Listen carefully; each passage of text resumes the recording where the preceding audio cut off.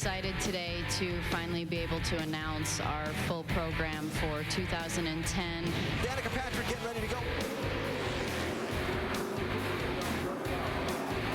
Straighten the wheel. Hold on to her. You're good. Draw the wheels off that thing, girl. This race, this is the real test. Oh, we got Crash up in the corner. I don't know how I didn't, but I didn't. Multiple car crash, including Danica Patrick. Danica right now started 36, dropped back to 41st. We're speed exiting. Really? Danica Patrick serving her second speeding penalty. Where the hell was I speeding? Thanks, guys. Sorry I sucked today, but I'll figure it out. You've progressed a lot, girl. I'm proud of you this race. She's done exactly what they needed. It has been a whirlwind week for Danica Patrick as she went home of sorts, went back and jumped in their IRL Indy car for the Andretti Autosports team. And, of course, Danica spending 2 days testing on the road course at Barber Motorsports Park. Well, Danica, back here at Las Vegas, you've had 2 starts in the NASCAR Nationwide Series car and at 2 distinctly different racetracks. And some of the veterans have given you pretty high marks as being a fast learner. How would you evaluate your progress so far? You know, there are times that it feels good and times that it doesn't. I think I feel good when the car is something that I can drive and push, and when it's not there, I feel like a fish out of water. So, you know, but that's the learning curve, and I know I have a great team. I just want to do it justice and, you know, get the car up further to the front. Only your 3rd start of the NASCAR Nationwide Series today. Realistically, what are your expectations here? I think maybe the mistake last weekend at Fontana was that we didn't create any expectation. It's just like, hey, go out there and do your best, and your best for me is running up front. So, you know, I think we, after last weekend and finishing 31st, I think we went, okay, now next weekend let's finish in the top 25. And then based on this weekend, we'll say, okay, now we want to finish here. So I know we have a much better car than where we qualified. I didn't do a very good job. I have a lot to learn in the qualifying stuff, too. It's much different than IndyCar. So, you know, it's only going to get better. It's just that, so, you know, we were talking earlier today, and I said it after last weekend. It's just really humbling. Well, good luck today and have some fun. Yeah, thanks. Guys? All right, Doc, thank you so much. Certainly the fans are responding to Patrick's presence. The souvenir hauler has been busy. The track estimates it sold some 15,000 extra tickets for today's race. And the NASCAR Nationwide Series has gotten a boost from Danica's presence. Both live attendance and TV ratings for the first 2 races of the year have been up. And Danica is ranked in the top 5 in NASCAR driver merchandise sales, behind only Earnhardt Jr., Jeff Gordon, and Tony Stewart. Amidst the glitter and glamour of Las Vegas and this normally sparkling track is our ESPN pit studio. We fit right in. We're at the table. We're ready to deal. The only chips we've got here are of the potato variety. We welcome you inside. Alan Bestwick with Rusty Wallace and Brad Daugherty. It's Vegas, where what happens here is probably going to be kind of wild. Oh, it is going to be wild, no doubt about that. I mean, I couldn't wait to get to this place. It's so exciting out here. The track is fast, and people love the entertainment, and it's good racing. But I will tell you, you better hold on right now, because this, like I said, fast. Yeah. A 1.5-mile racetrack. These are flat screaming around here. You're running wide open, and that's the scary part. The drivers tell me, man, you know, I get loose all the time, and there's a lot of spins and crashes off of turn 4 because they're trying to run wide open. They can't do it all the time. Well, and it also creates unpredictability throughout this race. If you think back to last year's race, we had 3 guys, Biffle, Edwards, and Vickers, who all went a lap down in the second half of the race. Well, guess who finished in the top 3? Biffle, Edwards, and Vickers. So really unpredictable. We know we're going to have some problems in turn 4. That's a tough turn coming off. It flattens out. But yesterday in practice, the turn that was really getting them was turn between 1 and 2. There's a big bump right there, and these cars were really bouncing around a lot. So we could see a lot of action between turns 1 and 2, as well as in 3 and 4, all over the racetrack. Never any action in Vegas. Come on now. Let's butt up the Danica story for the day. From what you've seen in the past few weeks, from what you've seen in practice and qualifying here, from what you just heard her tell Doc Punch a minute ago, what are your expectations? Well, Mike, they're not really high for her right now, and the reason being is she's never been to these tracks before. I mean, first time at Daytona, first time at California, first time here in a stock car here at Las Vegas. I mean, it's a tough, tough job. To expect her to go out and be top 25, I think, is too much to ask for her right now. I mean, she just needs to get more experience, get more seat time, as they call it, and she'll come along. But to say, hey, she's going to get it done right now, I don't think it's going to happen. Yeah, I think we've moved past all the hype and all the the branding opportunities for Danica. You know, what we've seen in her last 2 starts is someone who's using this basically as test sessions. If you look today, 5 of the 8 go homers were faster than she was in qualifying. So I think this is an opportunity for her to learn some more. Is she going to be competitive with these guys? No. But she was much quicker yesterday than she has been in the past 2 weeks. So she is gradually learning. But overall, it's just a learning session, test session for her. The Danica Patrick story, just part of what's been a terrific opening run to this NASCAR Nationwide Series so far. 2 races, 2 terrific finishes, including last Saturday's final laps at the track in Southern California. Joey Logano and Greg Biffle getting ready to go here for a green-white checker restart with Biffle behind Logano, who's dominated the day, and turn 1 turned the race around. Biffle was in the right spot right there. Logano tried to come down on him a little bit. The old veteran didn't cut him any slack. Kyle Busch and Greg Biffle went at it down to the very checkered flag. Logano got spun to the infield, but Kyle Busch won the race by a bumper. His 31st career win, tying him with Jack Ingram for 3rd on the all-time Nationwide Series victory list. Kyle heading out to be introduced here momentarily out by the start-finish line. Let's talk about that finish between Logano and Greg Biffle. Fair or foul? I think it was fair. I think that Greg Biffle, being the veteran race car driver that he is, just did not cut him any slack. Could he? Yes, but he didn't. Final laps of the race. Look at this. All right, we go off down into turn 1 here. Biffle's right on his bumper. He's beating on him just a little bit. Now watch Greg go to the inside. He's got that bottom line. Joey Logano turns across his nose. Biffle doesn't give him an ounce, Rusty, and that's fair, hard-nosed racing. I totally disagree with you. I call foul on that one. Look, I've been told that you got a brake pedal and you got a gas pedal. You need to learn how to use them. And Biffle just didn't get out of the throttle. He roughed that kid up, and it was the end of the race. He cut across his nose, Rusty. Hey, he cut across his nose. Look, this is my story, and I'm sticking to it. Lost in the shuffle of the controversy over Biffle and Logano is the fact that Biffle drove a car to the 2nd place finish from the Baker Curb Racing Team, a team that wasn't sure they even had a future this year. Dave Bernsey starts 9th today. He's done a lot to boost that team. Alan, we've always known Greg to drive his heart out, but he has taken making a lot out of a little to extremes here, I think. Why have you and the 27 team worked so well?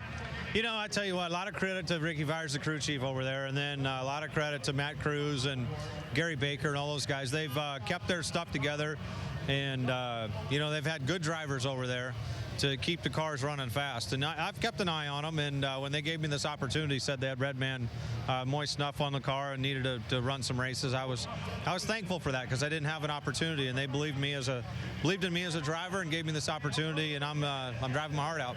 That finish last week, Greg, there was so much good competition and so little room for error at the end there. How important was that initial restart, first on the gas, to get the 27 going? It was very important. You know, it's no doubt that those Toyota cars have pretty good power under the hood, and we do too with our Ford Fusion, but, you know, I had a hard time staying with those guys, and Joey Logano spun his tires a little bit, gave me an opportunity to jump on him and stay with him, and then I ducked down to the inside of him. I can't believe he didn't turn in the corner, and I got a huge run on the inside of him, and he tried to shut the door, but I think he's seen the videotape since then, and you know, kind of changed his story a little bit. You know, he knew I was in there, and it was probably not apparent at the time, but I think he knows that we got a good run and got down in there. I just wish I could have beat the 18 to the line. Well, I think we'll expect more of the same out of Greg today.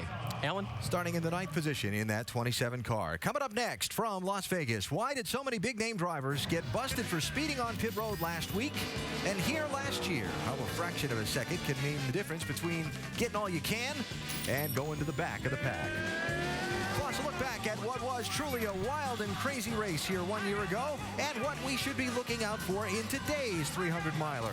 That more when NASCAR Countdown continues from Las Vegas, where Elvis has, in some ways, never left the building. Ooh, I like that. You're watching NASCAR live in Vegas on ESPN.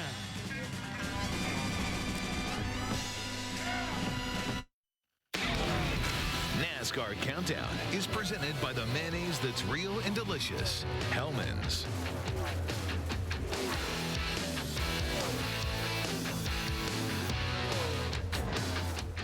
We hope to give you some Vegas memories in the daylight. Denny Hamlin out of control. Straighten the wheel up, straighten the wheel up. Oh, Kyle Busch loses it. Spins right up in front of Scott Speed, who hammers him hard. A couple of the contenders involved in a crash. Ran out of gas, guys. Our race leader, Greg Biffle, may have ran himself out of gas. Whoa, there was the leader, David Reagan, and he has slammed the wall. it's almost too much to keep up with. Oh, big crash. We just blew it. We got run into. We're in the wall. We're on fire. Here he comes. He's on the bumper. He's there. He's going to squeeze him down there. Teammates, they almost come together. Greg Biffle wins at Vegas. Good job. Good comeback today, guys. And the first word that comes to mind when I look back on last year's race here at Vegas is wild. Let's talk just a minute with Rusty and Brad about what we saw last year and whether or not we're going to see similar things today. Start with tricky turn 4. We saw a ton of crashes off turn number 4 last year from a lot of really top-name drivers. That's David Reagan leading the race with 30 laps to go into the wall. Denny Hamlin, Kyle Busch, Jeff Burton, and Kevin Harvick, they all crashed in turn 4. Why was it so tricky, and are we going to see it again today? You're definitely going to see it again. The reason being, the transition in turn 4, the track really flattens out very fast. But remember, this racetrack was just paved not too long ago, and it has a very hard tire. Doesn't have a lot of grip, Brad, and it causes a lot of crashes. But Goodyear's been here to test. We might have a better tire now. Yeah. You talked about tires, and they'll be a factor in today's race as well. Brad, you mentioned the bump down in turns 1 and 2, giving a lot of drivers troubles in practice. You think that'll be an issue also? I think that will be an issue. We saw it in practice yesterday extensively, simply because that bump runs the entire length of the track. And what happens is it's about a quarter of the way into the corner. And we saw the Cup cars yesterday getting in there, getting unsettled. They were banging the splitter off the track, where our Nationwide cars go in there, and they get down on the spring. So it creates a little instability. I think there's going to be some problems there today. Well, let's see. If you get off turn 4, then you get to go down to 1 and 2 and see if you make it through there. Perseverance. You mentioned last year, the top 3 finishers in this race were all a lap down in the second half of the race. It's kind of a moral of the story there. Yeah, you just can't give up. And like we're talking about all the distractions with the racetrack, whether it's leveling out on turn 4 or turn 1 and 2, you have to continue to battle here throughout the day. If you have problems on pit road, you have to bounce back, because this is an aggressive race. You have to have that type of mindset to go out and compete throughout the day. And if you do it and do it to your best, you might just end up in victory lane. You know, it's my favorite saying. What's that? Don't give up until it's over. That's right, baby. Race isn't over until they wave the checkered flag. Hey, coming up later on tonight, a great college basketball matchup. Couple of Big East heavyweights. Scotty Reynolds and the Villanova Wildcats take to the Carrier Dome to face Wesley Johnson and the Syracuse Orangemen. Number 8 against number 4. That'd be a good ball game. It's Saturday Primetime, presented by DirecTV as part of Judgment Week, presented by Miller Lite ESPN tonight at 9 Eastern. Catch College Game Day, driven by State Farm, before the game at 8 Eastern. For more, log on to ESPN.com. Skies are brightening. The end of the rain is here on the radar, and we're hoping for some green flag racing in Las Vegas. I'm betting on it. You want me to sing? Viva I don't want you to sing. Vegas. Y'all don't want me to sing? The object is to attract viewers. Oh, I'm sorry. NASCAR Countdown is presented by the mayonnaise that's real and delicious, Hellman's. Skies brightening here at Las Vegas Motor Speedway. Looking for drying conditions momentarily here. Speeding on pit road. Big story in last year's race here at Vegas and in last week's race out in California. 13 different pit road speeding penalties involving mostly big-name drivers in this race. Last week in California, had Danica a couple of times, had Carl Edwards getting busted for pit road speeding, had 12 penalties in that race. Now, a speed limit in racing is something that kind of sounds like an oxymoron, but remember, it's done to create a safer environment for the pit crews who go over the wall to service the cars during the race. Let's get a refresher on how speeding on pit road works and why. For that, to the Craftsman Tech Garage and Tim Brewer. Tim? Thanks, Alan. Speeding on pit road, it all starts at the race shop, because at the race shop we can actually calculate through the gear ratio in the transmission and the final gearing in the rear end what speed and what RPM we want to have coming down pit road. Now keep in mind, folks, this car does not have a speedometer. That's the reason we have to rely on the tachometer. So when the driver's coming down pit road, we've even got light indicators: yellow, yellow, green, green, green, and that's when you get in the red area, that's when you've exceeded pit road speed. But how does NASCAR monitor this up in the booth? We have a transponder that they use for timing and scoring around the racetrack. They also use this on pit road. The transponder sits on the right side of the car, right beneath this panel, and it's in the same place on every car. So NASCAR's got you pretty much accurate information all around the racetrack. But when it comes back to speeding, the driver has to rely on a tachometer for accurate speed on pit road. All right, Tim, thank you for the refresher and the pit road here at Las Vegas Motor Speedway, broken down into the different timing segments that'll be used for today's race. Speed limit 45 miles an hour, plus the 5-mile-an-hour grace that NASCAR gives you before you get tagged for exceeding a safe speed on pit road. Let's hit a couple of points here. Driver's got a lot going on inside the car while he's trying to monitor his speed. Listen to this from last week. You ready? Go, go, go, go, go, go, go. Up one lane. You're good here, 4750. Carry it to the cone. Now watch your blend line all the way until we get to 2. Rusty, you've been there behind the wheel with traffic coming and going, watching that tag. There's a lot going on. It's a lot of work, Alan. There's no doubt about that. You got one eye looking out to the right, looking at the traffic coming on. You got another eye looking right at the tachometer to hold it and making sure you're right on 4750 like it was right there. I mean, and that thing's very fine. You want to take that 5 miles an hour because you want the grace period that NASCAR gives you, I'm talking about. In fact, today, I believe it's 45. Plus the 5, yeah. Plus the 5. You get up to 50 miles per hour today. And a lot of drivers take all that and they exceed it and they get themselves in trouble doing it. But it's a lot of work. I mean, you really got to stay on the tack and drive at the same time. And the key to the whole thing is, while you have to stay and monitor and all that, you're still racing to that line at the end of pit road. Oh, yeah, exactly right, because it runs all the way across the racetrack, and that's what makes it really difficult. If you pull out behind someone and you know where you stand as far as running order, you may try to speed up just a little bit. And just as Rusty was talking about, if you've got a 5-mile-an-hour grace number, which puts them up to 50 miles an hour today. A lot of these race cars are set on their tacks up to 49.9 miles an hour. Yeah. So if you're racing someone off of pit road, you may have the tendency to give it just a little bit of extra throttle. We've looked at all the information that NASCAR has given us. It is the driver's fault every time. No matter what anyone says, it's the driver's fault. So combining all we've talked about in the last 10 minutes or so together into our Hellman's recipe for success today at Las Vegas, tame turn 4, take care of your tires, don't give up, and don't speed on pit road. Don't give up. I agree with all 4 of those. That's pretty good now. Don't give up. Final element to that recipe, get the track dry. Pole sitter Brad Keselowski's in the studio. We'll talk with him when we come back to Las Vegas. At Las Vegas Motor Speedway, the end of the rain just about moved through, so NASCAR is staying on time where it's scheduled for the opening ceremony is concerned, so they can get the track drying equipment out and hopefully get this place cleaned up quickly and get the race underway. Let's go trackside for the ceremony. Race fans, please rise and remove your hats as the Nellis Air Force Base Honor Guard presents our nation's colors. Please remain standing as Las Vegas Motor Speedway Chaplain Mr. Joe Freiberger offers today's invocation. Let us pray. Heavenly Father, we thank you for the privilege of being here today. We thank you for the sponsors who make this race possible, and we ask that you would bless and protect the drivers, their crews, and the fire and safety personnel.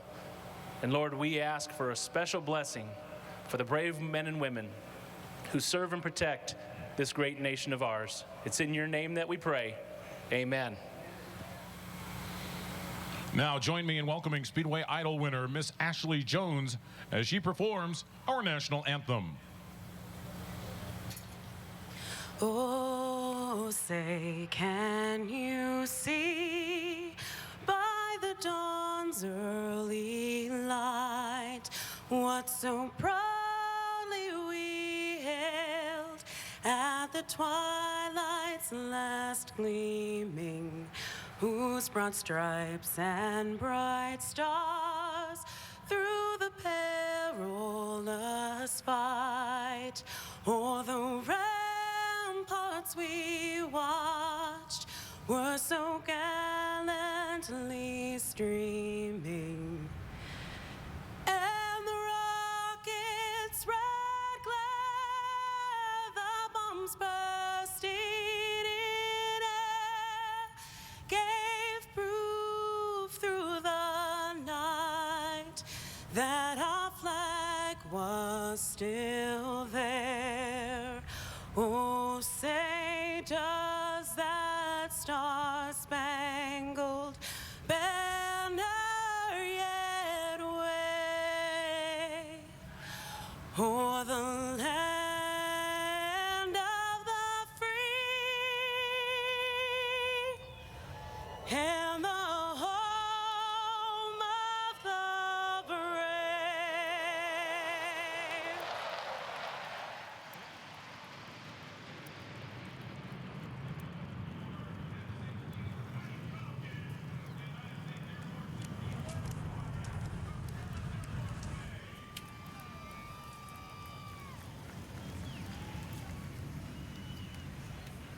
So the opening ceremony over on schedule. Now they'll break down the stage and get the track drying equipment out. And again, look at the radar. The back end of the weather system has reached us and moved through. So we expect a full 300 miles at Las Vegas Motor Speedway this afternoon. That's the weather that's gone through.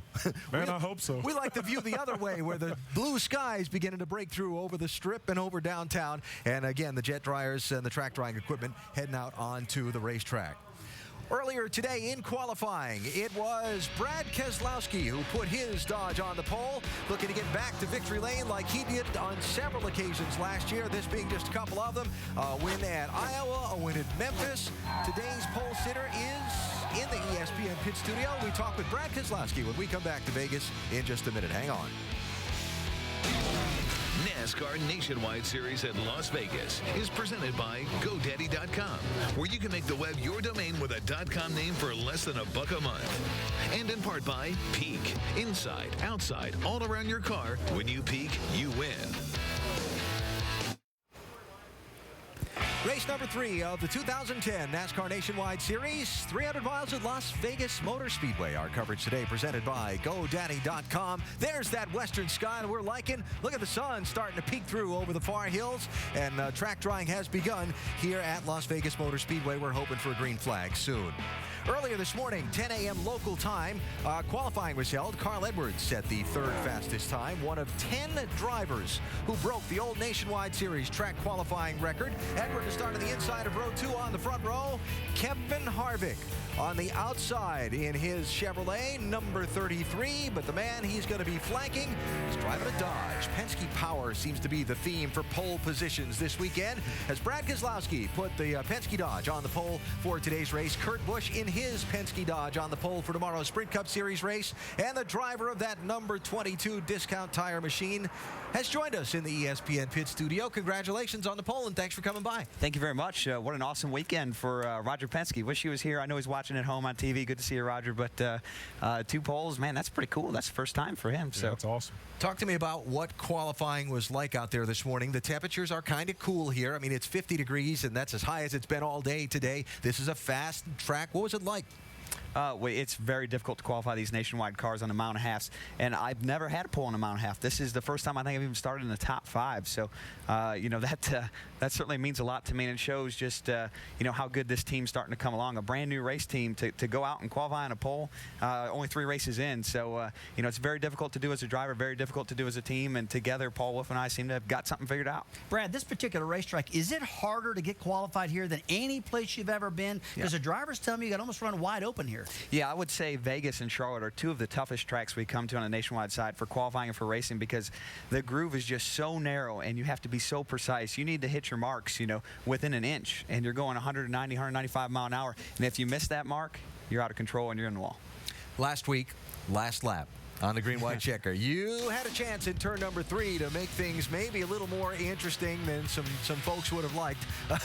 That's actually coming off turn 4. Going into turn 3, when you went down below Kyle Busch and Greg Biffle, what were you thinking? I was thinking, I've got this one won. Yes. You know, I want to win races. We want to get discount tire in victory lane. We want to get this team in victory lane and start building momentum so we can run for this championship. So, you know, you're going to have to win races to do that. We saw that with Kyle. Won 9 races last year and something like 13 second-place finishes. Yeah. So to beat Carl, it's going to take those same numbers. So you've got to win races. You've got to be up front. So, you know, there's a time and a place, and I probably could have wrecked everyone and got the win, but I probably would have wrecked myself too. So, you know, you've got to be smart about it, and sometimes you got to take that 3rd place finish. And as much as I hated doing that, it was really important for this team, being brand new, to bring home cars in one piece, to build some momentum and get through this season, get it going, and then we'll get a little more aggressive. You said something after the race that kind of intrigued me, and here's the move I'm talking about specifically. You said that, and I'm trying to paraphrase you a little bit, but your reputation, or maybe some things you've done in the past, made you think. Yeah, I know I'm not getting the paraphrasing right, so help me out a little bit. Well, I mean, I need to run for a championship, and I'm not going to quit being aggressive, but there's a time and a place, and that was not the time and the place. You know, and that's part of being a smart race car driver is knowing when it's time to be aggressive. In that situation, I was probably going to wreck all of us, you know, not only just Greg and Kyle, but also myself. So it just didn't work out. It wasn't the right timing, but, you know, another day it will be. You know what, Brad, you have fought and clawed your way up to where you're at now. I mean, you are in the middle of it. You're at the pinnacle of the sport in the Cup Series, and now you're coming back. You're running in the Nationwide Series. You're a guy to beat every weekend. But your aggressiveness, everyone's taking note of that. Other drivers, the media, and whatnot. When you're racing in like a race today, when you run up on someone, do you have a mental note in your mind, I got to race this guy this way because he may race me that way? Or do you have to take stock of all that? I mean, I think you have to know who you're racing around. Yeah. But I don't think you have time to hold grudges. I think grudges are really bad for you. You know, when you're focused on one competitor, you're not focused on the 41 other competitors. You know, 43 cars every week. So, you know, you've got to be smart about it. You don't have time to hold grudges, but you got to know who you're racing. You got to know what they're going to do before they do it if you're going to beat them. Gotcha. Talk about, Brian, you mentioned Roger Penske before, getting yourself acclimated into the Penske culture. How's it been different than where you were? Well, I mean, there's a lot of differences, and some that are easy to adapt to, some that are just great. You know, I love doing this, and then there's some that you're just like, oh, I don't want to have to do that. But, you know, it goes hand in hand. You know, if you want the good parts, you're going to have to take the bad parts. So I feel lucky to be here. I feel lucky to be running full-time in both series. I think that's an awesome opportunity. I would have never thought I'd ever get that opportunity. So to be able to do that with a first-class organization like Penske Racing it's great. That's an awesome opportunity. So I take a lot of pride in that, and, you know, I really want to win that first race. I think winning the pole today was a big deal for me personally, because it set us apart as, you know, it kind of justifies, you know, the move to do this, to come over here and to start a brand new team, and knowing that we're already successful. You know, like I said earlier, it just shows, you know, if we're this successful now just out the gate, think of how strong we're going to be at the end of the year. Got a break I got to get in, then I'd like to ask a couple more questions about today's race and what we can look forward to. Brad Keselowski joining us. He's on the pole for today's race. Had a shower, started about 15 minutes before the top of the hour, and has dampened the track some, but it's already stopped raining. The track drying, the pit road drying for that matter, is underway, and we are looking to go racing for the full 300 miles today here at Las Vegas Motor Speedway. The field's ready to go. The fans are ready to go. Even the radar's ready to go by now. Get on out of here, radar.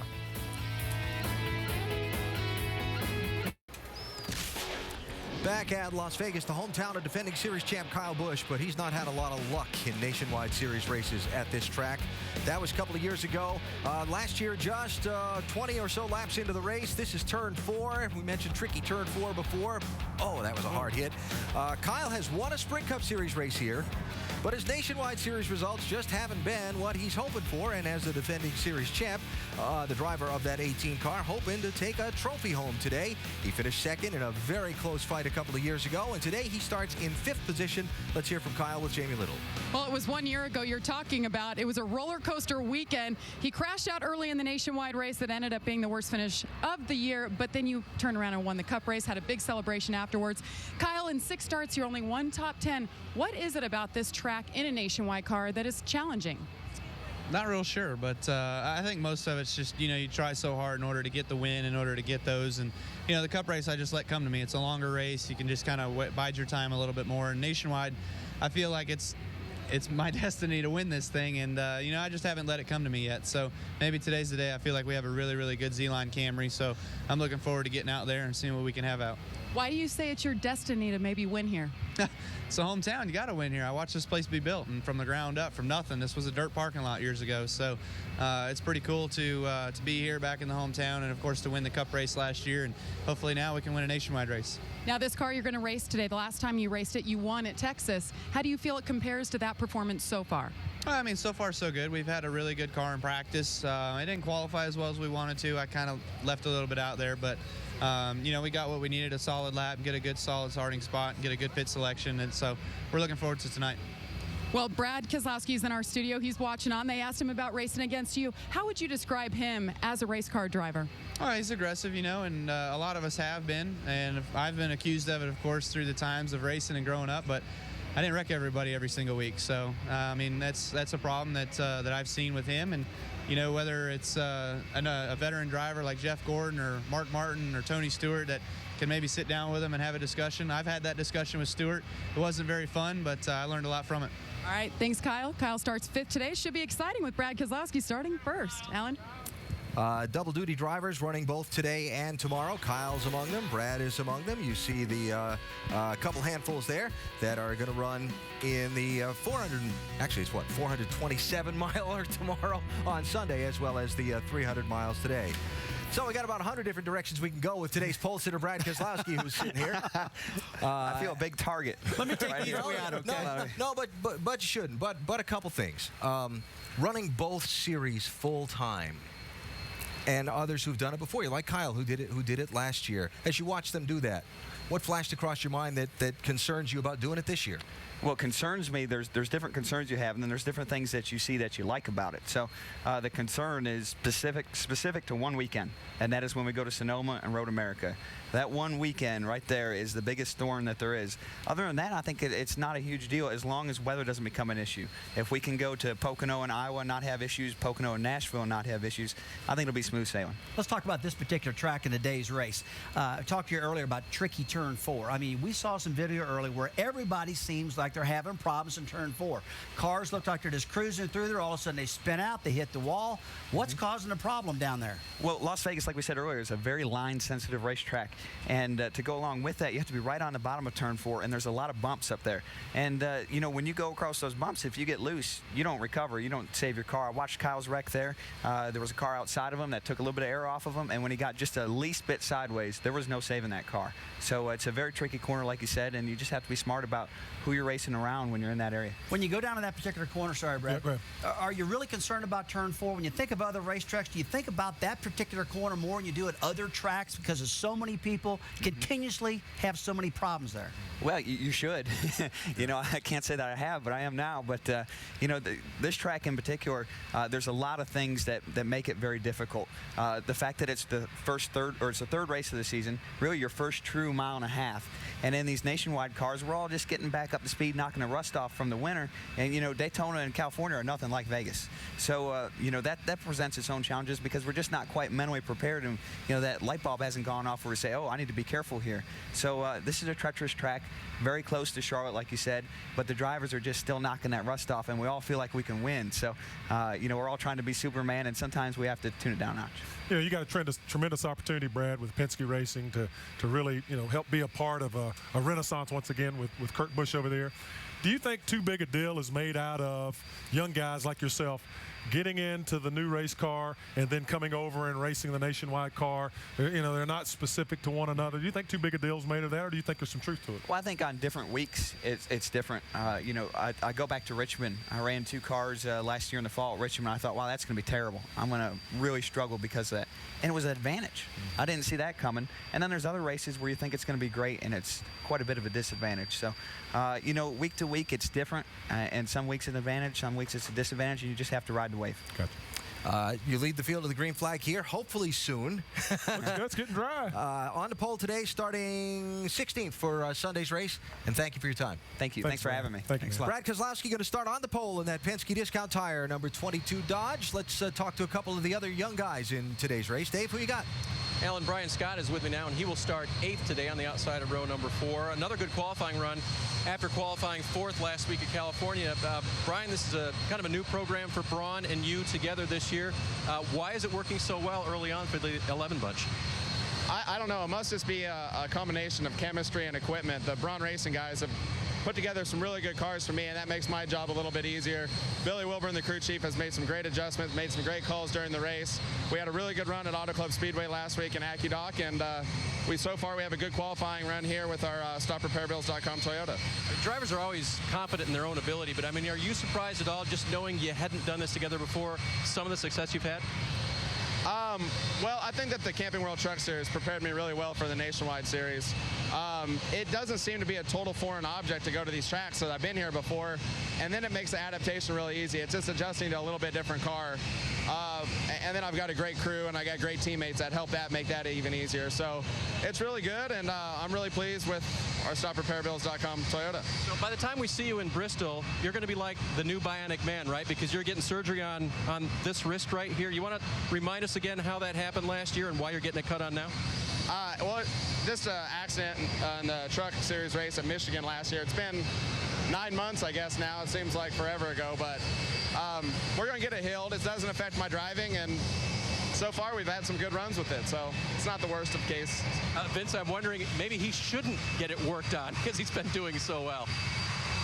Right, and another guy that certainly is off to a good start is Kelly Byers. What a terrific run last week at California. Started 32nd, finished 7th. Let's touch on that performance before we get to what we've got going here today at Vegas. Was it a bad qualifying run? You had a better car than what you qualified, or did you guys really work on it and get it better during the race? No, I just did a terrible job qualifying the car last weekend. It was our first time together, and with their package, working on it, trying to figure out what I need to do in qualifying, and I just did a poor job, and I raced really hard to get a good finish, and we made great adjustments on the car all day, so it was a good start, top 10 finish. We like that, and we're looking to improve on it today. Yeah, what's to say about this 88 team? Tony Uri Jr. standing behind us as your crew chief. You start 32nd, you finish 7th in your first race of the season. About the potential that this team has. Man, they're competitors. They like to win. That's what I love being around them. That's what I want to do. That's why I'm here. That's what I work so hard to do week in, week out, and to have people, behind you like this, and working so hard for you and building fast race cars and doing everything that you need to do to go fast and win races. It's a great opportunity. Now, the young guys sometimes feel different about the challenges at certain tracks than the veterans who've been here time and time again. Here at Las Vegas, you've raced just once, 2008 last year, Starting Park. What's the big challenge for you at this racetrack here? Well, it's just really fast. You run so close to wide open, so it's you fight just getting your car to turn, and along in the run, you just burn the right front tire off it because you're asking so much out of it. So you try to find that balance where you can, stand it for 10, 12, 15 laps being too loose, and then where you actually, the next 15 laps, it pays off. So I think the person that turns the best throughout the entire race is going to have a good shot of winning it. Now, your teammates with Danica Patrick, do you feel like a veteran when she comes to you and asks you questions and for your advice? Somewhat. I mean, I was in her shoes not too long ago, too, so I've got great advice for her to help her out, and she's doing a great job. She's improving week in, week out, and it just comes to seat time. Any person, the more seat time they get, the better off they are. Well, there's going to be a lot of good results from this young guy, Kelly Byers, and Pops Uri, his crew chief. That's a strong combination here at Junior Motorsports. Alan? All right, thanks. Track drying is ongoing, Vince, as Tony Uri Sr., Pops, looking on. Kelly Byers getting ready to drive his car, that 88 machine, from the 12th starting spot, and working on getting this place dried so we can go racing. The NASCAR Nationwide Series for the 300 miles scheduled today. A couple of years ago, Mark Martin was involved in one of the many wild finishes we've seen in this race at Vegas. Martin, a three-time winner at this track, driving that number 5 car. He managed to dodge the trouble and take the checkered flag first. Mark is in the pit studio and will join us when we come back to Las Vegas Motor Speedway. We'll be that in just a second.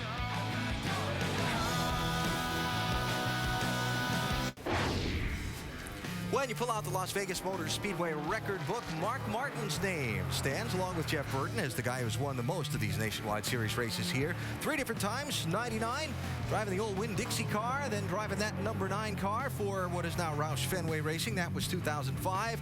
And then the 2008 win, driving the Junior Motorsports number 5.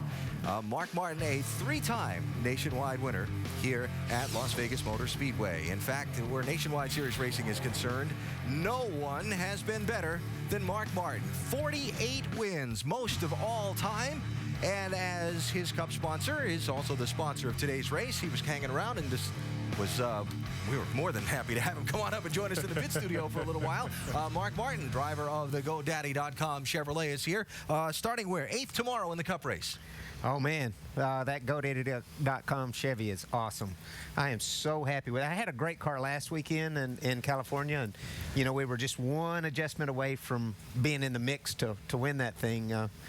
And the car's even better this week. So, but it's going to be a tough race. I'm excited about the race today. I can't wait to watch this race because this is a great racetrack. The pavement has matured to the point where you can run all over the racetrack, and we're going to get a great preview today of what's to come tomorrow, but it's going to be great racing. So you still watch a lot of the nationwide races? You're still ultimately interested in... Are you kidding me, man? Awesome, yeah. I watch every race.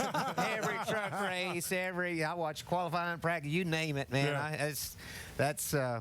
Racing's my life. It's been my life since I was a kid. We see you come back over and run some of these nationwide races, possibly? Yeah, if I got a sponsor. There you go. Yeah. You're the perfect guy to ask this question to.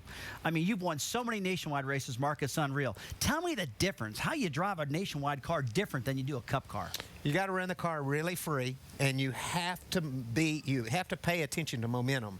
Sometimes, you know, a little bit of wheel spin isn't a bad thing in one of those things if you can keep it rolling across the center, because they won't accelerate.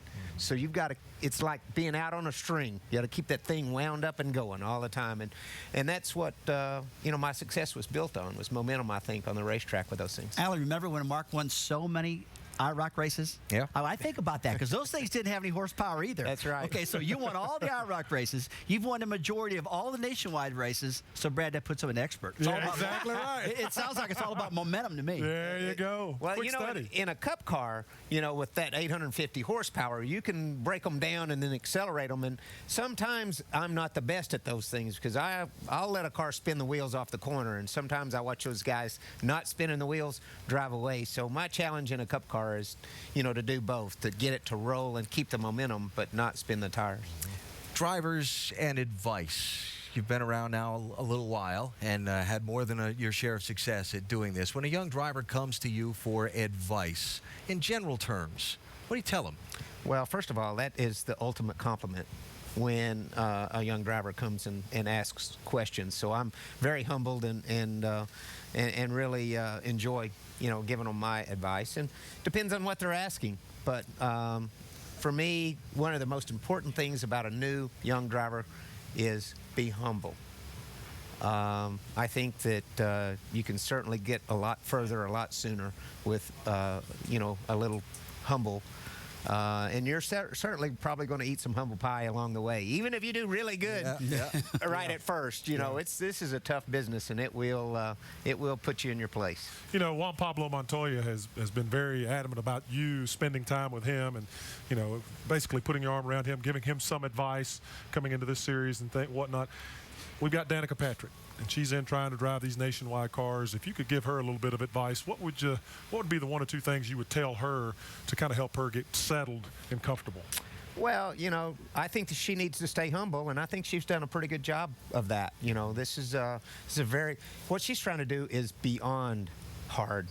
It's just unbelievably difficult. She's showing incredible a talent. She has incredible talent, but this is going to be a tough thing, and for her to stay humble, and she's really doing it right. If you notice, she got caught up in somebody else's accident, but she hasn't torn a car up, really. Yeah. I mean, she hadn't wrecked one in practice. How many of us have early on? You know, she's done a lot of things right. She ran the whole race in California, and, you know, sooner or later, she'll run a whole race fast. You know, she wasn't fast in California, but she was learning, and I think she's doing it right. And I think she can do this, but I think it will take a long, long time trying to do both. And I'm like Darrell Waltrip.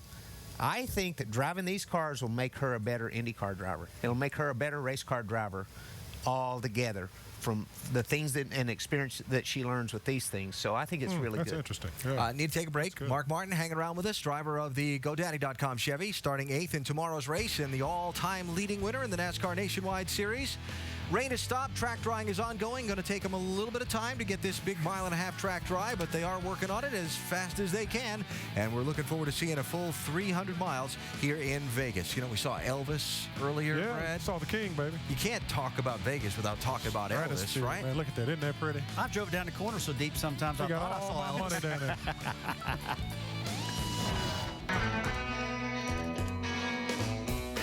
The coolest part of Elvis Presley is he was just ahead of his time. Elvis's early days, he was just the epitome of cool. Just shaking his hips made everybody kick him off the air for like 2 years. When you say Elvis Presley, I think about him shaking his hips.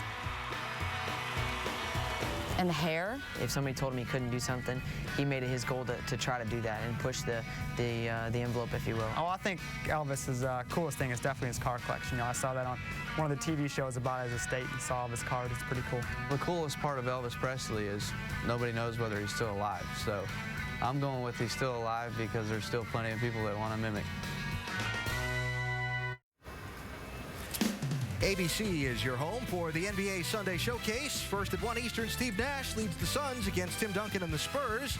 Then at 3:30 Eastern, the top two teams in the West renew their budding rivalry when the Nuggets battle the Lakers in L.A. Kobe's getting healthy. You better watch out. The NBA Sunday Showcase on ABC. Coverage begins at 12:30 Eastern, 9:30 Pacific with the GMC Sierra NBA Countdown.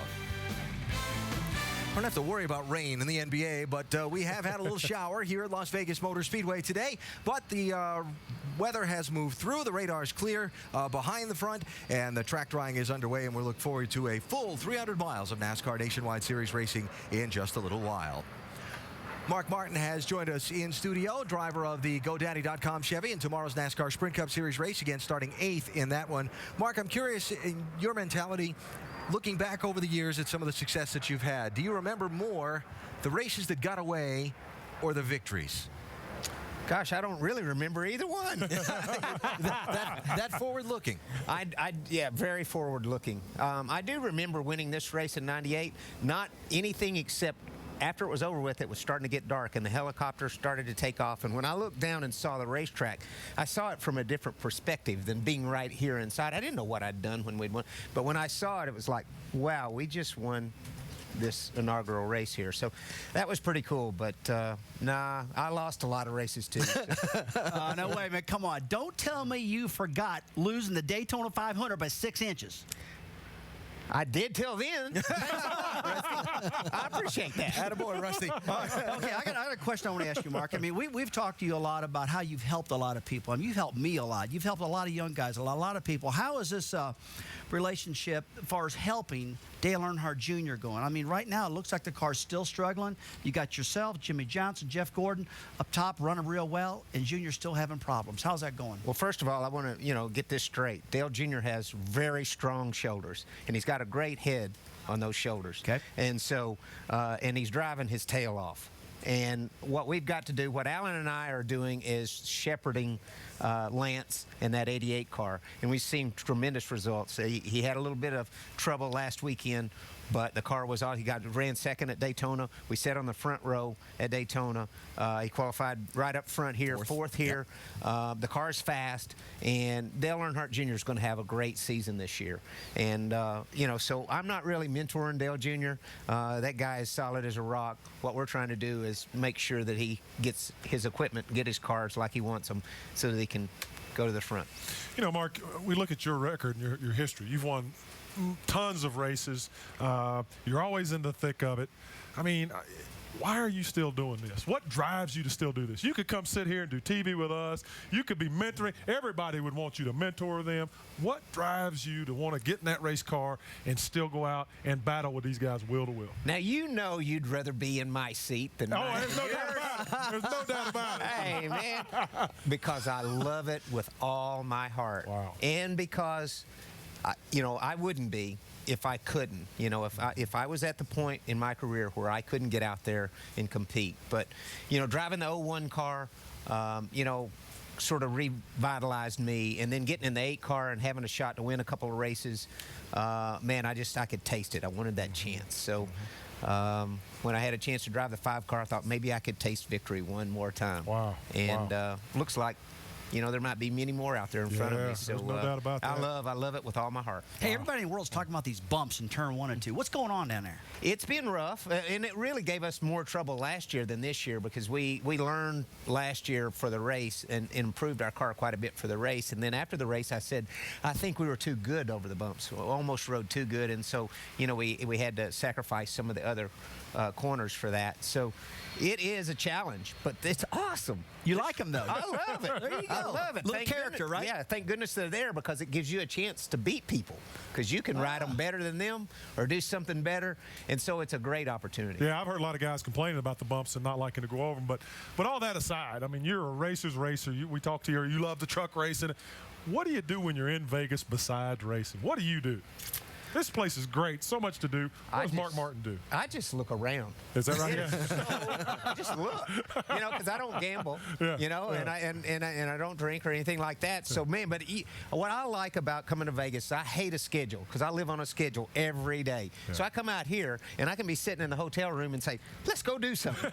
And we just walk out and just go do something, and we don't have to do it on a schedule. So, you know what I love about this place is it's all about service. They're here to serve you. Yeah. And that's what I really like about coming to Vegas. All right, so your sponsor, GoDaddy, kind of known for some of their commercials. Right. We haven't seen Mark Martin in a particularly, how should I put it, edgy commercial yet. Can you say naked? You can't say naked on it. Listen, we're still working on it. We're still working on that. Okay. But listen, the race fans have a chance. GoDaddy is going to give them a chance to create a commercial. And I'm going to be one of the judges. We're going to choose one of the fans' commercials.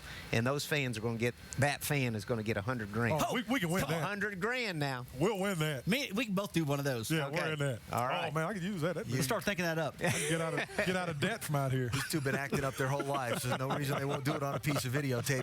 Mark, thank you for the time. We really do appreciate it. And best of luck in the race tomorrow. And as you chase that Sprint Cup championship for the next 9 months or so. All right. Appreciate it, guys. Thanks, man. Mark Martin, driver of the GoDaddy.com Chevrolet, starting 8th in tomorrow's NASCAR Sprint Cup Series race. Coming up, a couple of young guys in the Nationwide Series. Ricky Stenhouse driving for Roush Fenway Racing, and Michael Annett. We'll hear from them as we continue to wait the start of the race and the green flag in today's race. And we'll also hear from Justin Allgaier out of the Penske camp. That coming up when we come back to Las Vegas. She belongs to me. Don't belong to you. Well, she's mine, all mine, no matter what you do. Play one, play one.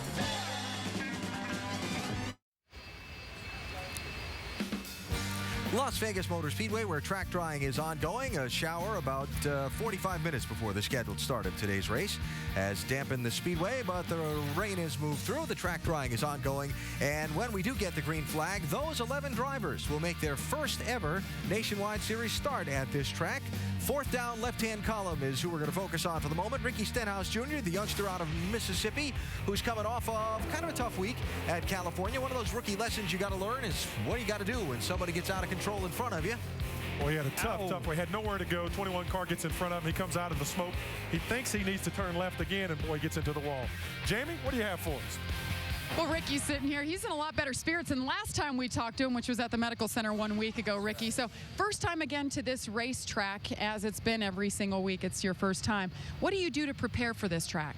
I've played a simulator, played the iRacing game here, and that helps get familiar characteristics of the racetrack. The stands. I mean, just anything. It gets you familiar with the track, but there's nothing like being on the track in the actual car. And I felt like we picked up the racetrack pretty quick in practice, and was able to work on the car about the second run. So I feel like we did pretty good.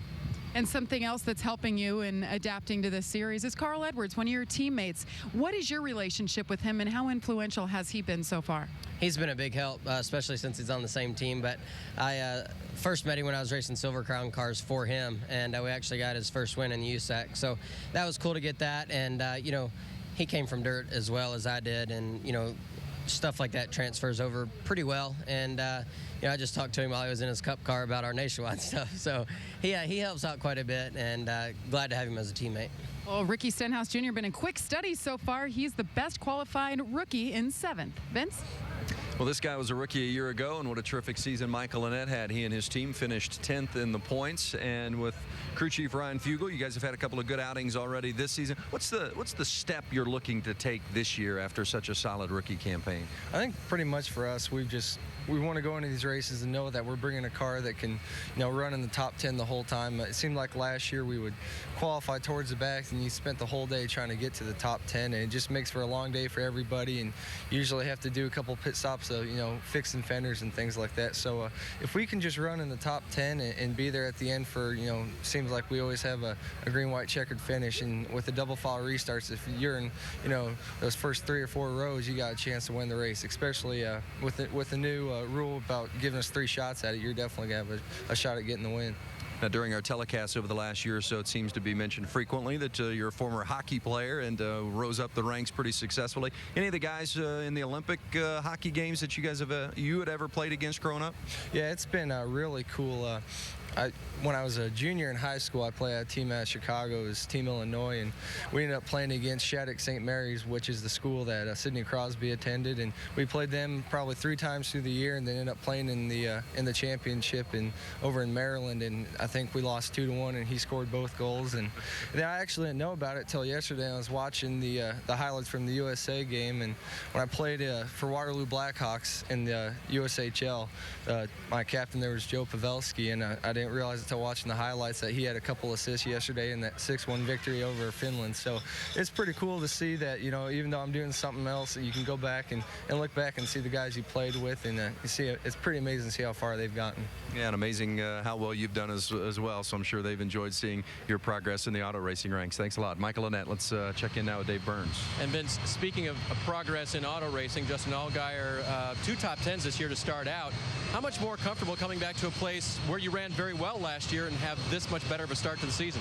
Well, I think anytime you can come back to a racetrack like this and have so much fun like we did last year and be competitive, to come back a year later just means a lot. And you know, the guys at Penske Racing have done a great job over the offseason. The Verizon Dodge was great all through practice. And I think, you know, we didn't get the qualifying run we wanted, but I feel like we got a race car that'll run up front and be competitive all day. Do you remember last year in the debrief and how you felt as a team and what it meant to be, what you finished 8th here, I think, and ran really well? Yeah, we took the lead. We led our first laps last year here, and unfortunately I got a little impatient and hit the wall. So we got to not do that today. But, you know, this is a racetrack that seems to get people caught up quickly. And now with the rain and the track maybe being a little bit slippery, it's going to be one of those races you're going to want to finish. You know, like you said, we've already got 2 top 10s this year. We need to keep that streak going for the Verizon Dodge guys, and hopefully we can get another top 10 finish and carry those points into the next couple of weeks. Justin Allgaier in the 12 car today. Another good race he's hoping for at Vegas. Alan?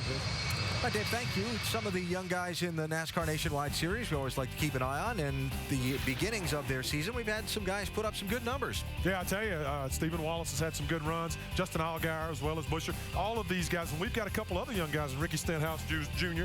and Colin Brown, who are doing a good job as youngsters in this series.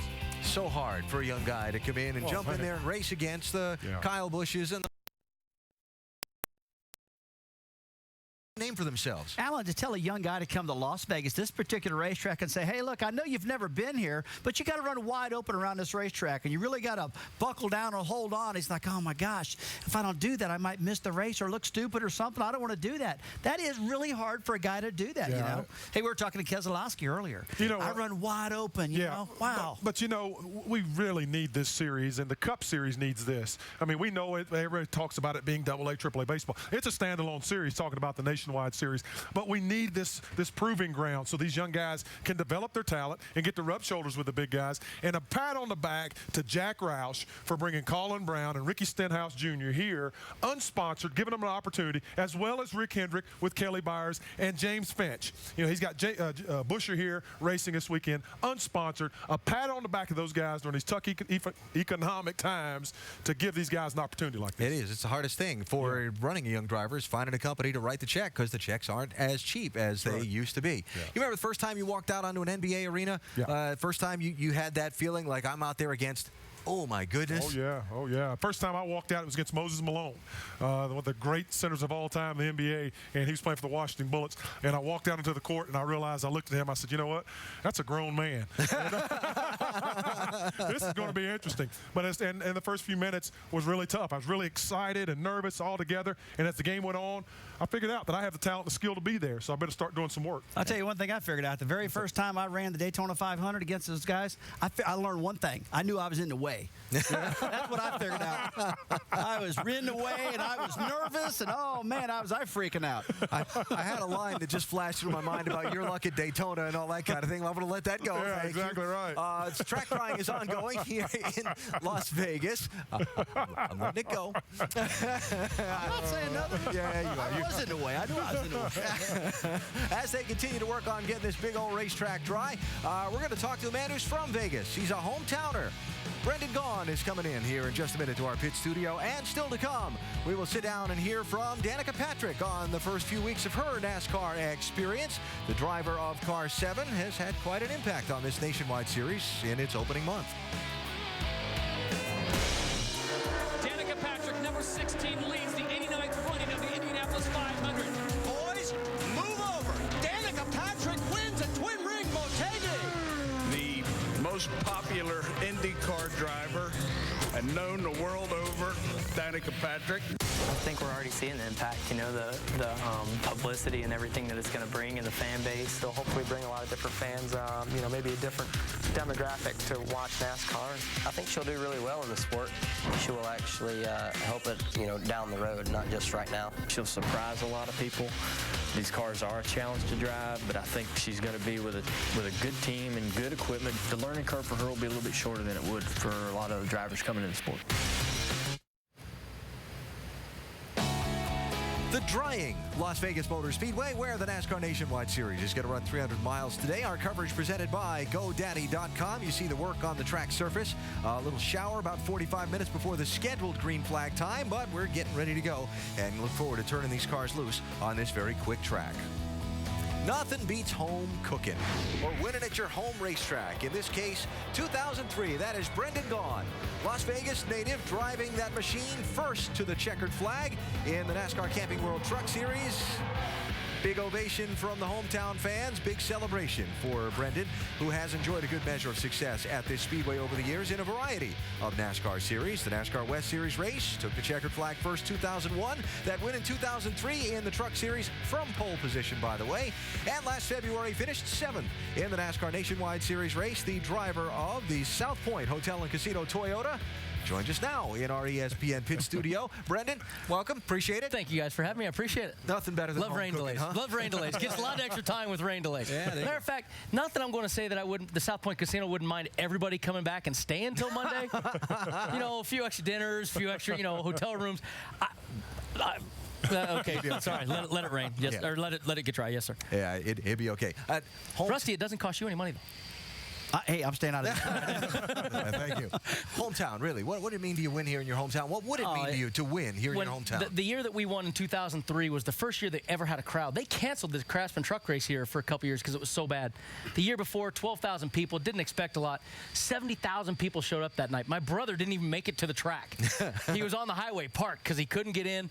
You know, it was one of the greatest feelings of my life. But I'll tell you what, to win a nationwide race here, to do it, you know, with the next level up, to do it with an old black and gold scheme that looks familiar of a guy that, you know, sitting a couple over, would make that look like it was just winning a high school basketball game. You know, I mean, it would mean the world to me to do it here. And I believe we have a Camry that can.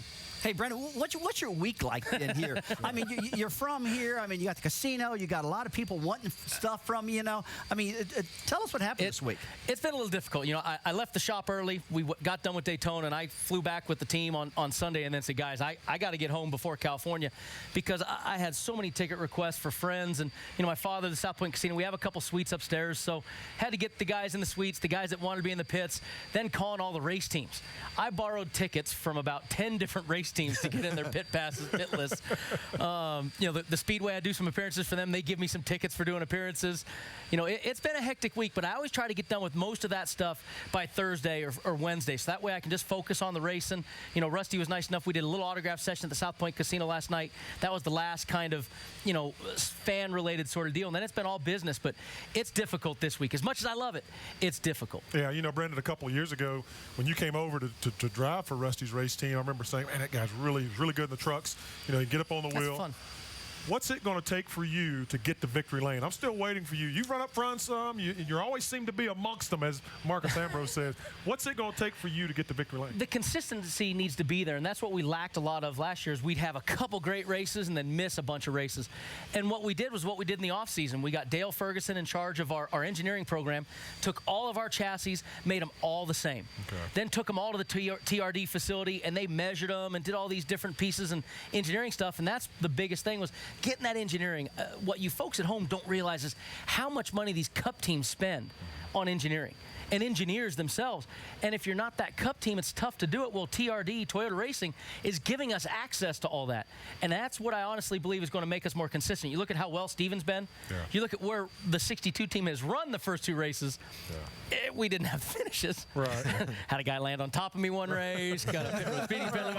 We've had a few issues this season. That, yeah. But we've had good race cars, and that's the goal, is to get that consistency and then to get some more data. And once you know the data with that number coincides to your driver, then the crew chief can say, okay, we know that my driver likes this number. And we start there every week, and we're faster when we start, and we can make a better adjustments during practice, so we're faster for the race. It will be there this year. Guy's a college basketball player. He's smart. What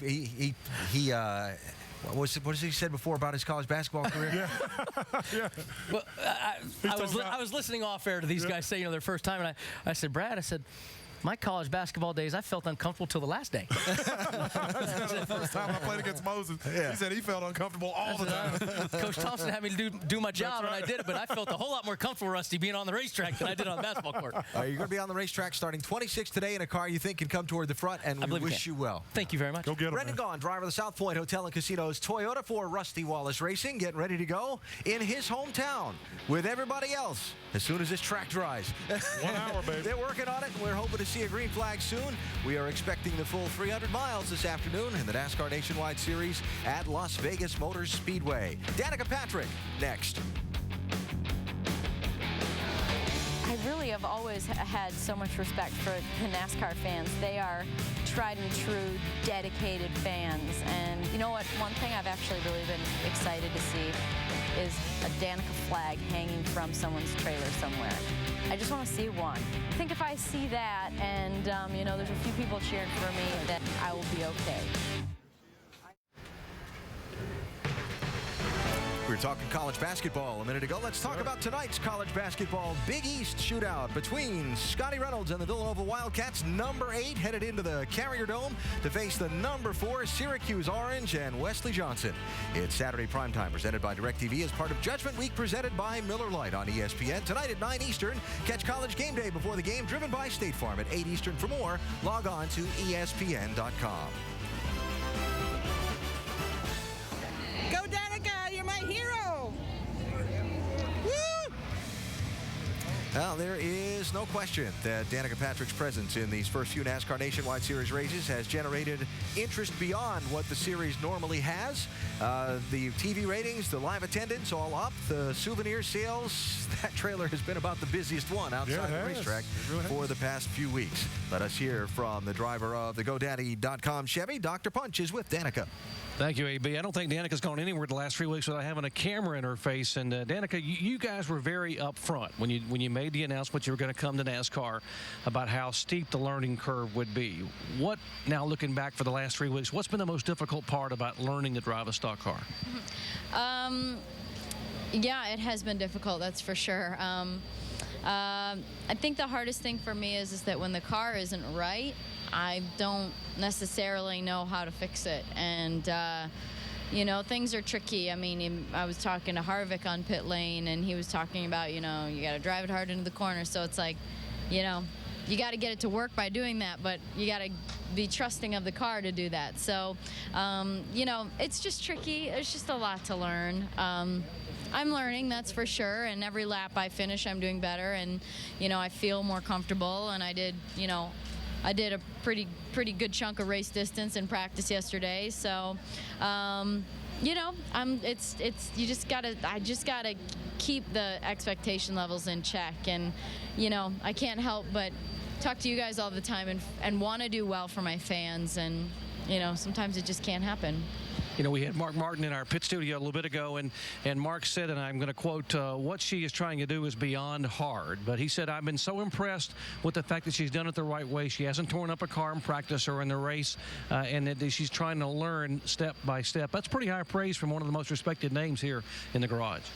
Absolutely. Mark is an incredible driver, and especially nationwide. I mean, has anyone come close to, he's done he's won so many races. I think I was watching the broadcast, like 48 wins. So I respect him a lot. I remember talking to him at Phoenix a good few years ago and asking him about this schedule. And this is while I was still like overwhelmed with the amount of races there was in the series. And he's like, hey, you know, you get used to it, but you do get a little tired. And so anyways, we talked about racing, and you know, I appreciate those kinds of comments. And you know, it means a lot when guys like that say stuff like that and are positive, because it's hard to stay positive when you're not up front and when you're not doing what you want to do. And like I said, you just gotta keep expectations realistic. Let's turn back the clock a moment to 3 weeks ago when you started your stock car career at Daytona in a pretty impressive fashion. You had the slide through the grass in the ARCA race. You came from the back, a little pushing and shoving there at the end to get a 6th-place finish. And then a week later in the nationwide race, you dodged the big one time, and the second time you did everything right, but you still got caught up in it. Now that you look back, how would you describe your first Daytona experience? Well, if we're calling it the ARCA race, then it was pretty darn fun. It was very cool coming from the back after, you know, spinning through the grass and coming into the pits and a couple of times to fix the car and make sure nothing was rubbing on the tire. And it was so much fun. And I gave myself that little bit of drug where it was like, man, that's what it's like to run up front, and then you jump into nationwide, it's even harder, and you know, the car is a little more tricky to drive, and the drivers, there's, you know, just the field gets deeper every step you go. So yeah, I want more of that, but it's obviously not going to happen overnight, is it? No, it's going to take a while. It's taken everybody a while. Now, last week at California, your first time at a downforce racetrack, beginning of the race, you go to the back, and you get faster and faster every lap until at the end of the race, you're running laps very consistently with the guys that are running in the top 10. When the race was over, your guys in the crew were very pleased with your performance. You got out of the car, and you were not real happy. Why? Well, I'm not used to going any laps down, let alone 3. I mean, one of them was for a pit speed penalty, but that's part of the game, and which the revs were off, so I'm gonna explain a little bit. But yeah, I got so between those and just, you know, how I started the race, I think, you know, if I would have been on it from the beginning and kept up with everyone and not got passed, I would have felt better about it. But I just kind of went straight back and then just ran there, and I kind of thought, I guess this is where I'm at right now, and I wasn't happy with the car from practice, and I didn't really know what I wanted, and so I just wanted something more. And I think that when you come out of the car like that, and with everybody watching and everything, I just, you know, I didn't have anything good to say. I mean, it's, you know, it's the heat of the moment. I just got out of the car, and so, you know, I don't want to talk to anybody. Sorry, I'm mad, and I don't want to say something wrong. And you know, you live in an environment where people want to know right away, and you know, sometimes that's just not realistic. You know, all I can say is if you have a really bad day and somebody wants to, you know, come and be excited or talk to you, you just want to go back to your house or your room, and that's how I felt. Well, you finished the race at California, which is something that the team wanted you to do and learn a lot.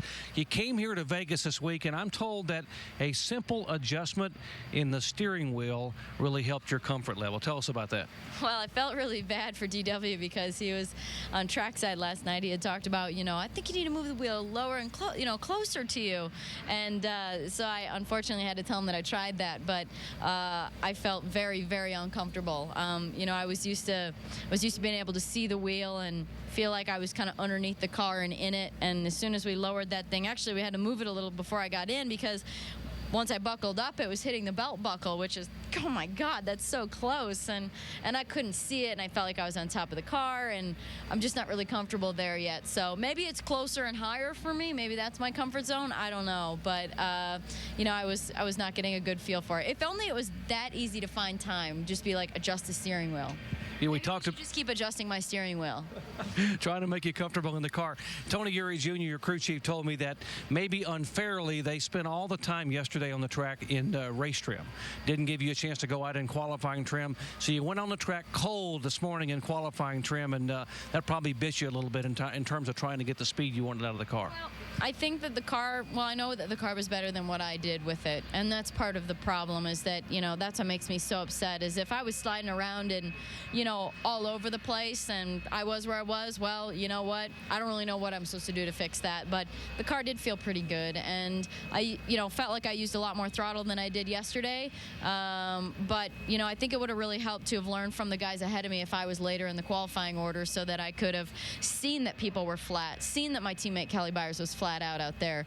But I just didn't know, So, you know what? I mean, we have a lot more miles of racing than we do qualifying. The only thing I'm worried about is getting put in a position where there's an accident, or, you're closer to going a lap down, being in the back. But I have to remember that it just doesn't matter. It really it doesn't matter. I'm here to learn, and I'm here to just get experience. And whether I finish 5th, 15th, or 35th, I mean, if I can come away with something, it's, one more step in the right direction. That took everything in me to say that, by the way.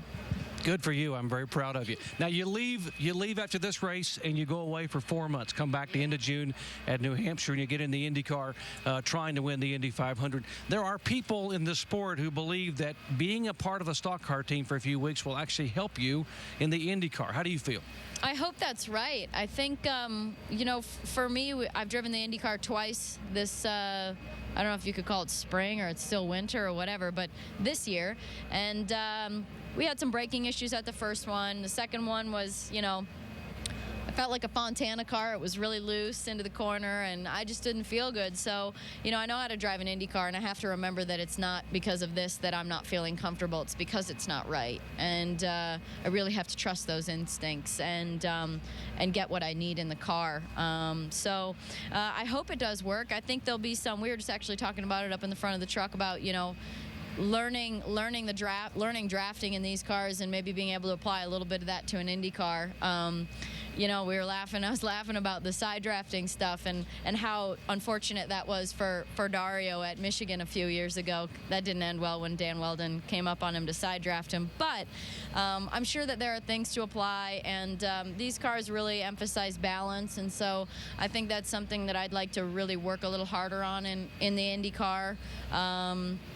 But yeah, I hope that's right. Yet to see yet, but I don't think there's anything bad about getting miles. Okay, you finished 4th at Indy in the Indy 500 as a rookie, led the race, almost set on the pole, by the way, finished 3rd this year. What's it going to take for Danica Patrick to win this year's Indianapolis 500? I love that race. I love that race. I love going to Indy. I love everything about it. I want to win that race so bad. So, we're going to need to have fast race cars. They're going to need to be. They're just going to need to be fast. I mean, to win Indy, you do have to be fast. I think that's what I found really the first year was that. While I didn't have the experience, I had a fast race car, and I saw how important that was to be in the front of the field, because you can get such a draft down the straightaways there. So I think this year, like I said, fast cars, it's going to take diligence during the month. It's a tough track because it's like its own living thing, and I know you guys go there too, and it's just you go out there from one run to the next with the same car, and you might have a whole different feeling. So it's about staying calm, level-headed, and last year before the race in the final practice, I don't even know where we were, but it wasn't amazing. And what you had to remember was, okay, I was behind 5 cars. It's about the worst situation possible. It wasn't too bad balance. The race is going to be like this. We need to be smart. It was like that on Friday last week. It was pretty good. You just have to really stay calm, because you can overreact there, but you really have to trust your general balance and feeling from the month to go into race day. And then you need a little luck. Well, I think maybe TK and Marco and Dario may have something to say about it. But how about going up there, you win the race, you win the Indy 500, and then come back to us at New Hampshire in a stock car for 10 more races. How different will Danica Patrick be when you come back to stock car racing in June? If that were to happen, I'm sure that there would be some amount of confidence and happiness as a result. But I'm not saying if, when it's a challenge here still, because there's so much to learn, I hope that it's not a matter of feeling worse, like, gosh, I just won the Indy 500 and I can't, hit a nail with a sledgehammer right now. So, I don't know. I don't think there could be too much bad about winning the Indy 500, though. Hey, on behalf of all the fans that are gathered around us in the garage area and the millions watching at home that are Danica Patrick fans, hey, thanks for coming over and being so gracious with your time and being a part of NASCAR stock car racing in the Nationwide Series. I am having a lot of fun, I must say. I've had a lot of humbling days, but the fans have been great. You know, I have to remember that they're meeting me for the first time, and sometimes I'm not really happy, but the fans have been great. The teams have been great. The drivers have been great. It's been a great experience. I wish I was up front a little bit more, but it's been a good experience. It'll take time, but hey, good luck today. Thanks. Well, Alan Bestwick, Danica Patrick spending some time with us here in the garage area. Okay, Doc, thank you, and thanks to Danica as well. And Doc mentioned 4 months away from here after this one to go back to IndyCar racing, and we'll see Danica again at the end of June at New Hampshire, and then those remaining races for this season in and around the Eyes on IndyCar Series schedule. The thing that fascinated me, partly by that interview, was the reflection in the hauler door behind her. And all the people gathered around for about the. It's kind of been fascinating to me to just watch the reaction for the past few months. The things people will tell you, other competitors off camera, about the amount of attention, and maybe them not feeling so happy about that. And just watching the things that happen and the people that are crowded around. Yeah, you know, and what's happened, you know, as I've watched, and obviously the media hordes have just been everywhere, and there's a tremendous amount of interest. And I think the way that you put it in perspective is this. You know, if you take an NFL football team, you know, there's never going to be a female quarterback in the NFL. There's never going to be a female power forward in the NBA. There's never going to be a female pitcher that's going to pitch a no-hitter in a Major League Baseball game. So for her to come over and to race with these guys who are the best in the world at what they do and try to be competitive or try to compete is where I think the underlying interest is created in this whole situation. That's why there is the hordes of fans and TV and media people constantly buzzing around this thing. It's not that she's going to come over from IndyCar and start winning races all of a sudden. It's that she's competing against these guys who are tremendous at what they're doing. Brad, I saw a complete different Danica Patrick right there, though. I did. I mean, she went to Daytona, had that great run, and then the ARCA race and finished 6th and said, hey, I can do this. Then had a wreck at Daytona. But she went from saying, hey, I'm going to run up front to going, wow, this is a lot tougher than I thought. And she even said, I can't believe I'm saying this way, but hey, if I can just finish the race and run 25th or 15th or at the very best, I'm happy with that. And that's not at all what she thought going to Daytona. She wanted to run up top 10 right off the bat. Well, we were laughing before when you were talking about when you went to Daytona and you felt lost. But think about coming to a completely new discipline and jumping in for the first time at a high level. And you'd been driving stock cars all your life. Yeah, absolutely. You know, I said a little while ago, I mean, it doesn't really resonate with the fan probably, but to get around this racetrack and have to hold the throttle wide open is something very, very hard to do. And to tell you, this young lady who's never been here, get in that stock car with no downforce and do that when everybody else is doing it, man, that's very, very tough, and it's going to continue on. Huge learning process. Yeah, and I admire her discipline and her courage to come over and do this, or to attempt to do this.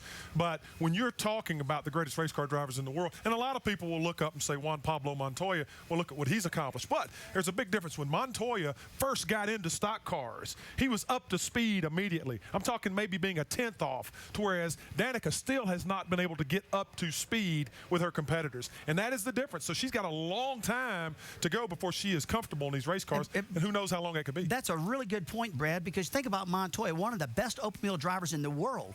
It's took Montoya 3 years. I know I'm sounding like a broken record, but that's the truth. When I keep talking about 3 years, but it's took him 3 years. It's going to take her at least that That's long. to be competitive. He still hasn't won a race. Yeah. That's right. Or an oval track race. I have bad news and good news. Bad news, Carl Edwards was here in our studio, set to be our next guest, but he's had to leave. But that leads me to the good news, because drivers are being called to their cars. Yes, all right. Let's get it on, boys. And we're getting ready to fire them up and see 300 miles of NASCAR Nationwide Series racing here on the very fast and fickle Las Vegas Motor Speedway. I knew you'd like the good news. I'm so excited. Let's go racing, boys. Kyle Busch, hometowner, hoping to score a win. That's Denny Hamlin's car today. He'll be another favorite, one of the guys to beat when we go racing as they begin to uncover the machines and get set to go at it in Vegas. Have a little fun this afternoon. What they all came to do, what we're all here to watch, some racing in Las Vegas. I got my mojo working, but it just don't work on you. I got my mojo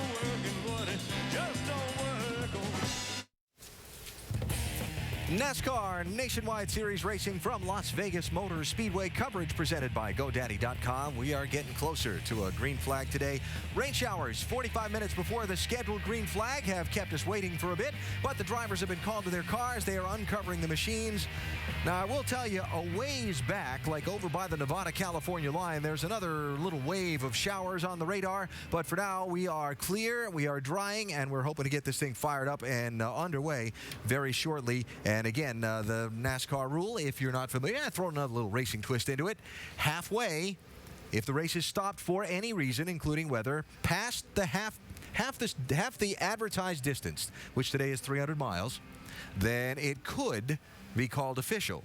So that'll be something else for the crew chiefs to keep in mind. Yeah. Another factor, Brad and Rusty, for the crew chiefs to keep in mind today, this racetrack's now been washed free of all the rubber that was worked into it over practice and qualifying on Friday and Saturday morning. What's it going to mean? We'll wait to see if NASCAR is going to throw a mandatory caution because of the rain on the racetrack, but we do have a green racetrack right now. Hey, just hearing they're not going to throw one. Yeah. Okay, so that's another kink right there. A lot of guys were complaining yesterday about already cording the tires, so to speak. Yeah. So I think they're going to have to go through this first pit stop to get a little rubber on the racetrack and the grip level back up where it was yesterday or early this morning to get back to racing. But I'm concerned about tires just a little bit. Well, they should be. You remember last year we had some significant tire problems, and Goodyear's brought a newer left side tire. They've made a change to the left side tire here to give these guys a little bit more grip on that left side. So, yeah, I think they're going to have to kind of tiptoe around here for the first, 50 miles or so, just kind of get this thing sorted out, see what kind of grip level they got, and hope they don't cord them babies, because we know the action happens down in turn 4, and it will happen in 1 and 2. Well, you know, race car drivers won't tiptoe around. No,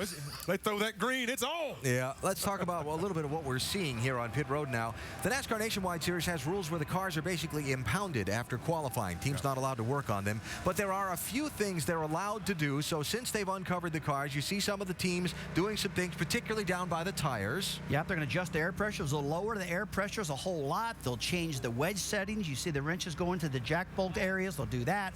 They'll work with the rear track bar. They'll make several adjustments. They can even adjust the shock absorbers. So they do a lot of these things to get it ready for qualifying, but for racing, they undo all that, and they go racing then. And they bring those big carts along, as you see, the big crash carts. They have generators on them. They'll plug those things in, as you see right there. That fires up the electrical systems in the car, gets the batteries up to full song, so they can hopefully not have any problems as they go throughout the race with any electrical stuff. Also have a heating element in the oil tank on the car. Heat up the oil just a little bit. That's exactly right. Get that old hot rod lubed up with nice warm oil. Don't want to fire up one of these finely tuned racing engines on cold oil. That's for sure. And while they continue to work on the track, you see drivers like Jason Leffler there getting ready to go. Obviously looking on the pit road. Once they get the cars fired up and moved from there, there'll be a little work to be done on the pit lane to get it dry before we go full green flag racing. And while the drivers move to the grid and to their cars, our pit reporters are right alongside. Jamie, who are you going to talk to? James Buscher, actually. He was just called to the car, sitting in there. He's been very patient. A lot on the line here. First time here in Las Vegas, James. Now that we've had some rain, the track's going to be a little green. What are you expecting? The track's definitely going to be a lot different than it was in qualifying this morning and in practice yesterday. Probably be more similar to what it was at the start of practice. All the rubber that we put down in practice and all the cup cars put down is all washed off now. So I think our Phoenix Racing Chevrolet should be pretty good. Didn't qualify as good as I thought we should had. Got a little loose off turn 2 and scrubbed off a lot of speed. But I think we have a good race car and same car we raced last week. So should be pretty good for the race. All right, James Buscher, one of those fast rookies to watch for. He starts at 16th. Alan? All right, Jamie, thank you, and good luck to James today. R-Dub, you need to be dismissed from here because you got to go up top and help with the call of the race today. All right, I'll run as fast as I can. I hope I don't trip. We hope you don't either.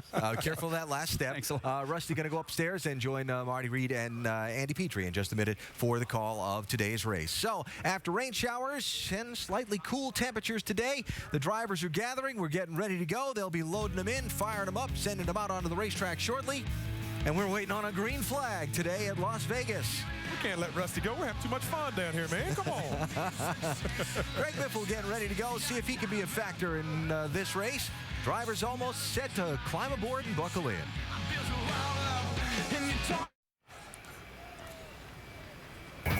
Las Vegas Motor Speedway and race number 3 of the NASCAR Nationwide Series season. Coverage presented by GoDaddy.com. After a rain delay, we are getting ready to buckle the drivers in and get started for today's 300-mile NASCAR Nationwide Series race. Story of the day, a tough, tricky racetrack that really caused a wild and crazy race a year ago. Congratulations to Carl Edwards, one of the favorites to win. New daddy this week. Annie Edwards is a 8-pound bouncing baby girl. Congratulations to Carl and wife. Carl starting on the inside of row number 2 behind Brad Keselowski and Kevin Harvick. We saw a tricky turn 4 last year. We've seen some young guys have great finishes. We saw guys get behind and come back to have good runs. Yeah, keep an eye also today, Alan, on pit road. It is a curved pit road here, and with all the rubber being washed off, it could be tacky and a little bit slick as well on getting in and out of pit road. Gonna load them up and fire them up next. About an hour and 35-minute rain delay at Las Vegas Motor Speedway, but we are getting ready to fire them up. Our coverage presented by GoDaddy.com. Want somebody to watch for today? How about Paul Menard? Well, I think Paul Menard's got a good chance to get him a victory today. Starts up front. He's been strong in this Nationwide Series. Like to see him in victory lane. Brian Vickers starting 10th today. Another one to keep an eye on. Let's go trackside for some words we've been waiting to hear. Race fans, please welcome UNLV Rebel head football coach Bobby Houck as he delivers the most famous words in motorsports. Let's get this going. Drivers, start your engines. All right, Steven, crank it up.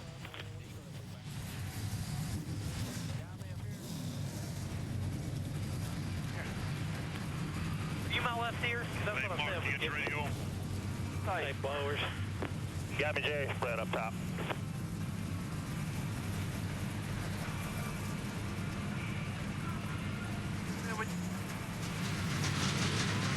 That will be the last time that Danica Patrick will hear the command to fire up her GoDaddy Chevrolet, because after this race, she will take 4 months off to go try to win a little race called the Indy 500. Now, her career in stock car racing began 3 weeks ago at Daytona in impressive style. Through the grass, he saved the car in an ARCA race and drove from the back of the pack with a little pushing and shoving on the final lap to finish in 6th position. 1 week later in the NASCAR Nationwide Series, she dodged the big one early on, but couldn't get through the next big one. Even though she did everything right, it still caught her Chevy, and she spun and finished 35th. A week later, on a downforce racetrack in California, disappointing start. She went to the back of the pack, but she learned and got quicker lap after lap, although she was disappointed when the race was over with a 31st place finish. Today, she is poised, composed, but very focused, Alan Bestwick, although she is starting back in 37th position. All right, Doc, how lucky will Sevens be in Vegas today? We came on the air talking about racing roulette. Whose number's going to come up and cash in the chips? The green flag is on the way. That is so good. Oh, yeah. NASCAR Nationwide Series at Las Vegas, presented by GoDaddy.com, is brought to you by Nationwide Insurance, the official auto insurance partner of NASCAR, and Ink, the new business card from Chase. Make your mark with Ink. A beautiful sight. Cars rolling on to the Las Vegas Motor Speedway. A little over an hour and a half late after a rain delay, but we are closing in on a green flag for today's NASCAR Nationwide Series race number 3. So time to head upstairs to 3 men who are always all in when it comes to racing. Marty Reed with Rusty Wallace and Andy Petrie. Marty, it's all yours. All right, thanks, Alan. Thought we were going to have snake eyes, but it looks like we may get 7 or 11 coming up here. One note we should make out. Dale Jarrett was supposed to be here. He's got some family health issues on his wife's side, the family back in North Carolina. We wish them all well. You're subbing. Let's talk quickly about tires, because you guys disagree here on the effects of what the rain is going to do to this racetrack. Well, I don't think we got enough rain on the racetrack to wash the rubber off. We got it wet. It's dried again. I think we were going to have some issues anyway with tire wear. That's still a factor here, but I don't think that we had enough rain to really change the racetrack and what we were going to see. Andy, I agree with you, but yesterday in practice, the guys were telling me they were starting to cord right rear tires a little bit, so they got to be careful of that. Now, a race car driver knows if there's something wrong. If there's something wrong, need to get that baby down pit road right now and fix it. All right, cars are already out on the pace laps, and let's talk to our in-race reporter, last week's winner, Kyle Busch. Rusty? Kyle Busch, Rusty Wallace, ESPN. You got us? 10-4, Rusty, what's up? Hey, buddy, this is kind of a two-part question for you. Last year, there were a lot of spins off of turn 4. Any concerns with that corner, and what do you think is causing it? I think last year it was more also just the tire. You know, everybody was kind of trying to figure out the tire to this racetrack, and it was a little bit hard this year. Goodyear brought a different tire here, and the speeds have picked up, and yet it's added a bunch to everybody. So I don't know that that's going to be a problem. It might be when we're racing, because as fast as we're going, whenever you get somebody up on your outside, you tend to get a little bit loose. So should be a good race today, though. I'm looking forward to it. The Z-Line Camry was really, really good yesterday in practice, so as long as we bide our time and play it out, I think we'll be all right. All right, Kyle, we got an ESPN mailbag question. It comes from Paul in Las Vegas, Nevada. The question is, last week we saw great racing in California. Do you expect that to continue here today? I certainly hope so, and I think it will. You know, this place has really widened out over the last couple of years since it's been repaved. And, you know, you got a bottom lane, which takes a little bit better car to run down on the bottom, but then you got a middle lane and a top lane. So there could be some real good racing here. We'll see how wide this place gets from the start here to the end. All right, Kyle, thanks a lot for talking to us. Now, Andy's going to talk to your crew chief, Jason Radcliffe. Hey, Jason Radcliffe, Andy Petrie in the booth. You got us? Yeah, I got you, Andy. Hey, Jason, Goodyear brought a good tire here. It's a good combination of the track and the tire. It's a lot of speed we saw in qualifying with 10 cars breaking the track record. How is that going to affect your approach to the race today? Well, like Kyle said, it seems like this tire, one of the biggest differences that we've seen in it is the balance shift from new tires to old tires. You don't seem to see as big a shift. Last year, the new tires, you'd be so loose on them just so you'd be good at the end of the run. So this tire seems to be more consistent throughout the run, which should be good, and it doesn't seem to fall off much. One thing we did notice yesterday was a little bit of left side tire wear, excessive tire wear, which I wasn't concerned about it once the Cup cars got on the track, put some rubber down. But now that we've had this rain, it could be an issue here at the start of the race. Maybe NASCAR will throw a competition caution here early and let us look at them. But I wouldn't expect to see any two-tire stops early. Okay, Jason, thanks for talking to us, and good luck today. Yep, thank you. All right, let's take a look at the rest of our onboard cameras that we have here in the field of 43 as we get ready for race number 3 of the 2010 season. Danica Patrick in the GoDaddy.com Chevy. Justin Allgaier in the Verizon Dodge. Kyle Busch we've already talked to, and Kevin Harvick with the Rheem Chevy. Jason Leffler in the Nationwide Great Clips Toyota. Carl Edwards in the Copart Ford. Stephen Wallace, 5-Hour Energy Toyota. And Trevor Bayne in the Aaron's Dream Machine Toyota. Let's get the latest from Pit Road. Jamie, you're up. We'll talk about some other stories in the field. Brian Scott was one of the most impressive runs last week at California. Not only did he run up front most of the race, he finished 10th. But that's not what's so impressive about this rookie. The team that he's racing here with, they were put together in January. So things are clicking a lot fast for him. You hear the track drivers behind us. Now, Brian told me that he really feels like it carried the momentum to this racetrack. And they are very confident in the qualified age to watch for Brian Scott to be a factor today. Vince Welch? Well, Jamie, normally when there's a crew chief change made on a team, there's a transition period between crew chief and driver, but that necessarily won't be the case with this team, the 60 team of Carl Edwards, as his crew chief, Drew Blickensderfer, is very familiar to him. Blickensderfer and Edwards worked together for 19 races in 2008. They won 7 times during that stretch. These two are very familiar with one another. They're good friends. There will be no communication gap, and they believe there will be no lag in results. They believe the 60 could be a winner today. Dave Burns. Vince, Brad Keselowski on the pole today at over 185 miles an hour means that driver knows how to drive this racetrack flat-footed. He says he didn't lift during his qualifying run, and that's a testament to driver, but also to team and car. Remember, this is another team that was put together very late in the going here. Most of the team in the house assembled after January, including crew chief Paul Wolfe. They've done their homework, so has the driver. They've got their first pole. Could they get their first win this afternoon? Marty? All right, thanks a lot, Dave. Let's listen in on the radio before we go green. There's the 7 of Danica Patrick. Hey, Danica, it's Landon. You got me? Happy. Going forward from here. So you just take care of yourself out there. Remember what we talked about, and be confident because you're here for a reason. You deserve to be out there, and you'll be fine. So these guys will take care of you, and I'll be up here on the roof if you have any questions. Thanks. As we get ready to go green, it's Brad Keselowski, Kevin Harvick, Carl Edwards, Denny Hamlin, Kyle Busch. That's your top 5. Those 5 drivers have 105 Nationwide Series wins amongst them, but only one, Kevin Harvick, has a win here at Las Vegas, and we are green.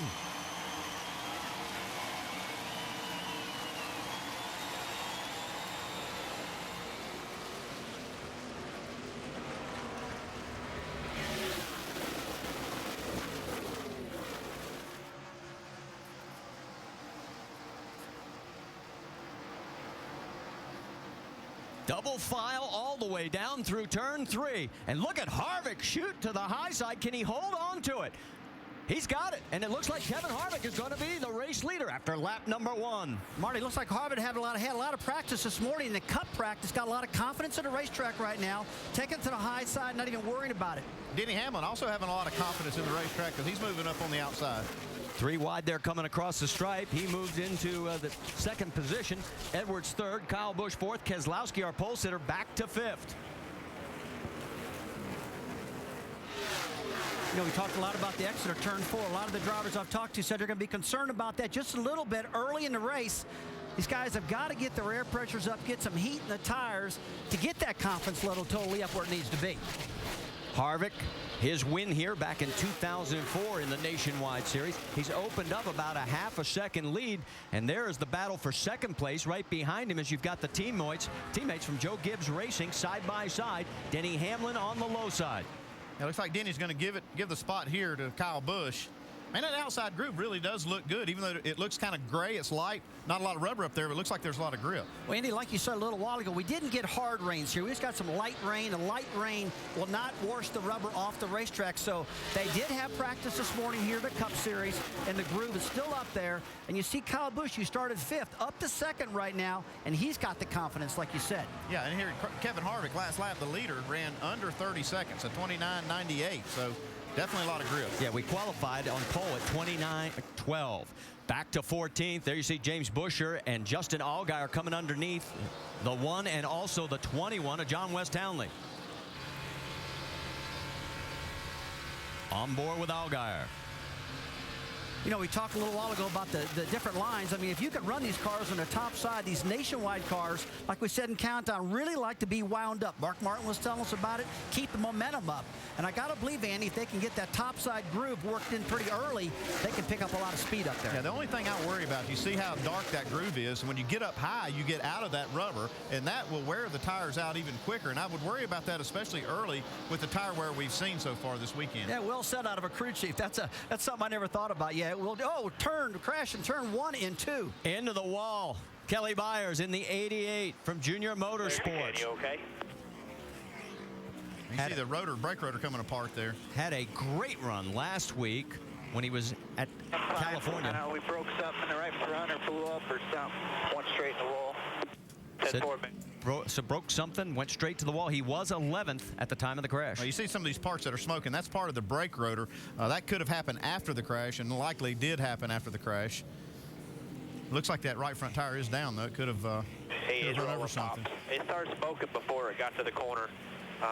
It didn't just all come at once there. It stopped now. There's definitely a trail of water or something coming out of the back of it.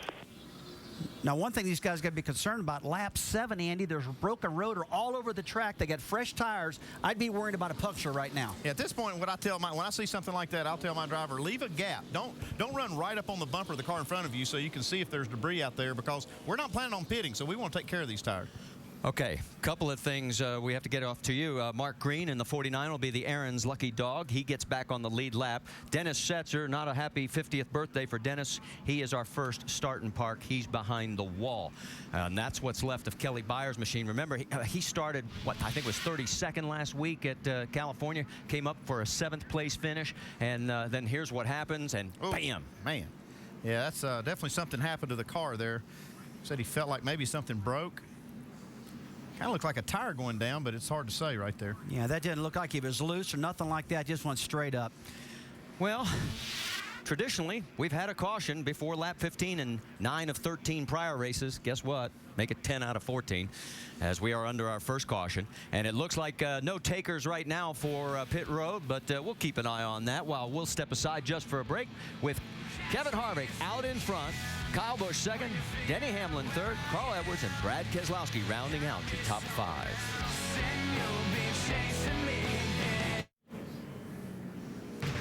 Back here at the Sam's Town 300. Get ready tonight for ESPN 2 Big East heavyweights. It's going to be Villanova, number 8, against Syracuse, the number 4 team in the country. Saturday primetime presented by DirecTV. It's all part of Judgment Week presented by Miller Lite on ESPN tonight at 9 Eastern. Before the game, catch College Game Day driven by State Farm at 8 p.m. Eastern. Under our first caution here at Las Vegas Motor Speedway. The sun's still out. Had an hour and 35-minute rain delay, but so far so good, except for Kelly Byers' situation. Let's get more from Dr. Jerry Punch. Well, they take Kelly Byers to the care center, and meanwhile, the crew back here in the garage are waiting for the car and driver. And Pops, what do you think happened? Tony Uri Sr. is Pops Uri, the crew chief. What do you think happened to the car? We really don't know. Kelly said something broke for sure. He didn't know whether it was a motor or what happened. He said, all I know is I went in the corner and the car took off. He heard a noise, so he don't know what it was. So you're going so fast here and things happen so fast, he really didn't have an idea what happened. I see the guys behind us working to get ready. If it was not the engine, you're going to try to get him back out? Well, sure. We gotta run for points here. So if we can fix it, we'll fix it. If it's an engine deal, we'll be done for sure. All right, Pops here. They're going to try to get this car fixed if they can. Marty. All right, thanks, Doc. Let's take another look at this. And you're thinking different now than before, aren't you? Yeah, you look at this right here. It looks like he lost an engine getting in the corner. We saw a lot of parts flying out of this car, and we kind of speculated it might be brake rotor, but we were able to look at another replay. You see right here, a lot of these parts look like they could be engine parts, part of the engine block, possibly. Very hot pieces. The brake rotors, they're hardly using the brakes here at all, and that is a very, very hot components coming out of that car. So could be a piece of the engine block that broke. Broken connector out, a massive blow up. Did you see that one piece hit the front grill work on Michael Annette's number 15? Let's keep an eye on that. That could spell potential problems for that car. Now, let's talk about the best movers of the day. Brian Keselowski has picked up 10 spots. He's up to 32nd. And Danica Patrick, the second best mover on the track, she has picked up 9 positions, up to 28th. And she looks a lot stronger in the beginning here. Doc, you've got more on Danica's situation? Well, Marty, as Danica told us in our sit-down in the garage area during the rain delay, she is much more relaxed this weekend than she was a week ago going to California Speedway. Although this morning in qualifying the car, she had never been in qualifying trim and didn't really push the car, said I didn't really know the edge. But now she is very comfortable. The car has plenty of grip, and I think she's just getting that confidence that she's been wanting to get here in the last couple of weeks and starting to push the car a little more, which I think the guys on pit road are loving right now. A big mover here early on. Guys, remember also in that interview, she talked about the position of the steering wheel. She likes to be able to see it through the visor. It still looks like it's a little closer than it was last week at California. That's one of the things she's going to have to find where she really wants to be, where she is comfortable. This car is nothing like that Indy car where, it's a lot smaller cockpit, a lot more confined. This is a lot more open. She's just probably searching, for that comfort level. And, really she started off this race a lot stronger than she did last week. I think she's got a lot more confidence in herself and the car. So maybe she's going to have a lot better race this week. Well, we've just been told by NASCAR officials they're going to add one more lap to allow the cleanup process to continue down in turn number 1. So this race far from over. We'll explain what some of the interesting twists are when we come back to Las Vegas. Back here at the NASCAR Nationwide Series at Las Vegas, presented by GoDaddy.com. We're in our first caution. We've completed 12 of the scheduled 200 laps after an hour and 35-minute rain delay. A couple of cars decided to come in and top off. Eflin in the 07, Stanton Barrett in the 31, Eric McClure in the 24. They'll get back out on track. And literally everybody except Mark Green of the 41 cars on the lead lap. Kevin Harvick is your race leader. It looks like he's going to select the high side as we get ready to go back to green flag racing. It'll be Kyle Busch second, Denny Hamlin third, Carl Edwards fourth, Brad Keselowski fifth, and that young rookie Brian Scott in 6th position. He's been solid the last 2 weeks. I'll tell you what he did last week at California. Very impressive. Pace car is pulling off. The sun is still shining here, and that is the best news we have had for these hardy fans that stuck it out. It is very brisk. Temperature hovering just around 49, 50 degrees as the green flag flies, and we're racing again in Las Vegas. Boy, Harvick's good on the restart, too.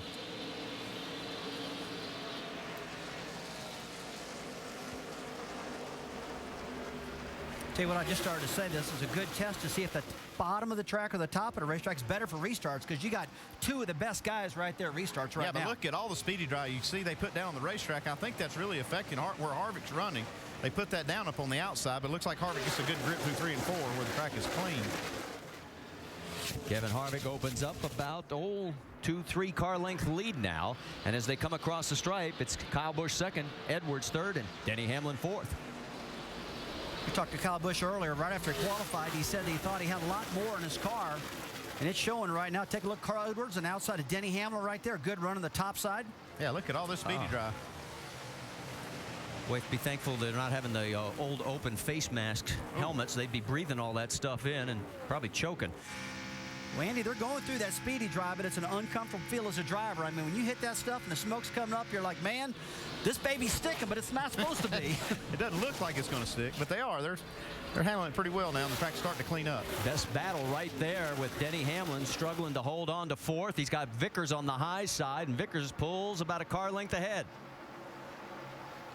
It looks like Denny's just a little bit unhappy with his car right now. That's not to be unexpected with the rain and not having time to tune a car yet. I'm not trying to stir up the pot, believe me, but look who's right behind Denny Hamlin.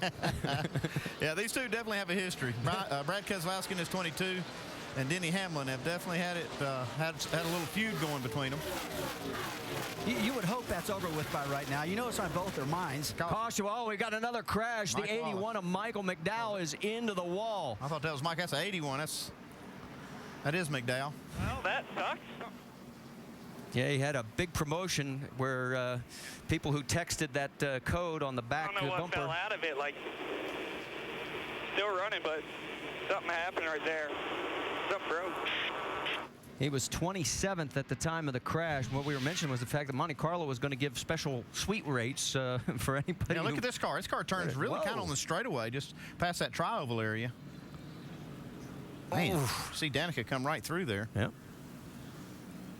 Car comes back down the 20-degree banking. Here's another view. Now, that was a real unusual place to spin at, right in the tri-oval in the front straightaway. I don't know if he got down on the apron. Don't want to speculate. We'll take another look here. I'm not sure if he didn't have a left rear tire go down. On board with Danica. Have you? He's on the bottom. He's on the bottom. Gonna come back up. Nice job. Nice job. Caution's out. Caution's out here. And we can tell you that the car that was going to get the lucky dog, Mark Green, and he has taken it behind the wall, as has the 10 car of Chad Blunt. So I guess he gets a lucky dog and pulls in the garage. Yeah. So Aaron's lucky dog goes for naught on this caution, our second, with 17 laps in the books. Boy, isn't that sunshine beautiful.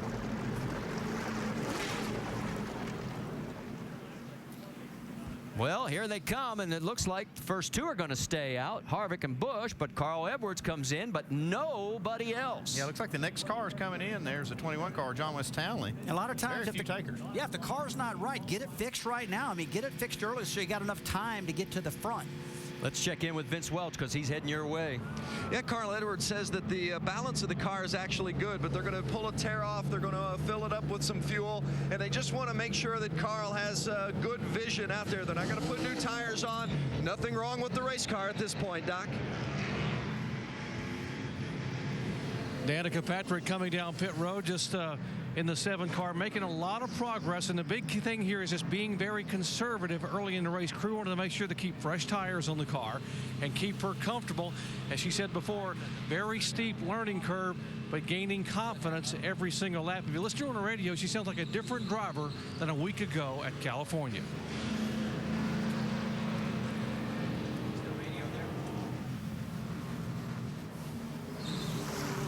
Well, she was 28th when she came in for the pit stop, back to 34th. John West Townley, Mike Wallace, Stanton Barrett, Tony Raines, they also pitted.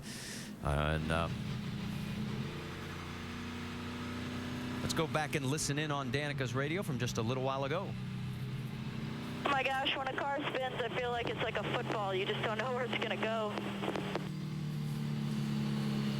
She did a good job, though. You know, that car spun, and she gave him plenty of room and actually got out of the groove a little bit there to go around him. She's had to negotiate all the wrecks in Daytona, all the wrecks in California, and she probably thinks people are always spinning in front of her. She's getting pretty good at it. She's done a good job. Well, we mentioned Michael Annett in that first caution, and a report from his crew is no damage to the car, so we can pass that word along as well as everybody woed down here for our second caution. We also mentioned the fact that this does not take on the complexion of a normal race at Las Vegas. Here's the biggest one that jumps out at us. Most of the time, and I mean most of the time, the winner comes from the top 5 in qualifying. Do you know that only one of the last 7 Las Vegas races has been won by somebody in that top 5? Let's take the opportunity to talk to one of those guys that did start in the top 5, a guy who's winless here but wants to change that, Kyle Busch. Hey, Kyle Busch, Rusty up in ESPN. You got us?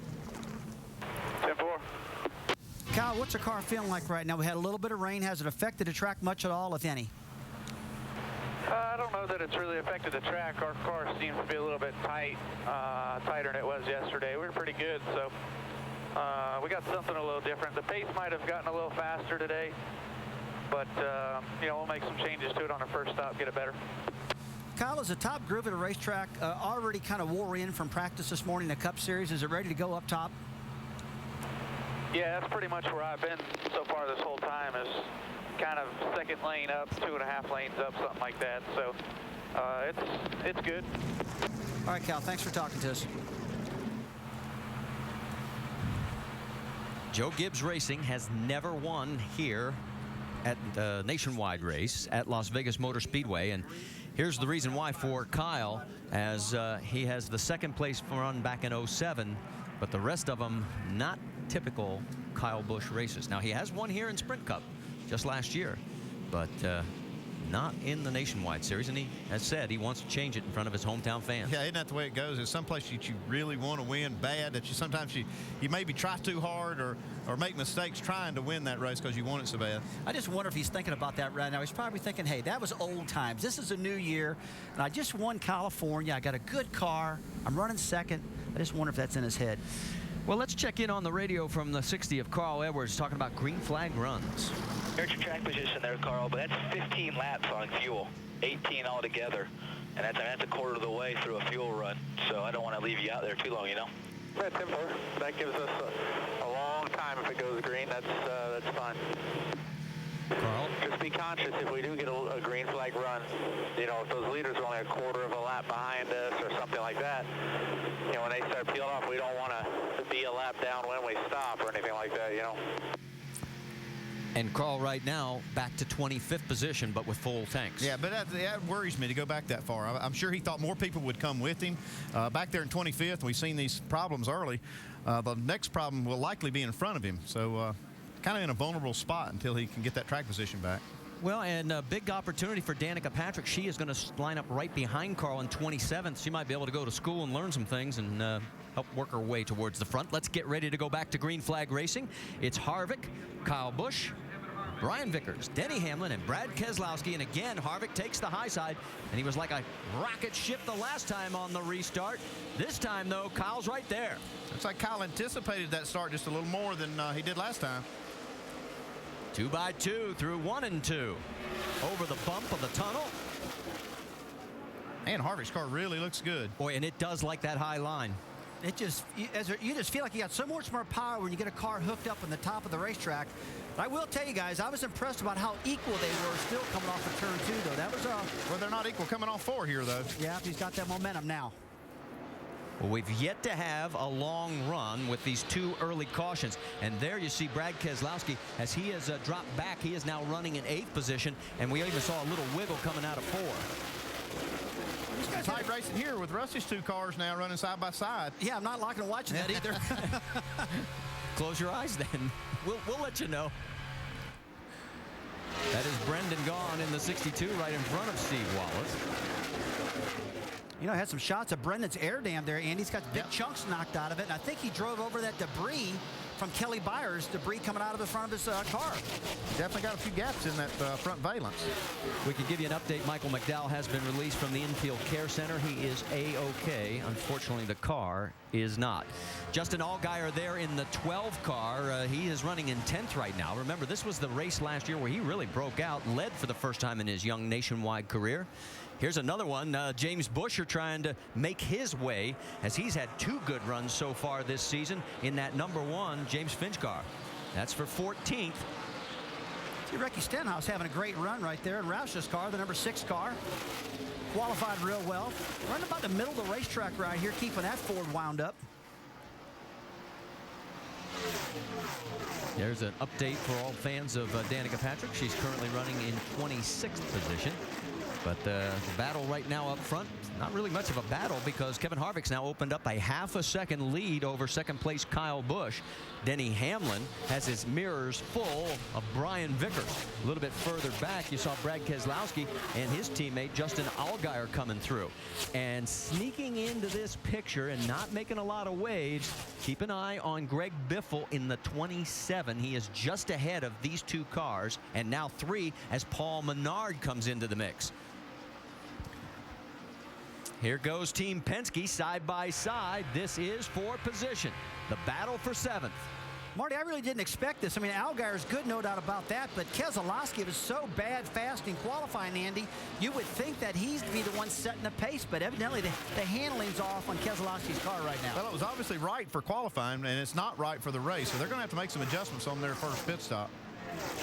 Let's get an update on Team Penske, Dave. Yeah, how about a whole Team Penske update right there? Brad Keselowski from the start of the race has had a tight race car and doesn't feel that perhaps the get-go of his car, maybe the gearing is as good as some of the other guys. So that's the reason for him falling back. Justin Allgaier's first report on the 12th car, awesome. Now, a few laps after that, he reported it was a little bit tight in 1 and 2, a little bit loose in 3 and 4. But you even heard him in countdown. He's very confident at this racetrack. And right now, the 12th car is very good. All right, thanks for the update, Dave, as Allgaier has opened up a wider margin over his teammate in the 22. Guys, it takes a really good handling car to run wide open around this racetrack like Brad Keselowski did in qualifying. And Andy said he's got a tight car. And you have to have a tight car. Really hooked up to run that fast. Maybe that's the problem now. You saw Kevin Harvick now with a 1.1 second lead flash by. Let's check in on the 60. Carl Edwards is moving up. It's going around Colin Brown for 18th position. And let's get an update from Vince. Well, as you guys saw on that pit stop, they didn't take tires, and you heard the radio from Drew Blickensderfer, the crew chief of the 60. They feel like the long green flag run and these tires, the extra fuel is going to make a difference. And for Carl Edwards, it's been a special week. He and his wife Kate had their child on Wednesday, got a new crew chief on Monday. A lot of new changes in Carl's life, but he's very happy right now with the way things are going on track. And I tell you what, this Carl Edwards, Drew Blickensderfer combination has had success before. They're looking to carry it over here today. And for you folks that were looking at that 16 car and saying, wait a minute, it's all white. It's never been all white, but that car is lacking sponsorship for 15 races, and the 6 car needs 17 more races of sponsorship. That, too, is all white. Let's check into 11th and 12th place as you've got Michael Annett side by side with the 62 of Brendan Gaughan, and here comes the 19-year-old James Buescher right behind Gaughan. Yeah, James Buescher in that 1 car, he's up on that wheel. I've seen him actually get sideways a couple of times, but he's going forward. I just started saying, Andy, I'm really impressed with James Buescher. I mean, at Daytona, he ran great. He ran great last week in California. The guy drives like a veteran, and he's very, very new at this game, but he looks good out there. Brendan Gaughan, our biggest mover since the start of the race. He has now picked up 15 positions as he has worked his way into the 11th spot. And Brendan will tell you, I'm from Las Vegas. I'm supposed to run like this. Danica Patrick side by side with Mike Bliss. This battle's been going on for a couple of laps now. Danica pulled up inside of Mike Bliss. Couldn't quite get him clear. Looks like she's going to get him clear this time. That's for 27th. Mike Bliss, we know he's good. And Danica just passed him. I mean, Bliss was one of the strongest drivers at the end of the 2009 season. And yeah, it's got to give her some confidence to be racing with somebody like Mike. Finished 5th in the points championship chase. Mike Bliss did last year. And Danica pulling away from Mike. Let's go back to this battle because this is really good. This is for 11th. Michael Annett He's on the low side, and of course Brendan, if you've been with us before, he loves that high line. And no one, I guarantee you, no one has more laps at the Las Vegas Motor Speedway than the kid driving the 62, because Brendan Gaughan grew up in this area. But this particular situation right here, guys, side by side, coming off of turn 4 like they were a lap ago, Andy, that is the spot I don't think you want to be in, especially if they're lower car. A lot of guys spin on the bottom, and we know turn 4 is really treacherous. Yeah, it's definitely a vulnerable spot to be in. Well, while all this action continues, we can tell you that Kevin Harvick right now has got himself dialed in. He is leading Kyle Busch by 1.8 seconds. But if you know the history of this race, it is never over until the flag falls at the end.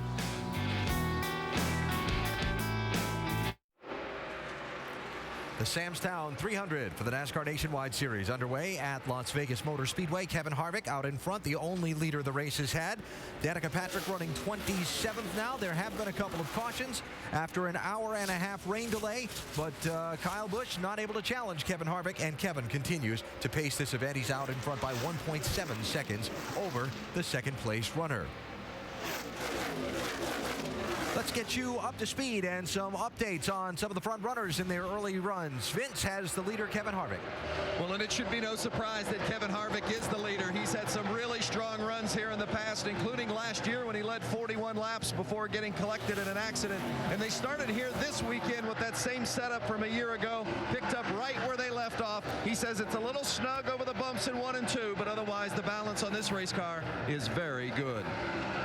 And behind him, Kyle Busch told me right before the race, it is his destiny to win the race here. Why? Because he grew up here, and he has yet to win in the Nationwide Series. He's saying his car is just a bit snug all the way around. He's a little concerned about the gearing in second gear. He said he's worried it's going to hurt him throughout the race on restarts. He says it's just too long. This team looking to come in, lap 54, Dave. After starting 10th, Brian Vickers has moved his way into third, a challenge back from Denny Hamlin. Vickers complaining early that his car is a bit tight. The main thing, and the booth was discussing this, outside line versus inside line. Vickers really liked the outside. In fact, he said, if you think the caution's coming out, tell me. I'll try to back off if I'm racing somebody for that odd position so I can restart on the outside. Doc? Denny Hamlin being shown back in the 4th position, and Hamlin making his very first start in the NASCAR Nationwide car this year. It's also the first time Hamlin has ever worked with fellow Virginian crew chief Kevin Kidd. They wondered how they would communicate. Both are very quiet individuals. Thus far, no need for communication because the 20 car running really, really well, a little tight in the middle of the corner off. Behind him, the 27 car being shown in 5th position, and oh my, what a job Greg Biffle has done for Baker Curb Racing.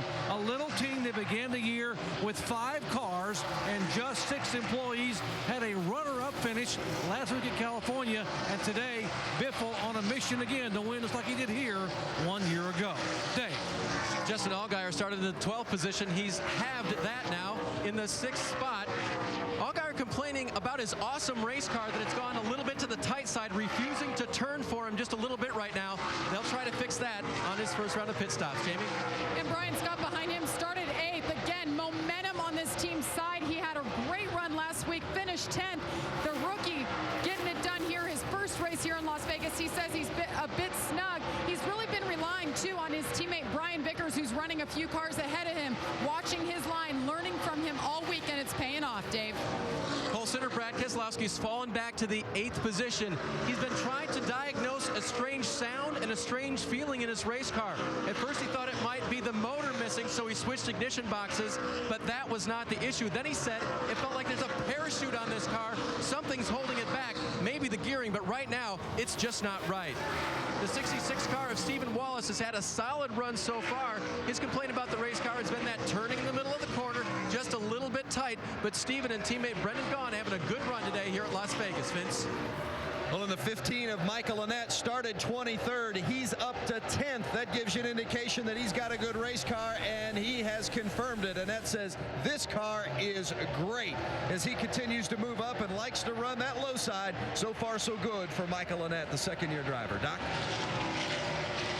And updating Danica Patrick, there's the 7 car, Danica Patrick. She came on pit road on lap 20. The reason they brought her in for a fuel-only stop was that Tony Urey Jr. said the car was really balanced. It felt good to her, so why change anything? Plus, they were inside their window where they could make it on 2 more stops for fuel to the checkered flag. Thus far, doing pretty well here, guys.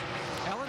All right, Doc, thanks. Coming up on a round of what would be green flag pit stops for the leaders, which could swing things back Carl Edwards' way. Kevin Harvick out in front now. His advantage over second-place Kyle Busch shrinking some in the traffic as they run under the green, coming up on a quarter distance.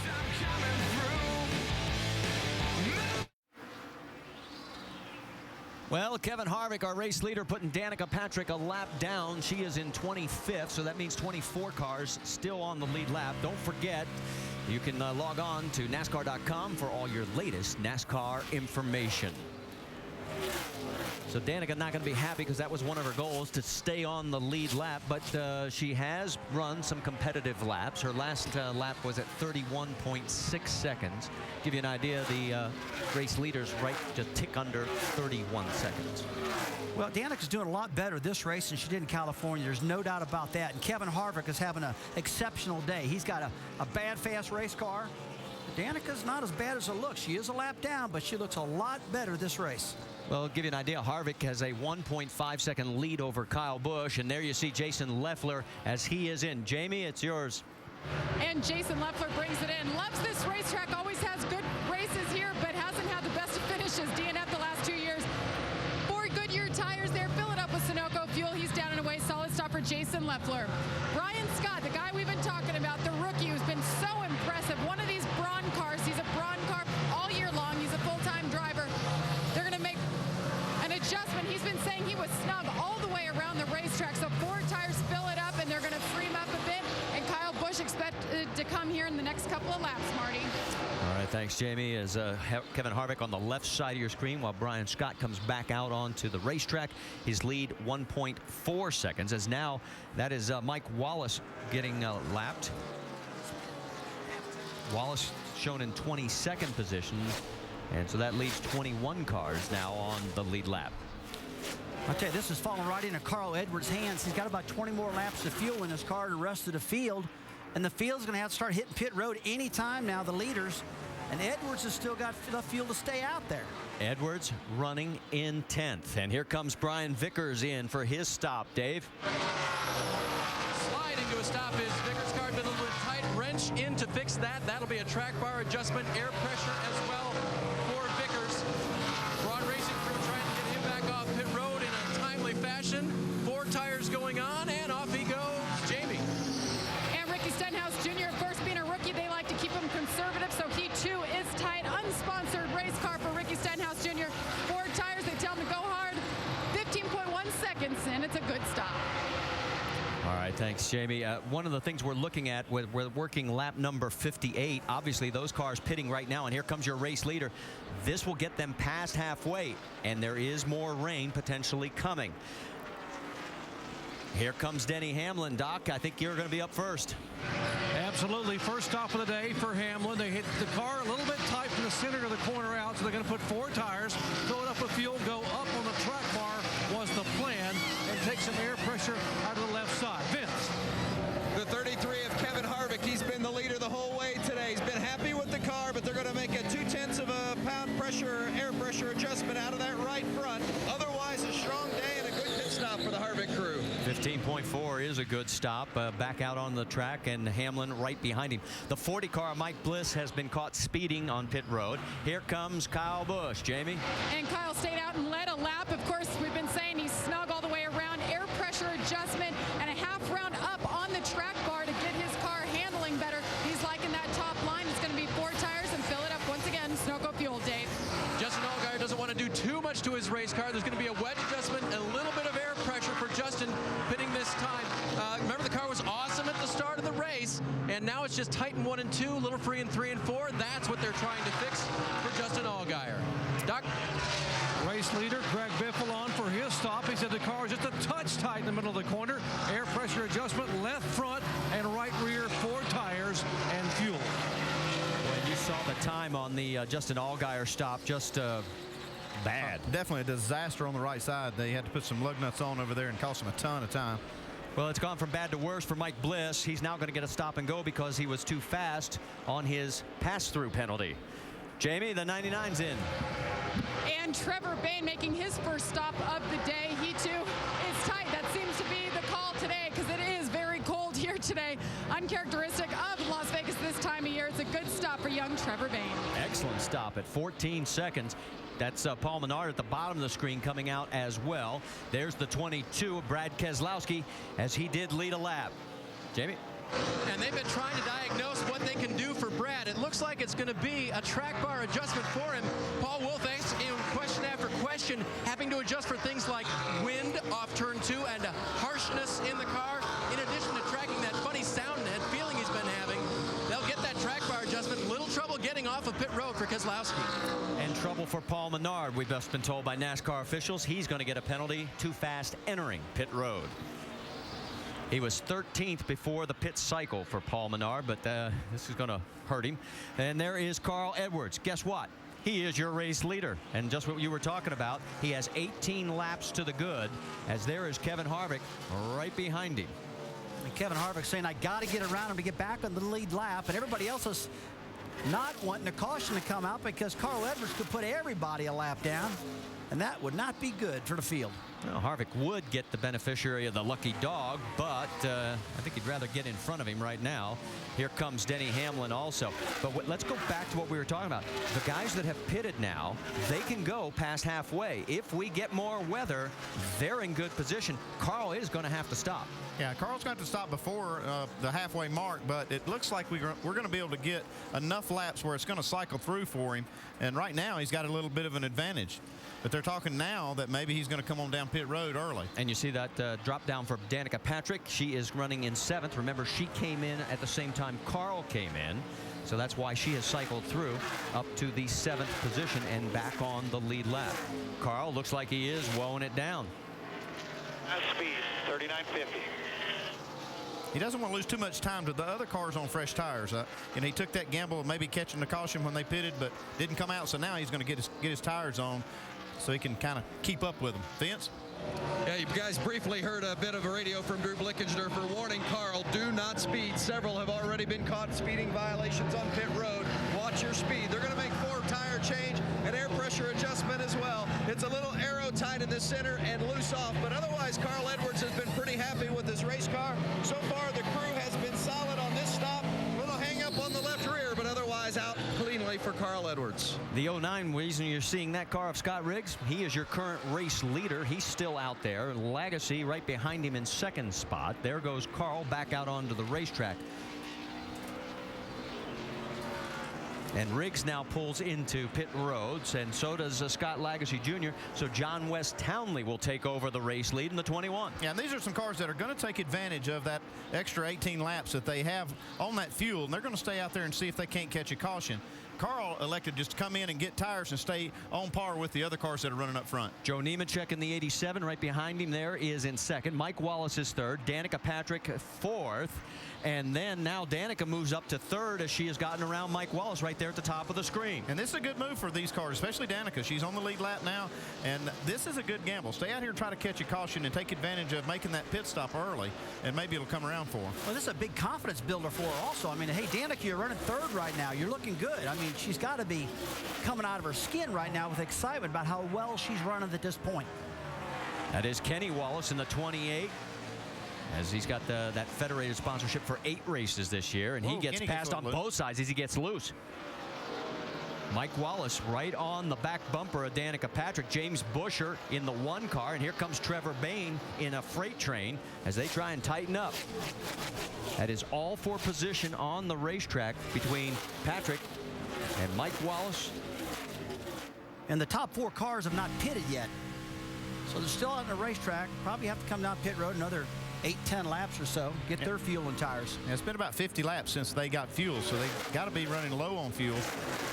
Won't be too many more laps. Trevor Bayne is 1 lap down right now. Remember, he did make his pit stop. He is shown in 21st position as we go on board with Trevor.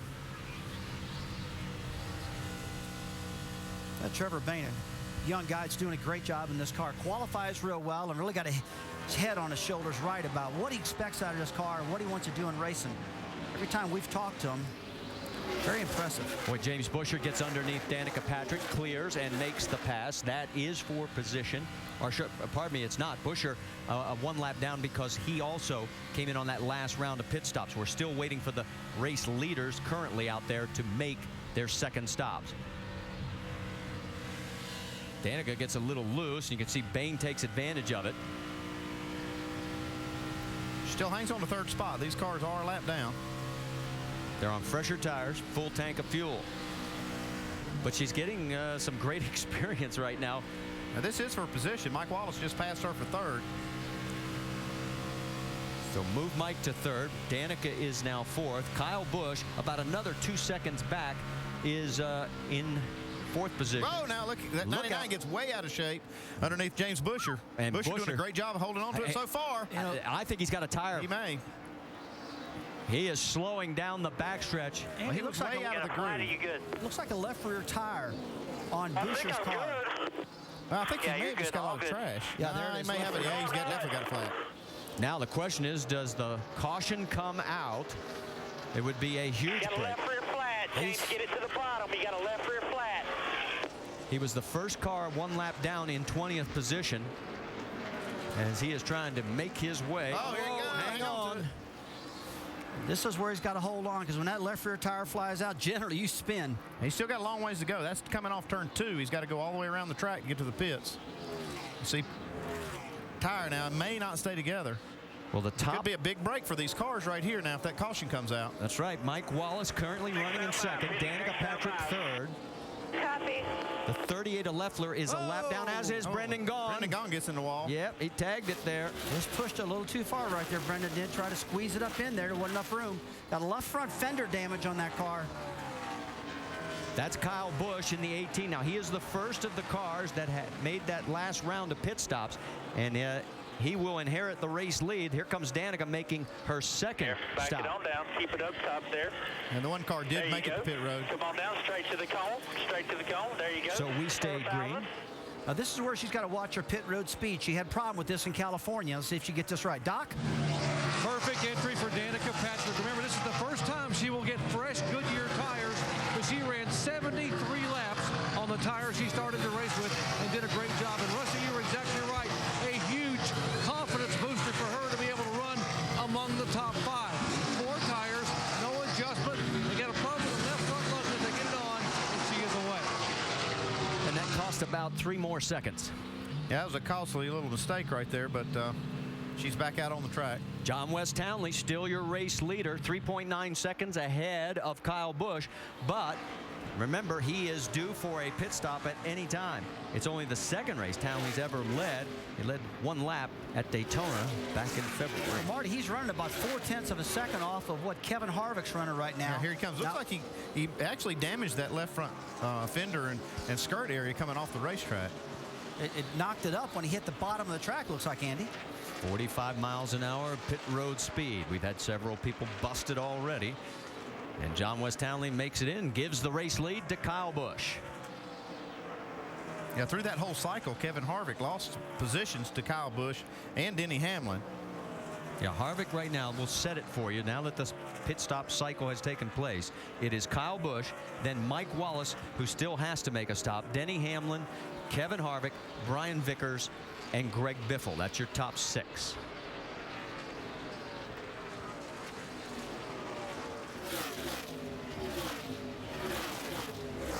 Kyle coming up on the 16 of Colin Brown as we're getting ready to step aside now that all the the pit stops have taken place. We're going to take a break for a commercial. We'll go with James Davis, the Jackman, on Michael Annette's car, give you an idea of just what life is like going over the wall. Coming on in. Let's go, boys. Vegas, baby. Vegas. Nice smooth top. Up and down. Grab time. Set it. Around the car we go. Nice smooth. Up and down. Start. Narrow. Make sure it's full of fuel and on we go. Woo!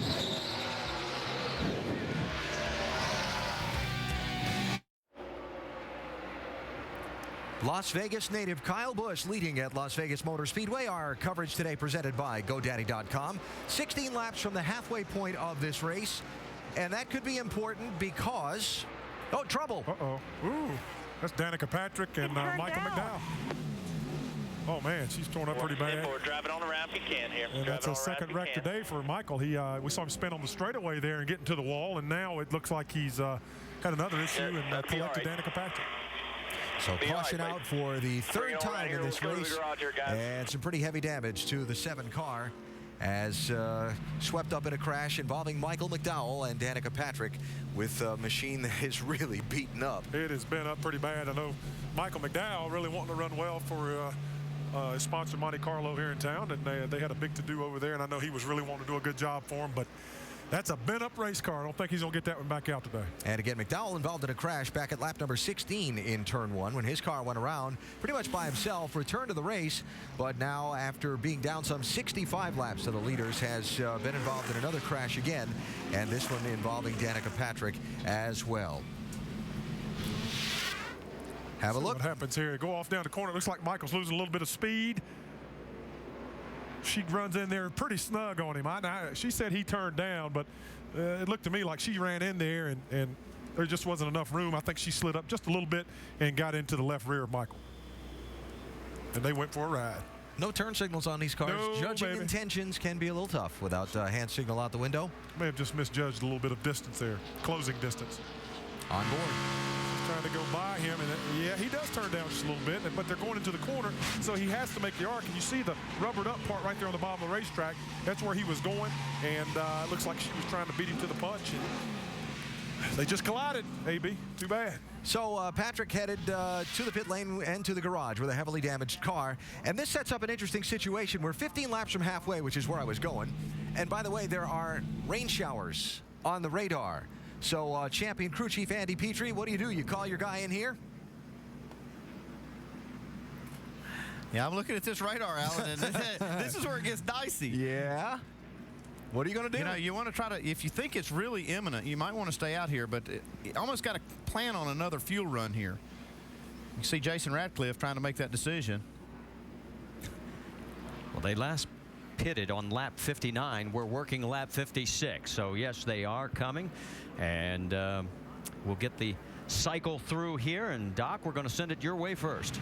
Amazing. This could be the money stop here on lap 85, given the threatening weather. And Denny Hamlin, top of your screen, you see Kyle Busch and Kevin Harvick in. Hamlin's car just a bit tight, still a tick tight, but critical to get him on and off pit road in a hurry in front of the other two. Jamie. And Kyle Busch said he wants another round up on the track bar. He needs to free himself up. Also wants a windshield tear up because of the sprinkles. Let's go to Vince. The 33 of Kevin Harvick making the track bar adjustment and also putting air pressure back in the right front. They're having a problem with the pit stop, and Kevin was very upset with the performance of the crew on the previous stop. So another slow stop for the 33.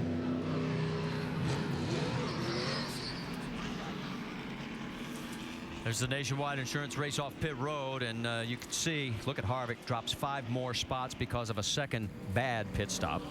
And he is not going to be a happy camper. Spent a lot of money bringing in new people, trying to improve that one key area. And you can see there's probably smoke coming out from underneath that helmet right now. Marty, Yeah, I am definitely on Kevin Harvick's side here. I mean, that's absolutely unacceptable. You can see he's on the radio now. That is very frustrating to have a car as good as they've had and to make those kind of mistakes on the pit road. Okay, guys, I want to get you updated on some other people that are now off the track besides Danica. Kenny Wallace is behind the wall. So is Brian Keselowski. Kevin LePage is out. Danny O'Quinn is out. We needed to update you on those, but we've had so much action going on with the cycling through of pit stops.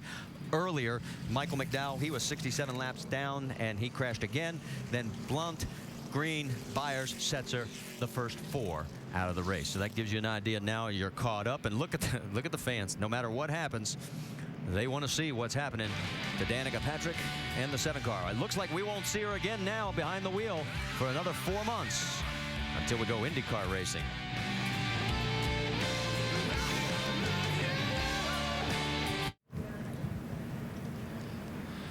Welcome back to Las Vegas Motor Speedway. NASCAR Nationwide Series action presented by GoDaddy.com. Under caution here, an incident on the racetrack involving a couple of drivers, including Danica Patrick. And Danica, from your vantage point, what happened out there? A car ahead of me was just going really slow, and I caught him down the front straight, and he was just going slow, so I went to go underneath him as he drifted up to the wall, and then he turned down in, and I guess I probably should have seen all the tape on the left rear bumper and said I probably shouldn't be on the left rear bumper. But sure enough, he turned down and took us both out. So what are you gonna do? You know, it's a real bummer because I was really hooked up out there after we got new tires back on it, and you know, we were probably one of the quicker cars on the track because we had just stickered up, and I felt good. And you know, Kevin Harvick was great actually, leading the race. He's telling me to go up high with him, so you know that was cool, and I was able to run up high and feel that line out because you know, because he was giving me the finger out the window. So you know, that's really cool to see that because the guy's leading the race and he's taking time to help me out. So. And the top line was good, so and I kept trying to remember what he said before the race, being driving into the corner. So I learned for sure. We had a good car, we really did, and I said that when earlier we have a better car than where we qualified, and unfortunately we just got caught in a bad situation with a driver that wasn't looking and probably a spotter that wasn't calling. From a confidence standpoint, what does it do for you knowing that when they waved the green flag, you made a move and started passing people right away and moving up in the field? Well, departure from Fontana, where I pretty much just let out of it, and because I didn't feel comfortable, and I didn't feel like throwing it into the wall because I'm not a crasher. It felt good, making passes from the beginning. The only little hiccup really was on that first restart, I think, when there was the line stopped up, and I wasn't sure what the rules were about passing before the start-finish line, but I could have passed to the right, so I could have saved myself some spots there. But all in all, I mean, I was having fun out there, so it's just a shame that we got taken out. We can't wait to get you back in June to have some more fun. Good luck to you in IndyCar. Thank you. Marty?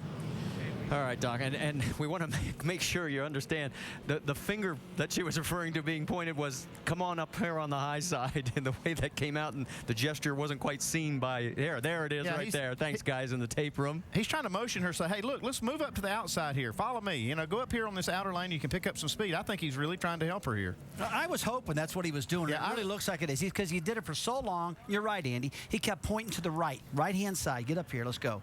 Well, unfortunately for Kevin, though, his pit crew on the last two stops have really put him into a hole. He is now in 9th position, and it's just been a real challenge for them. And we mentioned the fact that they already have made changes before the season started.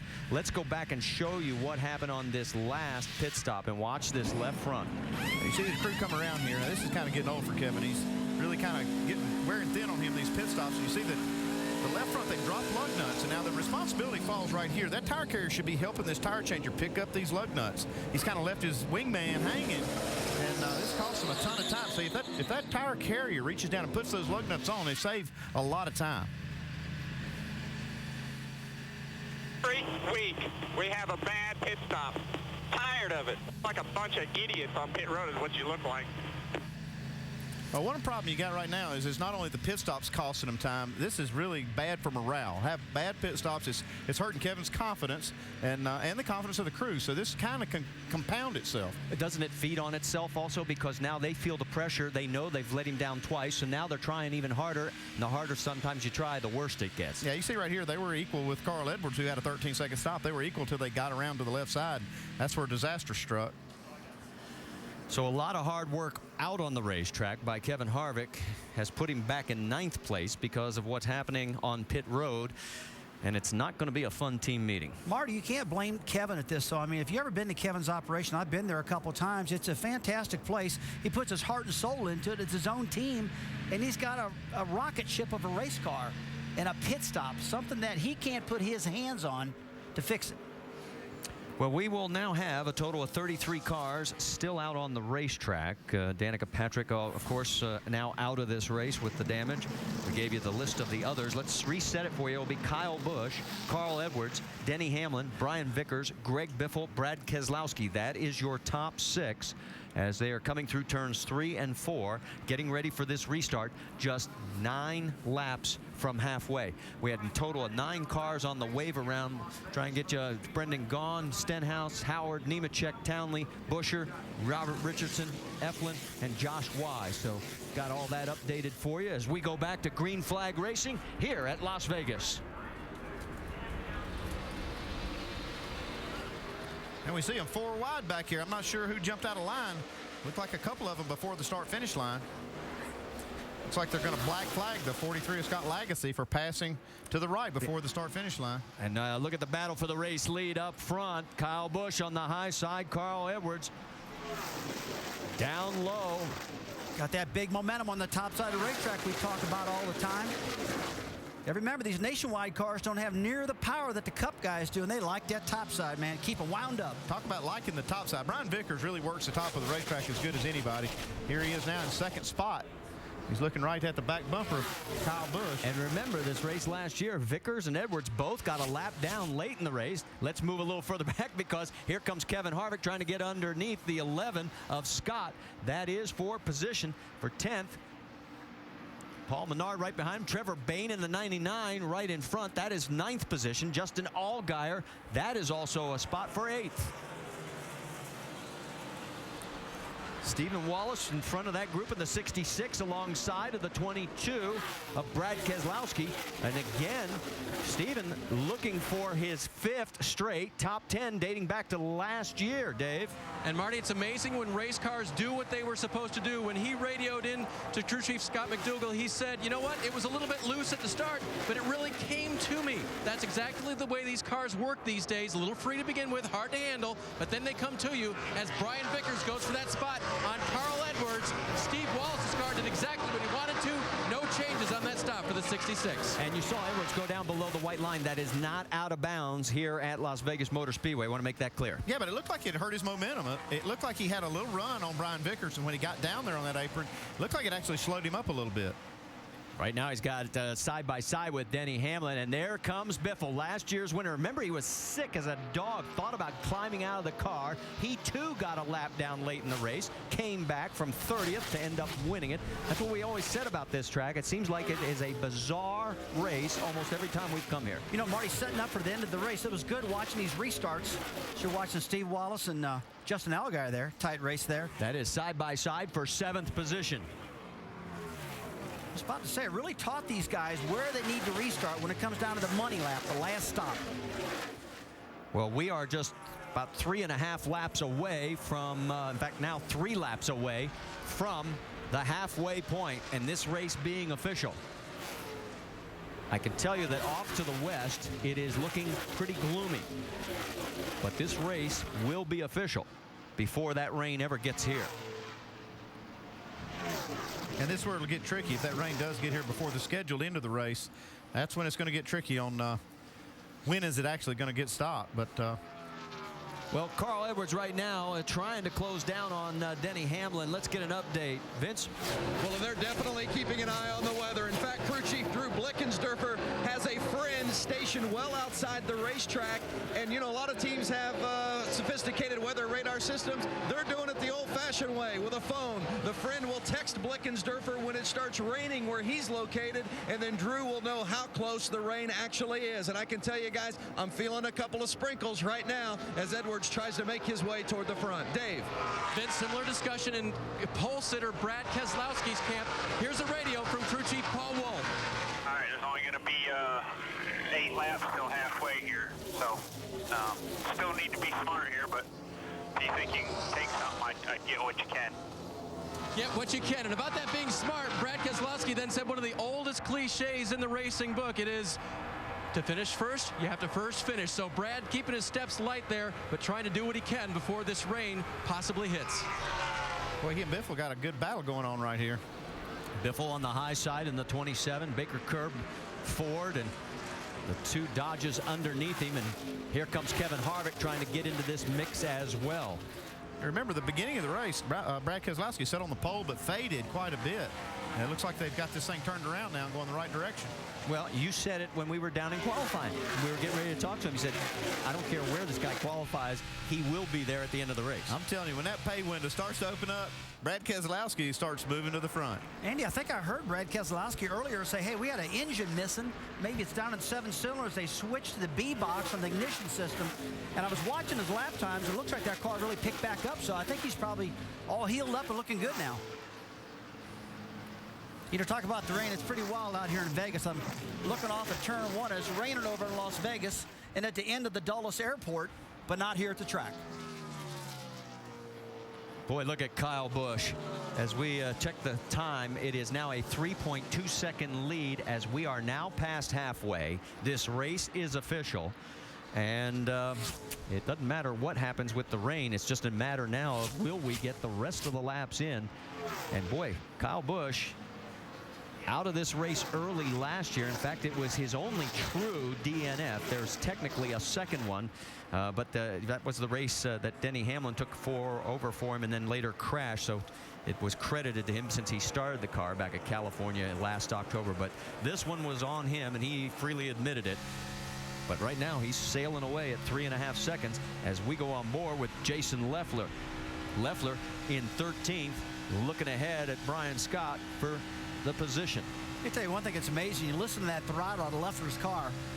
Andy, I was listening to him go to the corner, just barely part throttle, hardly on the brake at all.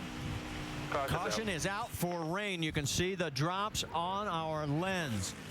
And Kyle Busch is sitting in pretty good position right now. All right, Marty, I should have kept my mouth shut. Said it wasn't raining here, but it's raining all around us. Maybe you were talking to your imaginary friend sitting beside you or something.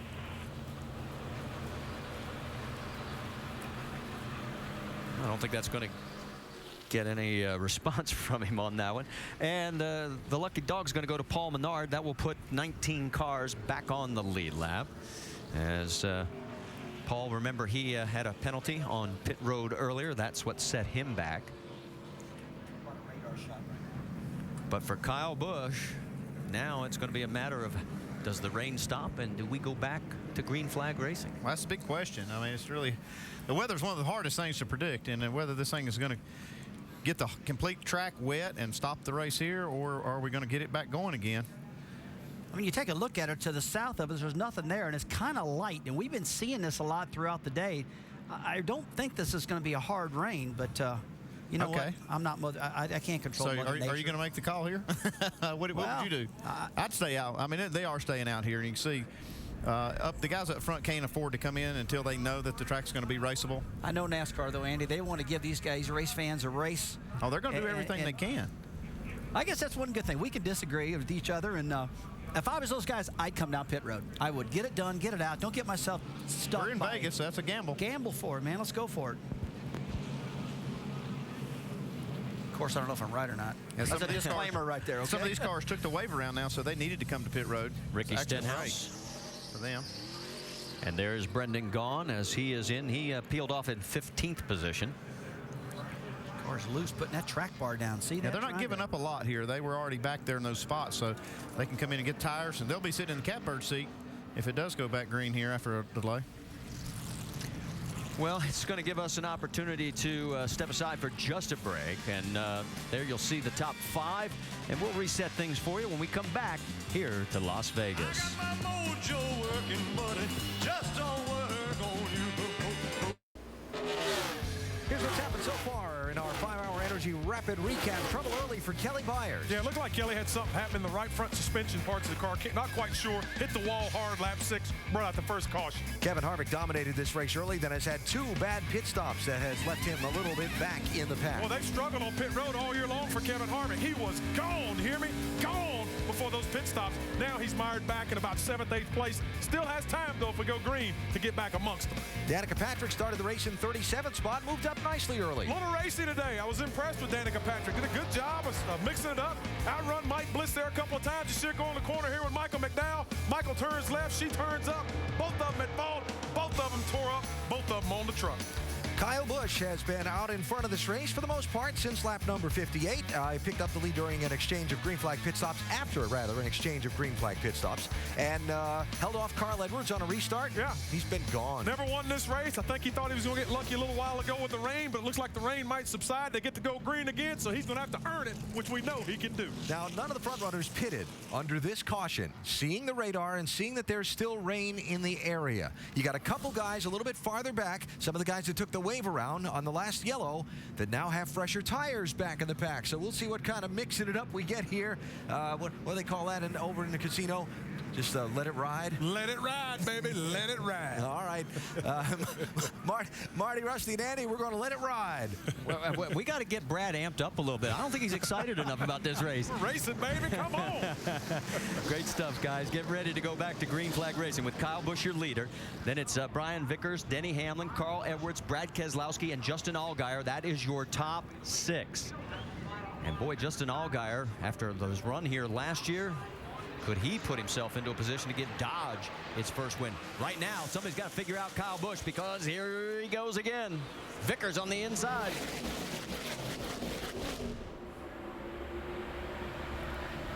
Vickers got a great jump and coming out of 2 on the backstretch. Here comes Kyle. Yeah, but look at that momentum kicking in again down that back straightaway. It makes that Toyota look like it's got another 100 horsepower. Carl Edwards trying to follow him as well.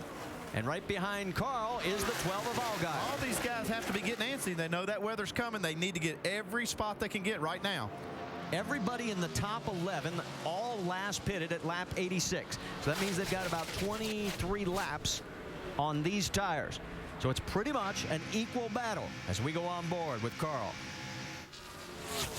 You know, Andy, I can tell you, these drivers definitely get a little more cranked up right now, knowing there's a weather around there. They got 91 laps to go. They're not driving the car right now like they did at the beginning of the race. They're driving these cars with a lot of urgency right now. Yeah, you know how they race on a green-white checker? Well, they don't know when that checker's coming out, so they're racing as hard as they can right now. Tough break for the fans of Michael Annett. He is behind the wall heading for the garage area. It sounds like it's transmission from what we are hearing on the radio. So Annett is likely out of this race. And that's too bad, because he had a great run going on. The last 2 or 3 weeks, he's been looking really good out there. He was 14th before taking it back to the garage area.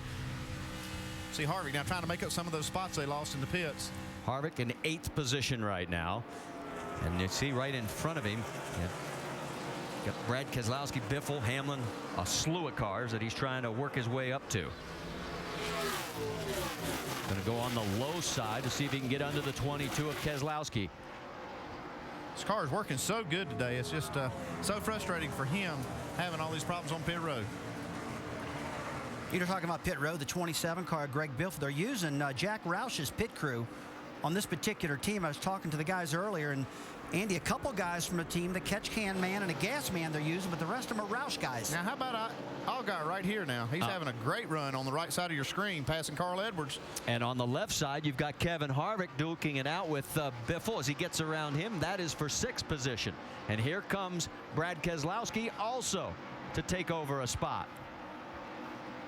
But Biffle says maybe not quite this soon. Boy, Allgaier looking good right now, up into 3rd position. Remember, he led this race last year. These two still going side by side. Great. They've been locked together, seems like, since the last time they pitted.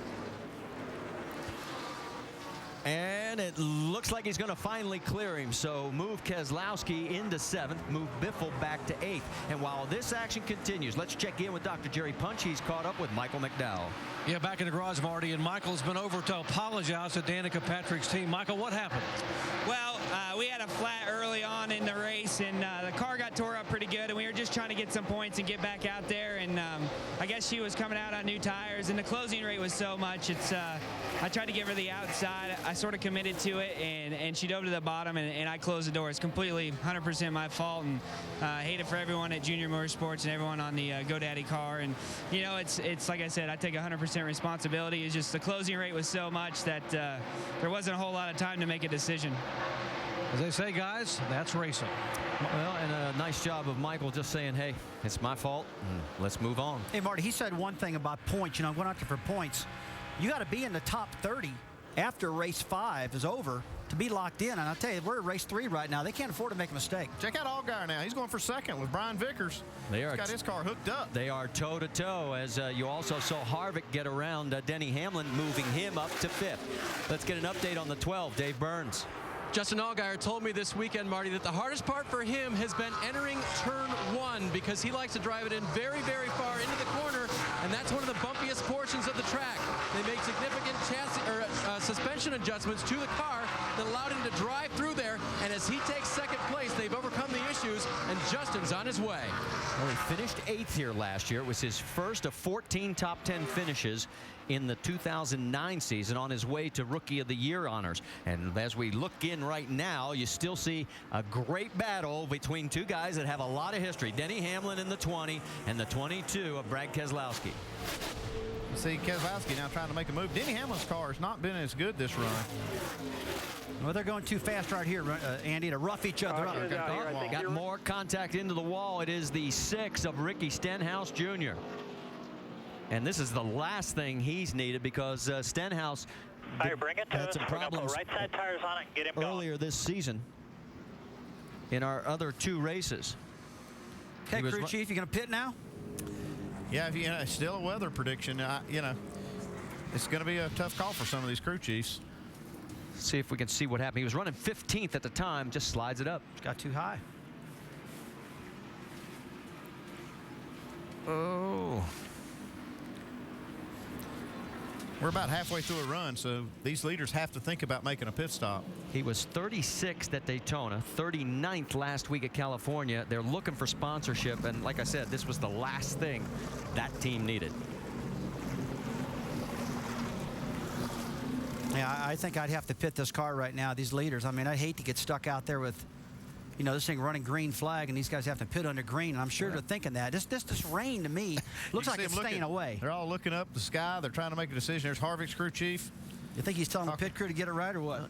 It's been 32 laps since they all last pitted. So the question is, do you dare push it thinking that the rain is going to come, or do you take the tires and the fuel and then you don't worry about it? I think you go ahead and take your tires and fuel right now because it looks like we're going to go green at least for a while. Taking right sides only here. Yeah, there we go. Right sides only. That's probably not a bad call. That's Jason Radcliffe talking to Kyle Busch. But that's not what he was talking to us about doing when we were with him in qualifying today. Well, it's a little different situation. You see the leaders coming now. Right sides only in fuel. Well, we're going to find out who does what. Jamie, the whole herd is heading your way. They sure are, led by our race leader, Kyle Busch. I'll tell you, it has gotten very windy down here and even colder. He said he just needs a little more help in the center. Going to go up just a tick more on the track bar. Right side tires only. This could be the money stop. Vince? They've been talking a lot about the weather in the 60 pit, and they also are talking about their race car, which is just a hair tight across the center. 2 tires stop. Dave. Justin Allgaier gives up second. Wedge free in, tight off. Wedge for Brian Vickers as well. 2 tires stop for him. 4 for Allgaier. Well, we'll see if that pays dividends, as the Nationwide Insurance Race Off Pit Road shows you that Edwards and Harvick pick up 3 spots each. So a good pit stop for Harvick. But Kyle Busch drops 4 positions while only picking up 2. And let's take a look and see what happened. Yeah, 12-second 2-tire stop, not up to par. See, they come in here, they want to get in and out. They're changing these right sides. Have a little problem there on that right rear, getting it off. So very costly for Kyle Busch as he comes back out onto the racetrack, and I guarantee you he is not a happy camper right now. We'll reset it. NASCAR Nationwide Series at Las Vegas is presented by GoDaddy.com, where you can make the web your domain with a .com name for less than $1 a month. And in part by Pennzoil. Feel the clean.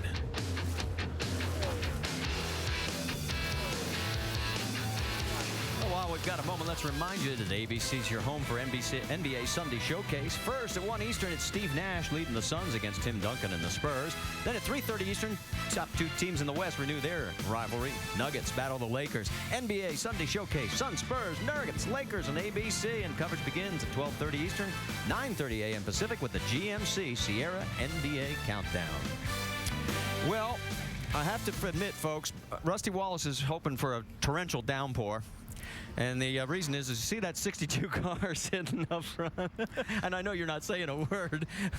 But well, he's one of the gamblers now. He stayed out here. He's trying to gamble on the rain coming. 3 cars stayed out. Joe Nemechek and John West Townley. So they're your top 3. Then those that stopped, Carl Edwards 4th, Kevin Harvick 5th, Brian Vickers 6th, Brad Keselowski 7th, Kyle Busch in 8th position. Ouch. Yeah, ouch is right. Let's go back and show you what happened on the pit stop. This is a comparison. You can see right there that 4 seconds they gave up there on the left side, or the right side, when they changed right side tires, just killed them. Also, it's 4 spots. Now the top 3 that stayed out last pitted on lap 105. We are getting ready to complete lap 122. So that gives you an idea just how much they have left in the tank and on the rubber. But here we go, back to green flag racing. And Carl Edwards is all over the back bumper of the 62 of Brendan Gaughan. Here comes Vickers as well, and Kyle Busch. Boy, shot out of a cannon. Not going to be back there long. Restarts in 8th, and now he's up to 3rd. Ooh, they're 3 and 4 right down his back straightaway now. 3 wide into turn 3. Keselowski looking on the low side as well in that 22. He's got Harvick right up above him, and notice the raindrops on our camera lens. So far, we're still green. Here goes for the race lead. At the stripe, Carl Edwards gets credit. 9 different leaders, 14 lead changes today. Kyle Busch, the defending series champion, up into 2nd. Is Carl Edwards going to be able to make that car wide enough for a few laps here? Vickers running in 3rd. Brendan Gaughan has faded back to about 5th. On board we go.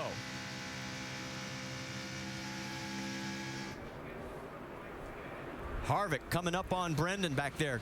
You can also see the 98 of Paul Menard in the mix. He is running in 4th. Remember when he was a lap down? That team has really rallied back as well.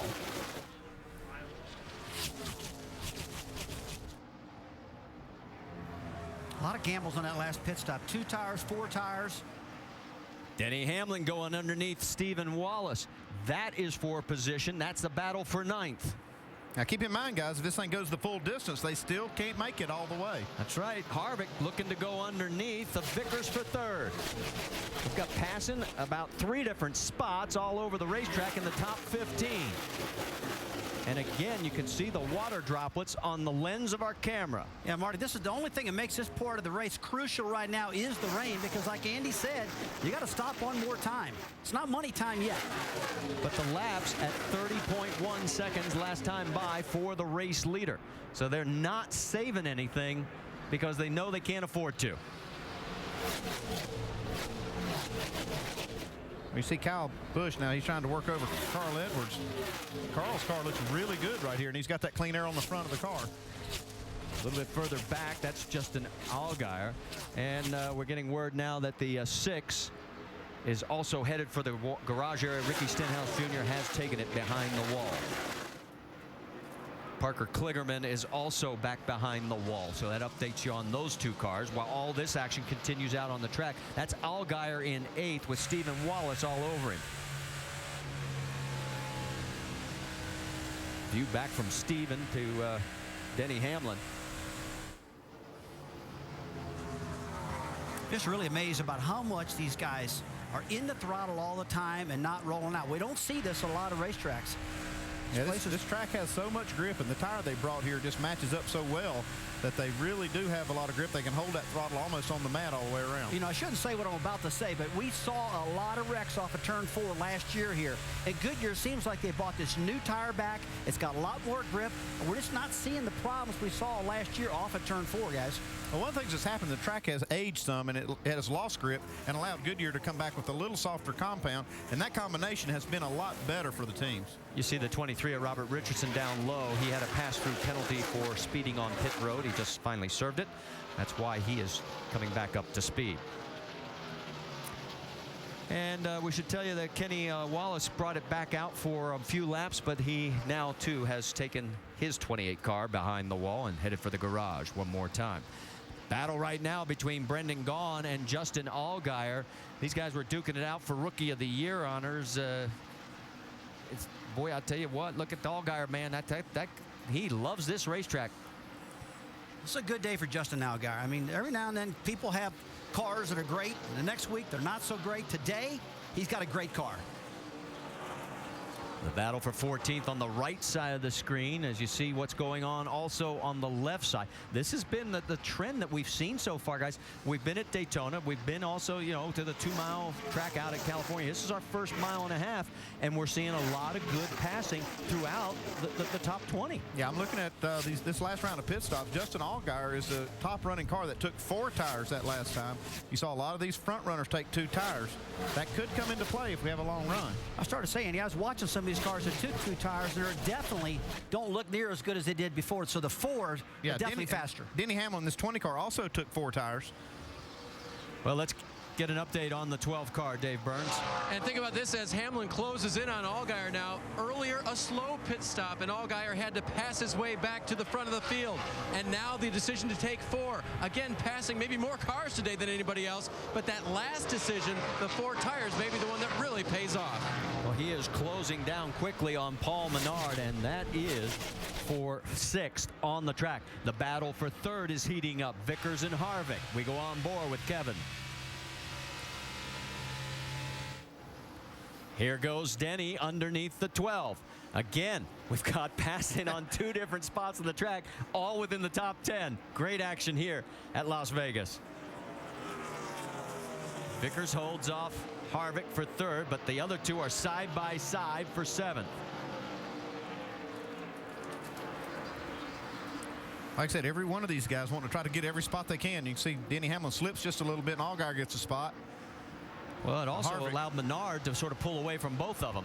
See Harvick really working Vickers over now. Looks like he's going to get it. So now Kevin Harvick gets back into the 3rd position. He is 1.7 seconds behind our race leader, Carl Edwards. Edwards leads Kyle Busch by 0.8 of a second. That's why we're showing you this action, because this is the best battles we've got on the racetrack. See if we get a clear time on Kevin Harvick's 33 right here compared to Carl Edwards, the leader. Brad Keselowski, and he gives a little gesture out the side because he got around the 32. And again, here we see as the run continues, that car seems to dial in the longer the run goes. You see now this 12 car of Allgaier working over Paul Menard. He has caught back up to Paul. This is for 6th on the racetrack, and Denny Hamlin's trying to pick, okay, which guy am I going to go with? And right now he's saying, okay, Paul, it looks like it might be you. Might have been a bad choice. Allgaier clears the 98. Here comes Hamlin around. And again, as the longer this run goes, I think maybe that 4-tire deal is really going to pay some dividends. Yeah, it should start to come into play if they have that run all the way on a fuel tank run. But these 2 cars, the 12 and the 20, should have a little better, definitely have better tires, and whether it'll be speed, we'll see. That battle sort of settled down now, as you can see those 3, and Allgaier trying to open up some room between he and the 20 of Denny Hamlin. There is your race leader going past into turn number 3. Edwards lead now up to 0.9 of a second. Go back a little further in the pack, and then you could see the 38 of Jason Leffler. That's with Biffle for 13th position. Those guys were 3 wide off of turn 2 just then. And here's stuck somehow. Well, and here's Brendan Gaughan side by side with Stephen Wallace. And remember, Brendan did not pit, so those older tires are starting to haunt him right now as he has dropped back from the race lead. He is right now in 11th and under attack. Well, Brendan had that fender damage on the left front. He pretty well had to stay out and do what he did to maintain that track position. These guys are all setting up for this last pit stop, which is going to be the money stop for sure. Well, and Biffle, the big surprise, I think, right now is I think all of us thought the way Biffle was running earlier, he'd be higher up in the mix, although he goes on the high side to get around and makes a nice pass. Here comes Trevor Bayne to do it as well. Whoa, and look out. Nice recovery by the 62 of Gaughan. Tell you what, this 3 wide stuff, Andy, off of turn 4, I'm not sure that's going to cut it. They've been doing it off of turn 2 also, and hey, you know as well as I do, these cars get wicked loose when they get in those positions. Like we're talking about, the tire combinations made the cars drive better, and they've been able to control them a little more. And you see that right there. They make a little contact, and they're still able to maintain control. See Jason Leffler right there in the 38 car. He's been one of the nationwide insurance regular drivers that have been here year after year, having another solid run today, gaining points. We talked about at the end of race 5, this guy's got to be in the top 30. Can't afford any blown motors or stuff like that to jeopardize that. And Carl Edwards, you know, he gets the lead off pit road, and we saw Kyle Busch just take off and pull like 3 seconds on the field, but now that he has to follow Carl Edwards, he's not as fast as he was. Kyle's had that clean air the whole time where he's had that car up front, good downforce on the front fenders, makes these cars turn good. And now Carl's got it on those 2 tires, and that is really key. Vince, got more on Carl? Well, you know, it's interesting with this crew chief change that was made with this team. Mike Kelly moving on to be the director of competition for the Nationwide Series, and Drew Blickensderfer going on top of the box as Carl's crew chief. Drew said that he thought there might be a little transition for him personally because it's been a year or so since he's worked on these race cars, but he and Mike Kelly are such good friends. Kelly has helped with this transition, and I just saw Mike a few moments ago behind the pit box of the 60, and he gave a sly smile. Blickensderfer may be on top of the box, but there's no doubt about it. It's a tag team effort for Mike Kelly and Drew Blickensderfer for this 60 today. Well, in the 19 prior races, as you see, that is Paul Menard with Brian Scott. That is for 8th position. Let's put a period on that because in 19 races that those two have been together, Blickensderfer and Carl Edwards, 14 top 10s, 13 top 5s, and 7 wins. See Trevor Bayne on the outside and left-hand side of your screen getting around Leffler. He's got a good run going on. Today, I've been really impressed, Andy, how these young guys have been really minding their P's and Q's out here. Really nobody putting herself in tight positions. Been a clean race so far. Yeah, if you look at that 99, Trevor Bayne, he doesn't have a lot of experience, but he races with a lot of poise out there. I've been impressed with him and some of these other young guys that they really race a lot higher level than you think that their experience would have them racing. And a huge disappointment for Trevor. Daytona, the first race of the year, 7 laps in the race, in the wall, lost a lot of points. Talk about a disappointment, but he's making up for it today. Yeah, Daytona was definitely not his fault, and he handled that situation very well. Very mature guy. Look at the battle for 8th place. Brian Scott, I'll tell you, this rookie has been very impressive early in the season. The 98. Oh, he goes around. Man, did you see the sparks as he hits the wall? Yeah, it looks like he got on that apron. You come on down pit road. I'm wondering if something broke. Did you see the sparks? No, it looked like he may have gotten against that, got on that apron right there. Yeah, he was pinching you, bud. He was 9th at the time of the crash. Take a look at it here. And a tough break for Brian Scott. Now remember, he had that broken hand from last August in the truck race, and he's about to get it worked on again. Here's a replay. And you can see right here, just right. He doesn't actually catch the apron. Looks like he's just in that zone where you get so loose underneath the car. Paul didn't give him a lot of room, but hey, it's racing. Yeah, well, Paul didn't do anything wrong whatsoever. And Brian was all the way to the bottom of the track. Let's watch this again on the white line. See, he just gets loose right there. And then he has no room to let the car slide up. Walk it up the track, I call it. And around he goes. Yeah, unfortunately, that's not a walk. Let's get him to have a walk to the ambulance right now. All right, let's just listen. This gives you an idea.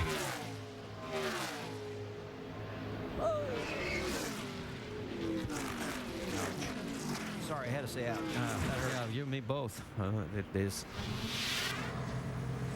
So there's the damage on the 11 as the crew is going to take a look, but I think it's pretty well hurt. Well, they can make it from here, Andy. When they can make it. Yeah, that's the thing. They can make it from here, so it's still a tough decision, though. You look out the window, and rain is around us. It actually looks like it has gone to the north of the track because I can now see part of downtown Las Vegas that just a half an hour ago we could not see.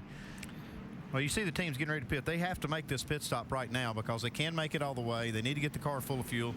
You'll see some of these cars that took 2 tires now take 4 tires, and maybe even the opposite for some of the cars that took 4 last time.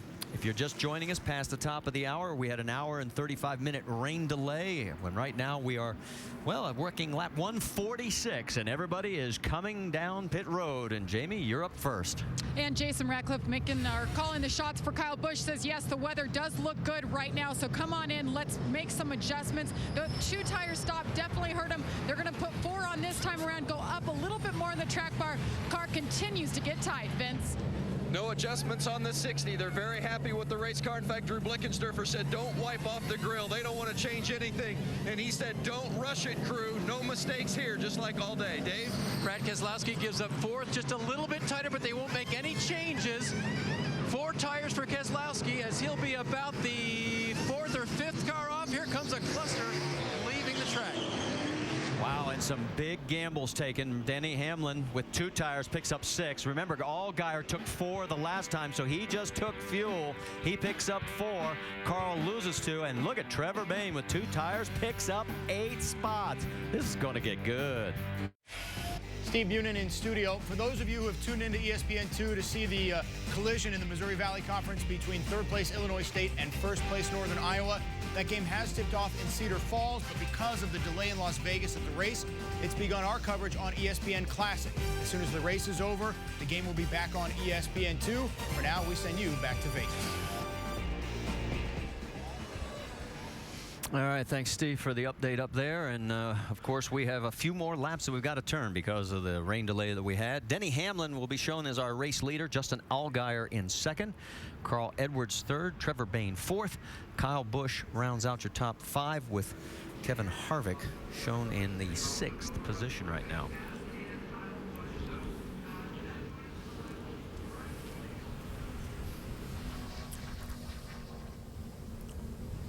All right, so while we continue under this yellow, let's go back to the moment when Kevin Harvick actually put tape on the front of the car. Temperature has been dropping. Let's go to the Craftsman Tech garage and check in with Tim Brewer.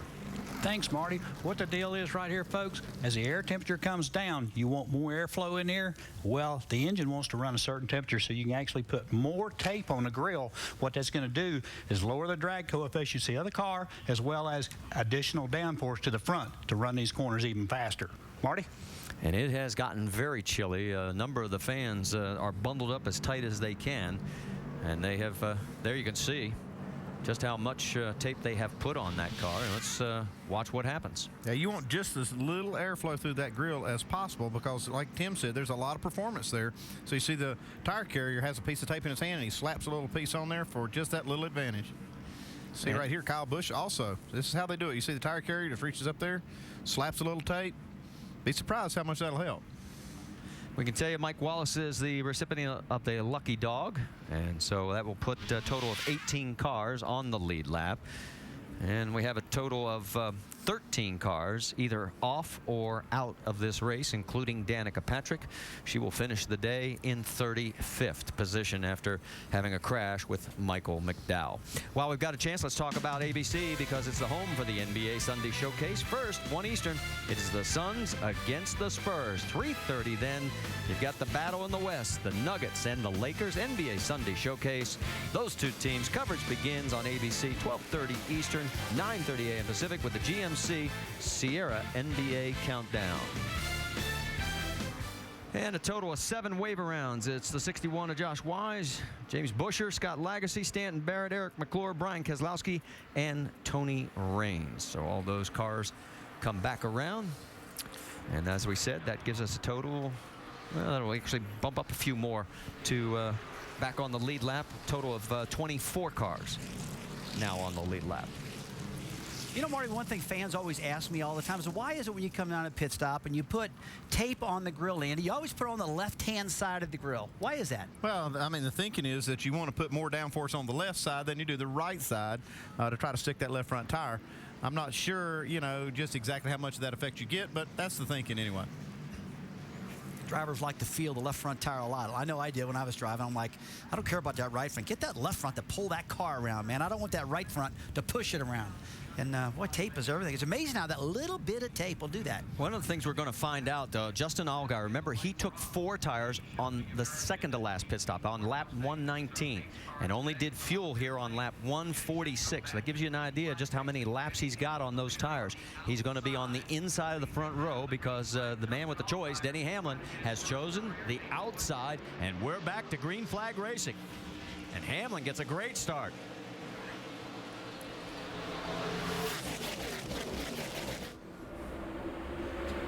We're about to see how 2 tires versus no tires versus 4 tires, how it does, because Allgaier, fast race car all day long and puts no tires on. Ooh, that's a nervy move not to put anything on. 50 laps to go here at the Samstown 300.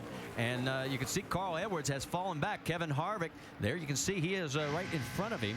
Go on board. There's Kyle Busch going on the high side. Yeah, this is a critical pass for Kevin Harvick. Now, if he can get clear of this 99, he's got 2 of his biggest competitors right there in that 18 car. and the 60 car that he can get in front of. And he's got a fast car. He can probably keep him behind him, and he can probably pass these other cars. He's been faster than them all day. So far, Allgaier hanging on. Trevor Bayne up into third. We got a lot of young talent up front. Here comes Kevin Harvick, the wily old veteran, trying to teach these young kids a lesson. And boy, he just wants to break loose and get that room. And the 99 of Bain's got him pinched down. Here comes Kyle Busch. He's looking at the outside. They're 3 wide. Man, Trevor's getting an education right here. Welcome to the big time, Trevor. Woo. 3 wide, and they're still going after it. Trevor's not lifting. The kid will not give up. They're still 3 wide, getting down to turn 3. Carl's got a front row seat for all this. Now he's going to go 3 wide. Oh, on the whoa, Harvick. a little loose. He hangs on. Look at Vickers twitching back there. Now, Harvick, the big loser in that little skirmish. Ooh-wee. Look at the 22 of Keselowski. He gets a little tight with Vickers as they go side by side. So Kevin Harvick probably telling Trevor Bayne, hey, give me a little respect, man. But Bayne's like, hey, I'm having a great race. And Harvick's going, you're slowing me up. I got 4 tires. I got a fast car. Can't get it done yet. Going to take another attempt at Bayne on the bottom now, guys. I don't think Bayne's worried about that. He wants to win. He wants to get up there. He's doing a great job at it. And there's another battle that we've got going now. Paul Menard and Greg Biffle. That is for a 10th on the racetrack right now. And it looks like Menard's going to take control of the spot. And creeping back into the top 10, the 66 of Stephen Wallace. He's right behind them. Now you can see how critical that pass was for Harvick. You know, if he could have cleared that 99 car, he would have been in front of Edwards and Kyle Busch. And the way it worked out, he wound up behind them. So didn't work out as good as he wanted it to. All right, that's Colin Brown right there in the white 16. He is 9th. Then Menard, Biffle, Stephen Wallace, and Jason Leffler. That's all 4 position on the racetrack. We mentioned earlier that, yeah, we got sparks coming out of the bottom of the 16. It looked like they're bottoming out as they go over the tunnel. Denny Hamlin right now a 3/10 of a second lead over Justin Allgaier. And Allgaier, remember, he's got those older tires, but he's hanging on with Kyle Busch in 3rd. It just goes to show you how good a tire Goodyear really brought here. It's a real hard tire, but it's still keeping grip. And I really wanted to watch Allgaier and see how you do in those tires, and it's working for him right now. I didn't think it would work. I thought he'd fall back big time. But he's hanging in there right now. Well, remember, Denny Hamlin finished 21st in this race last year because he ended up crashing late in it. We had a lot of incidents like that. Let's get the update on the car in 2nd place from Justin Allgaier. Dave Burns. As you talk about him hanging in there, his crew chief, Chad Walter, tried to pump him up as best he could, knowing that he was at a little bit of a disadvantage, but reminding him that technically he's in a good position aero-wise. These cars like to be out front or nearly out front, and that clean air, he told his driver, is going to be good for you. Dr. Punch? And in front of him, Denny Hamlin have been fighting a very tight race car most of the day, particularly tight under throttle. Whatever they did, 4 tires, air pressure, track bar, nothing would help the car. And then on that last stop, rookie crew chief Kevin Kidd made the call. Let's go with 2 right side tires only. Left sides aren't wearing. Goodyear's got a great tire. 2 right sides and fuel. And obviously the car much better right now for Denny Hamlin, but also under attack from the kid Allgaier. And Doc, that's a great point because remember earlier in the day, everybody was worried about left side tire wear, and obviously the rubber that's now into the track, and what you talked about at the beginning of the race, the rain wasn't that heavy to wash it all off, and now we're not seeing that wear. Yeah, the Cup car's got quite a few laps in practice this morning, put some rubber down. The rain really didn't wash it all off, and now we've got all these laps as the race wears on. That tire wear will go down. You won't have near as much of that left side tire wear at the end of the race that we saw early. And I like what I see Justin Allgaier now. He's looking out that front windshield. He had Kyle Busch right on his back bumper a few laps ago. What did he do? He started searching around on the racetrack looking for a better place to run, and he's made a little bit of time now and actually pulled away from Kyle Busch. Battle for 10th. Stephen Wallace trying to run this streak to 5 straight races into the top 10. Ooh, he got a little twitchy. Here comes Greg Biffle trying to take advantage of it. Paul Menard's already gotten around. Here comes Biffle, and the 38 of Leffler wants a piece of it as well. Boy, Stephen had a big run in turn 3 and 4 there and got a little loose in the bottom of that track, and that's what you got to watch for. On board with Kevin Harvick as he is closing in on Carl Edwards. That is for 4th. Kyle Busch right in front of there. The 3 cars are. And in front of them by about a half a second is Justin Allgaier. There gives you an idea of the top 5 as they come across the stripe with now 39 laps to go. Andy, I like what you said about Allgaier. He's searching all over the racetrack, and Denny's on the bottom of the racetrack. He knows he's got to get his car up top in that clean air to get the downforce. If he's got that, he's got the momentum also. Well, Justin Allgaier, remember, his career best is 4th. And right now running in 2nd. Here comes Steven trying to get back into that top 10 again as he is caught back up to Paul Menard. And that right there is such a touchy spot. Yeah, you need to be careful. We saw Brian Scott now lose his car underneath Paul Menard earlier. So you got to be real careful in this position not to get your car too loose. Side by side through the corner. Leffler trying to get back into that battle as well. You see Steven wiggle a little bit right there. Now don't rough him up. He needs to use your head right here now. Getting mad, you know, so he's got to watch He's getting frustrated, but he needs to use his head right here. Here comes Leffler. And Biffle's just sort of sitting back watching all this saying, I'm going to let you guys sort this out for a second. Whoa. A little side rub between the two. A little bit further back, John West Townley, as he is running in 14th position. There you can see in the 21. This would be his best run of the season in this new setup that they have in the 21 car with Richard Childress Racing.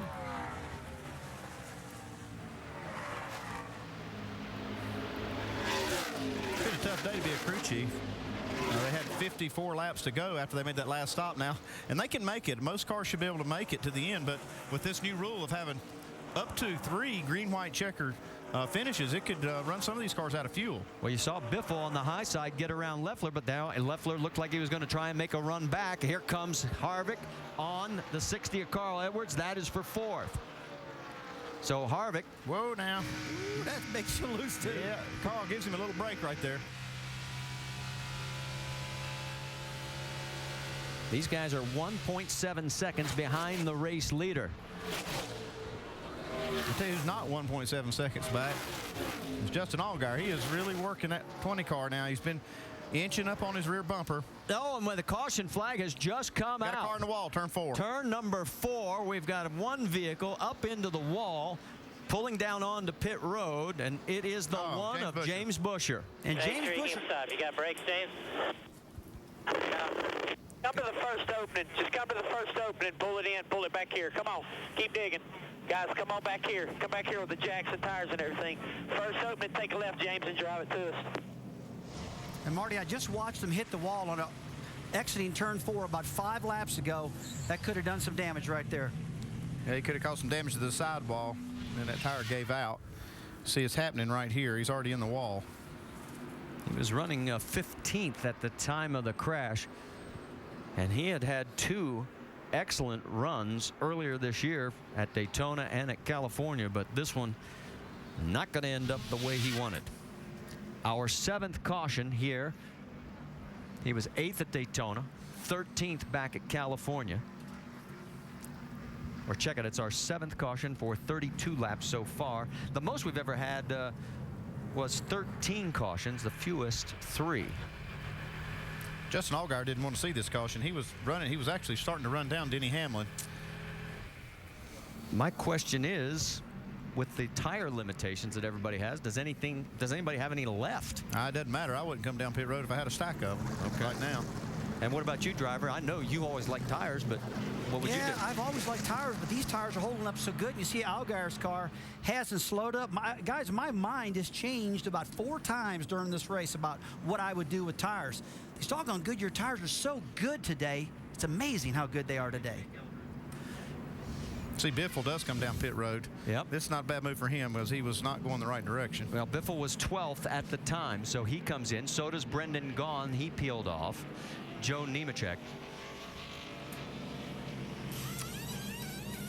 And it looks like they're going to take all 4. And this is not the fastest of pit stops that we've seen this crew turn out today. Well, they're not really racing anybody. Yeah. That's why, you get in a situation like this, you want to make some adjustments. You've only got 3 cars on pit road. They went the wrong way, so now they're going to go back the other direction. 43 will get the lucky dog. That will be Scott Lagasse. And he gets back out onto the track. Well, as we've got a moment, I know many of you heard the news earlier this week about Jake Elder. He won 2 championships with David Pearson, nearly 50 wins, one of the legendary characters of the early NASCAR days. Tomorrow is Mario Andretti's 70th birthday. It was Jake Elder that gave him that win back in 1967 at the Daytona 500. Jake, we'll miss you.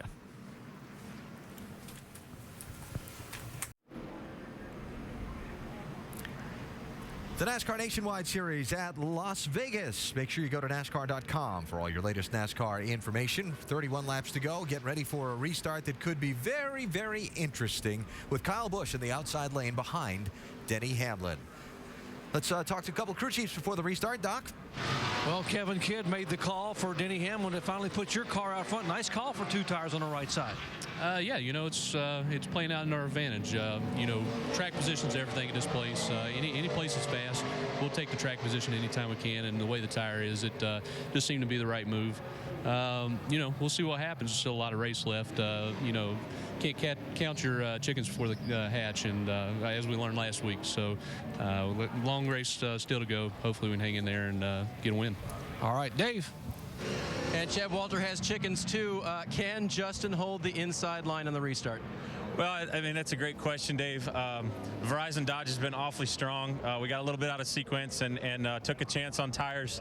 He's in good company up there. I mean, those are the pros, and these are the guys this guy needs to race to win the race. And I think we can do it. I think this place owes us one, and I feel really good with our chances here today. All right, stand by, Alan. It's going to be good.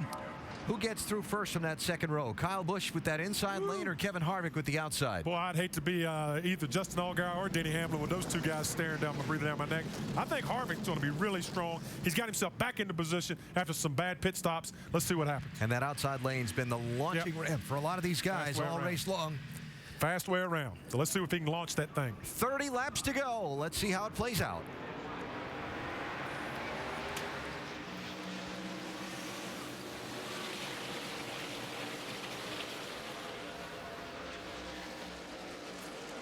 Justin Allgaier spun the tires on that restart, cost him. And Kevin Harvick. Oh, no, we got spin. The 16. Oh, Colin Brown into the wall hard.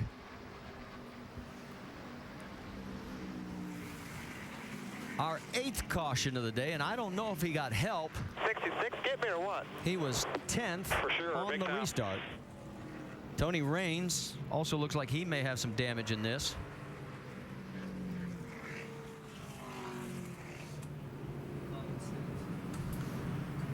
Looks like he's able to get it at least fired to get back.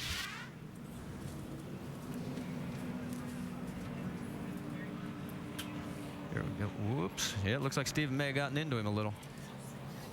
He definitely got a nudge from Stephen. Let's go on board. Inside Paul Menard, we know that's the place that... 38 tight to you. It's your door. Easy, easy. Go, go, go. You're loose there anyway. Can't hardly stand any contact right there in that situation. And it's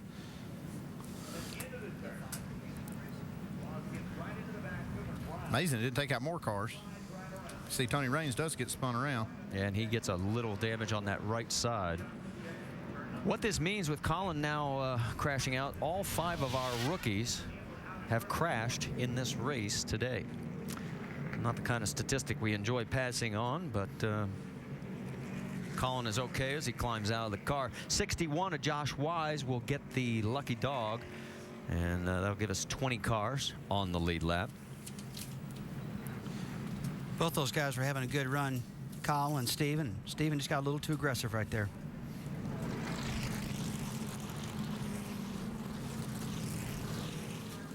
All right, well, let's reset this for you because Denny Hamlin still is your race leader. Kevin Harvick, though, is now in 2nd place. And let's check in with Vince Welch. Well, it's been a great day for Kevin Harvick and this 33 team on the track. You've led the most laps today, had some struggles in the pits, but how about what Kevin has left? Is it enough? And where is he best on this track to make the move? I think so. I think we're the fastest car out there, and luckily we don't have to come down pit road again because obviously that's where we lost all our time today. But as far as get on the racetrack, I feel like we're the best car, and I think I don't know. We'll see how it plays out. You know, if we get ahead of that 20, I think we can check out. Yeah, this team has been really good in 1 and 2 all day long today. Look for the move there. Jamie? And Kyle Busch sitting fourth right now. Jason, Kyle's complaining that his car is just so tight and gets tight so fast. How much will that affect his ability to get to the front this time?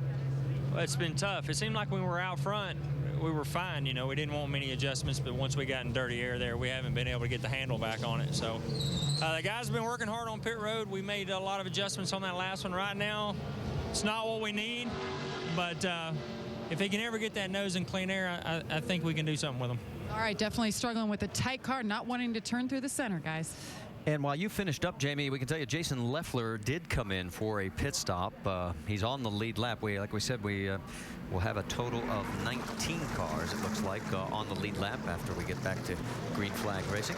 And we mentioned at the beginning of this race how Joe Gibbs Racing has never won here at Las Vegas in the Nationwide Series. Well, they got a good shot at it. Denny Hamlin is first. Kyle Busch is running fourth. Yeah, this is a break too. You know, Kyle Busch gets to start on that outside lane, and it seems like that's been the advantage. You know, poor Justin Allgaier, he spun his tires just a little bit, lost that second spot, and he still has to start on the inside. And he will have Carl Edwards lining up right behind him. In fact, let's just reset it for you. It'll be Denny Hamlin and Kevin Harvick on the front row. Kyle Busch, Justin Allgaier in row 2, Trevor Bayne, and Carl Edwards in row number 3. And our pole sitter, Brad Keselowski and Brian Vickers, 7th and 8th. Yeah, Kevin's going to have to get the restart of his life right here in the bottom lane, because we've seen all day long with the top side of the racetrack is better. But Kevin's got 4 tires on that car compared to Denny Hamlin's 2, and that might be the great equalizer right there that can save Kevin starting on the bottom of the bottom lane. He just needs to come through the gearbox like he's never done all day long and get a little nose on him, I'd say, getting into turn 1. Probably at least a half a car getting into 1 to get that stuck in the bottom and clear him off of turn 2. Well, we can tell you that Ricky Stenhouse Jr. has gotten back out onto the track. He is 46 laps down. Brian Keselowski is 67 laps back out on the racetrack. Looks like they've called off the restart. They still trying to get the cars off, the wrecked car off the racetrack. So we'll go one more time around the 1.5 miles here. And don't forget, we're going to have a couple of weeks off on the Nationwide Series. Give us a chance to sort of sit back, catch our breath, analyze what's happened over the first 3 events. And the next time we'll see you in the Nationwide Series, we'll be at Bristol. And ooh, baby, will the fireworks be flying there. They've narrowed the track up at Bristol. Off of turn 4, what's a softer barrier in 3 feet. Off of turn 4 and off of turn 2. I was there Tuesday, Andy, checking it out. It's going to be change things a little bit. Oh man, it's going to get tight over there. Bristol's going to be a whale of a race. 5 different winners won on the 7 short track races last season, led by Carl Edwards and Brad Keselowski. They each had 2. And we'll find out what happens in a couple of weeks at Bristol. Let's get updates from pit road. Jamie? Talking to Jerry Baxter right now. Trevor Bayne, your driver, I'll tell you, he hasn't been lifting with all these veteran drivers around him. What do you think, sitting 6th right now as we go green? Well, we took 2 tires on that last stop, you know, to get track position. We did 4 the one before, and just seemed like we couldn't pass anybody. So he's definitely taking a lesson right now. He's up there with the dogs, so ain't no better way to learn driving that old Aaron's Dream Machine than this. Well, he's learning, and he's all about trying to get the respect of his veteran drivers, guys. All right, thank you, Jamie. As you go on board with Trevor Bayne, you mentioned the fact he is in 6th. While we've got a moment, let's give a little shout out to Mike Wallace. He fought his way back. He is in 12th position right now and making his 350th Nationwide Series start. There he is in the 01. So congratulations to Mike on 350 and counting. They got Carrot Top on the box down there. You think he's made a difference? Must have. Well, I saw him in pre-race down there talking to some of the drivers. So if he does well, maybe Carrot Top will be a permanent fixture in the 01 camp. All right, pace car is off as we get ready with 25 laps to go when we go back to green flag racing. I'll tell you what, folks, I didn't think we would get this entire race in. It is very cold, but the fans that have stayed are going to see a shootout. Here we go. Harvick. Oh, and he's getting a push from the 12. He's got that half car length you were talking about, Rusty. Can he get him clear? Well, let's see if those 4 tires will do anything. Not off of turn 2. Oh, Oh, man, that's so tight as they slide up towards the wall. Down the backstretch, and look. Man, look at Harvick drive this thing in the corner, though. The top 6 are just snug tight. Now they finally sort of sifted out, coming to the stripe, and it looks like Kevin Harvick is going to take the lead. So despite 2 disastrous pit stops, he finds himself back in a winning position. Allgaier goes high. That's going to open the door for some other cars to slide underneath. Maybe even the 99 of Trevor Bayne. There goes Carl Edwards side by side with him. That's the view from Bayne's car. Boy, for about the first 5 laps, these tires really stick, and these drivers got to get it out of it right then. Did you hear that right there? You can just barely hear him crack the throttle through that corner. Wide open on the throttle. Allgaier in the 12, Bayne in the 99, and right behind him is Carl Edwards. That is for 4th, 5th, and 6th on the racetrack, and they're going side by side again, and here comes Brad Keselowski trying to work his way back into the mix, as he's got Brian Vickers in the 32. Guys, I don't know about you, but this nationwide tour is just amazing how tight these guys have been running these last 3 races. Incredible races out of these guys. They're driving great. Vickers aggressive. Side by side with the young Trevor Bayne. At 19 years of age, he would like to pick up his first Nationwide Series win. Got a great run going right now, and it looks like he may be able to hold off Vickers. Keselowski's got that run on the top side of the track. That's our pole sitter right there. Fell back a little bit, but he's coming back now. Bayne pulls away. Here comes Keselowski on the high side as well, around the 32. A little bit further back, the 66 of Stephen Wallace, running in 9th. Kevin Harvick up front, 29.83 last lap. You're not missing anything there. He has pulled out an 1/8 of a second lead. We're showing you the best racing action on the track. There's the margin. You got Kyle Busch gets in the wall. Kyle brushes the wall. Now the question is, did it do any serious damage? Well, he probably didn't help it any. Already struggling with the tight race car, and all that's going to do is make it tighter. This time by. All done. Got an fence off at 2. Going backwards. We're done. You just heard Kyle. We're done. Got in the fence. And again, his luck at this track doesn't seem to be 7 come 11, but rather snake eyes. Carl Edwards going around. And remember, Carl is the points leader right now coming into this race, and he will maintain that points lead provided he stays where he's at or improves. And Kyle going the wrong direction. So it's now Harvick, Hamlin, Edwards, your top 3. Back to the battle for 6. Keselowski, Trevor Bayne. And Keselowski goes down onto the apron. Then he gets Bayne to sort of slide up, give him some extra room, and now he's going to clear him. Well, how many times have we seen this out of Brad Keselowski? At the end of the race, he just is so strong. He finishes strong. It's go time, and he is going. And look at Kyle Busch sliding backwards. Keselowski's an aggressive driver. We all know that. I mean, this is the time you need to show the aggression, but not on his teammate. No. Yeah, that's his teammate, Justin Allgaier, right in front of him there. That is for 4th position on the racetrack. Next time by, 17 laps to go. And Harvick, last lap, now being told his fastest of the day. So he has got the hammer down. Marty, I just started to say, these guys started during the day. Now it's night. The lights are on. I just walked outside. Everybody said it is really brutal cold outside now. Spotters are all complaining. But you know what? That's good for speed. It makes these old cars run fast. Now you can see who is the fastest as they come across the stripe. And it is Kevin Harvick, 178.5. And his lead is now 1.8 seconds over Denny Hamlin. Carl Edwards 3rd, Justin Allgaier 4th, and Brad Keselowski 5th, and they're duking it out for that 4th position. And Keselowski's got the opening and now takes the spot. Now remember, Allgaier's got the older tires. And it's showing just a little bit right now. Boy, it looks like that 18 car Kyle Busch is really wounded. He's fallen back to the pack big time. Lost that right front fender there, Andy. He hit that wall pretty hard. I mean, he did a lot of damage. Let's get an update, Jamie.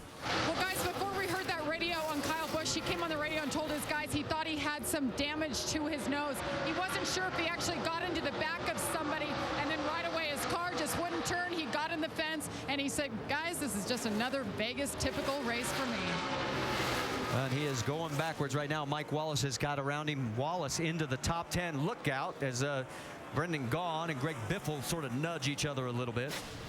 We can tell you Harvick has now clinched the most laps led, so he'll pick up the bonus points there. He's led 67 and counting. We've had 10 different leaders in this race, and here goes Vickers underneath Trevor Bayne.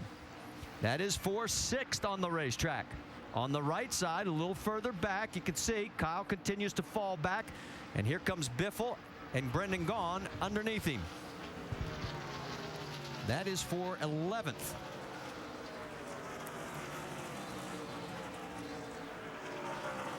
Well, you can see Trevor Bayne hanging tough on the outside now, and he's not giving Vickers much room. 32 car Brian Vickers gets real loose on the bottom of the racetrack under Trevor Bayne there. We talked earlier in the broadcast, that is a tough spot to be in. Makes the cars big time loose. Let's watch it again here. Well, he's got him cleared this time. So Vickers takes over that 6th spot. There is Justin Allgaier. He is 5th. That would be his next target if he can close in on him.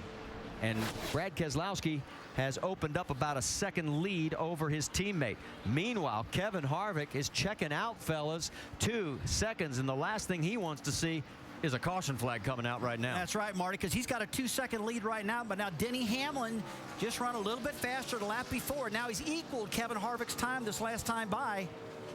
And he might be catching Harvick just a little bit. Harvick's getting hung in traffic. Yeah, he's got 2 cars he's got to get around. That is the 6 of Ricky Stenhouse, the 34 Tony Raines, and he cuts through both of them very cleanly.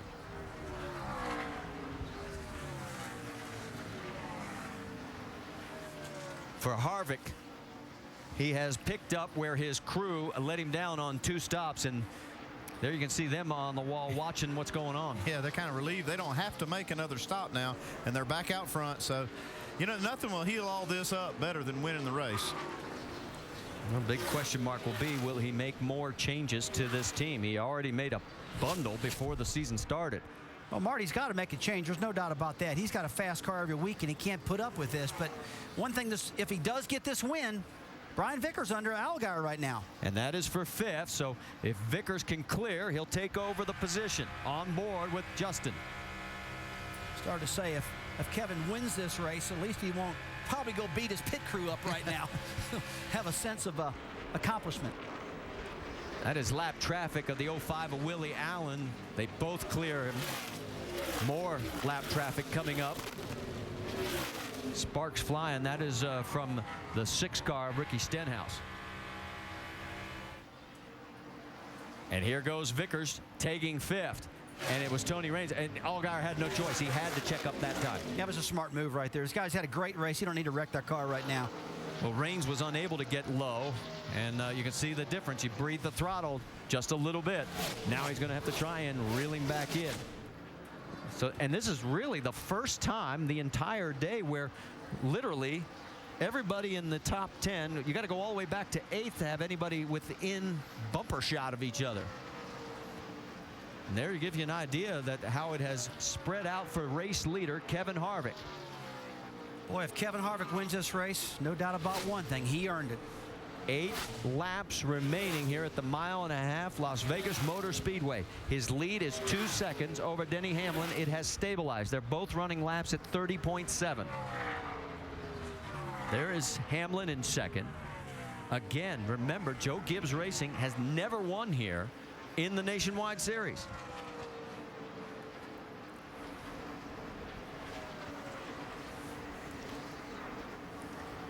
While we let the cars come on through, what we're going to show you is Kyle Busch, one misstep where he brushed the wall. He is now all the way back in 16th position, a full 15 seconds behind the race leader, just trying to limp the 18 home. And you know what? He can't be mad at anybody because he was driving hard, but he did it himself. Well, he had a good car all day long. And that happens. He did it to himself last year here. Remember when he crashed early? He got out and he said, this woman's on me. Because sometimes you just want it too much. I mean, he really wants to win here, and he was in a spot, if he could have just got his teammate clear, Denny Hamlin, which Denny's still running 2nd, he might have had a shot at Kevin Harvick. Just trying too hard. Speaking of Harvick, he is now still 2 seconds ahead of Denny Hamlin. They are matching lap for lap in the time department. Edwards 3rd, Brad Keselowski 4th, Brian Vickers 5th, and now Allgaier and Trevor Bayne are sort of closing in on each other. And here's that battle we talked about for 8th position as Paul Menard gets underneath Stephen Wallace.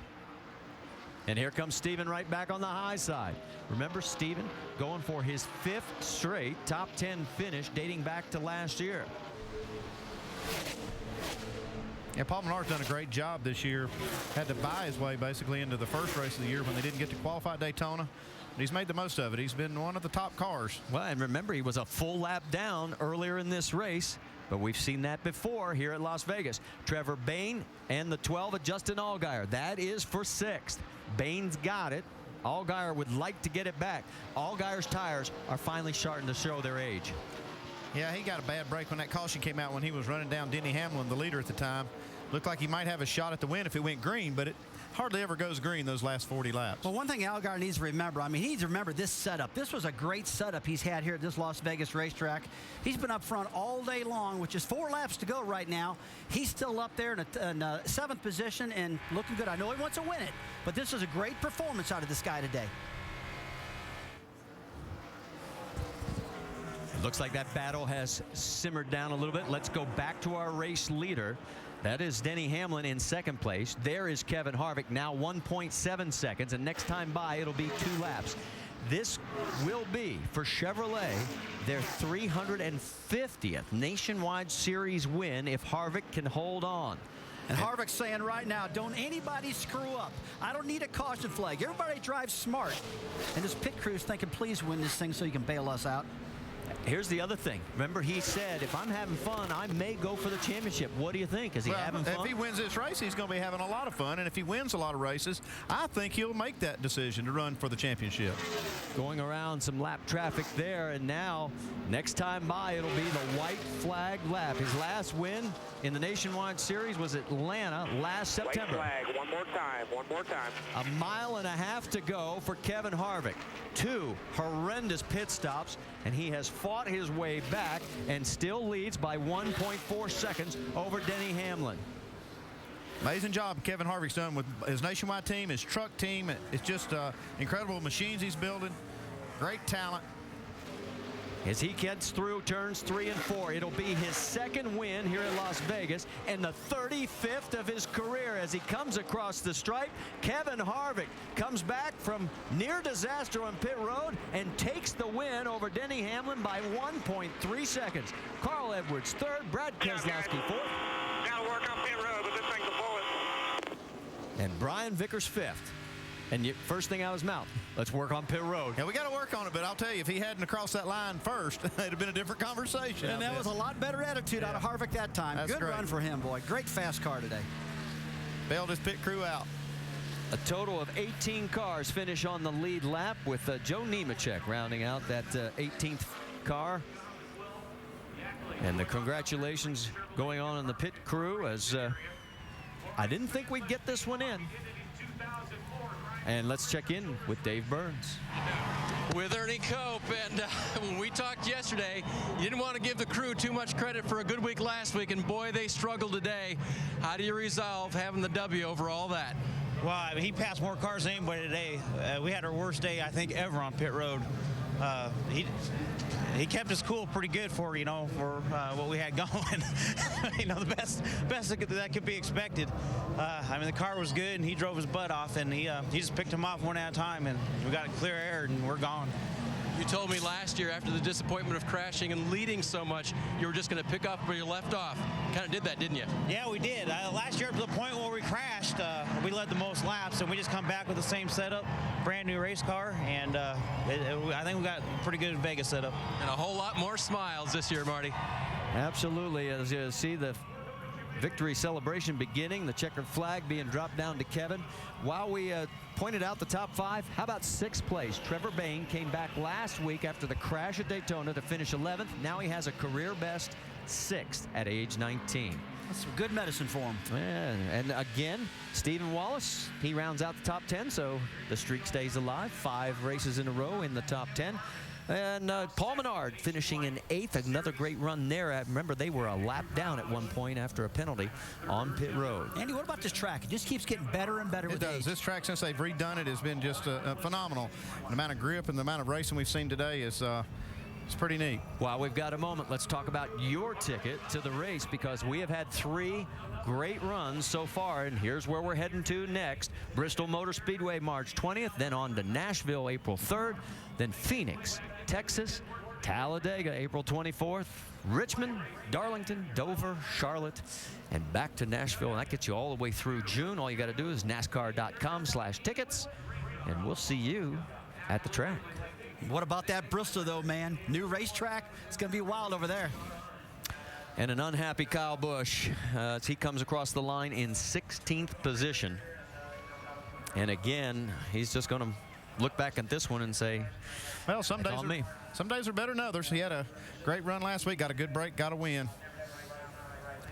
Carl Edwards came across the line in 3rd. Let's talk to him. He's with Jamie Little. Well, there was a lot going on today. First of all, his first race here as a dad. He had his old crew chief back. Yeah. You guys got out of pit sequence early, yet you still finished third. Describe your race, Carl. Well, the race changed a lot. You know, at one point we were leading the thing, and I was just cruising around, and I thought, man, this is it. We've got it. And it was just a lot going on in that race, and Drew did a great job. Mike Kelly did a great job getting us here. It was a good points day, but we really wanted to get a win for Copart. You know, if anybody out there is looking for a deal on a car, Copart.com. They're a great company. I've used them and just want to get them to victory lane. So, you know, a good run for Ford as well. But we're working on it. Drew said we were 1/10 off, and we'll work on getting 3, and then we'll be great. Well, that's 3 consecutive top 5 finishes for Carl Edwards. Marty? All right, thanks a lot, Jamie, as we get ready now to head down to the Hellman's Victory Circle as Kevin Harvick has made it to victory lane.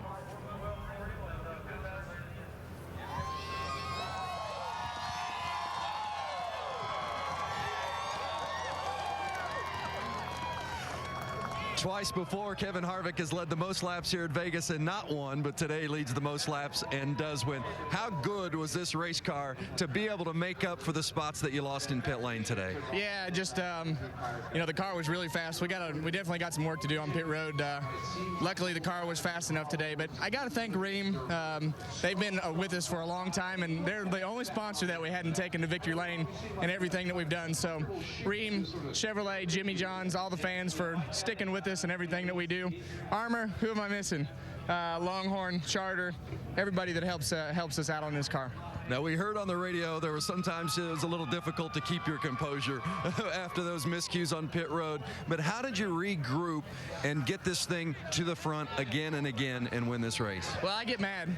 And they know how I am, and they know what I expect of them, and that's not what we expect on pit road. We expect our pit road performances, for all the effort that we put into it, to be like what we are on the racetrack. But I learned a long time ago that you can only gripe about it for so long, and then you got to go back to driving the car. So Ernie and these guys have done a great job. They work really hard week in and week out to give me cars like this, and we'll fix that pit road deal and get it so that we can show up like that every week. Man, he drove the wheels off of it today. Kevin Harvick wins in Las Vegas for the 2nd time in his career. Marty? Dave? And Vince Denny Hamlin, a strong 2nd place today, but a leader on the last restart. What happened? Yeah, we just those tires got us. But I tried to drive in as hard as I could, but you know, wasn't risking tearing this Interstate Batteries car up. Got to say hi to Norm. He's back at home watching, but. You know, we just didn't. We never got on the same cycle as those guys, and those new tires. Kevin had a good car for most of the day. We fought track position. As soon as we would get to somebody, we'd just get aero tight. So overall, it was a good day. You know, we started running back to him there at the end, so we got something to at least build on. 2nd place for Hamlin. Jamie? Brad Keselowski brings it home 4th. What happened there early? We just, trying to be smart, and had some kind of, engine issue. I'm not sure what, but it would come and go, and by the end it was really strong. We had a great discount tire Dodge. Felt like we're as good as anyone else. Just fought some track position, but, the biggest thing from this weekend is we qualified well. It's the first time I've ever qualified well on a track like this, and we showed speed all week long. So we'll just keep working out the little bugs, and we'll find ourselves in victory lane. And you jumped up to 2nd in the points. Alan?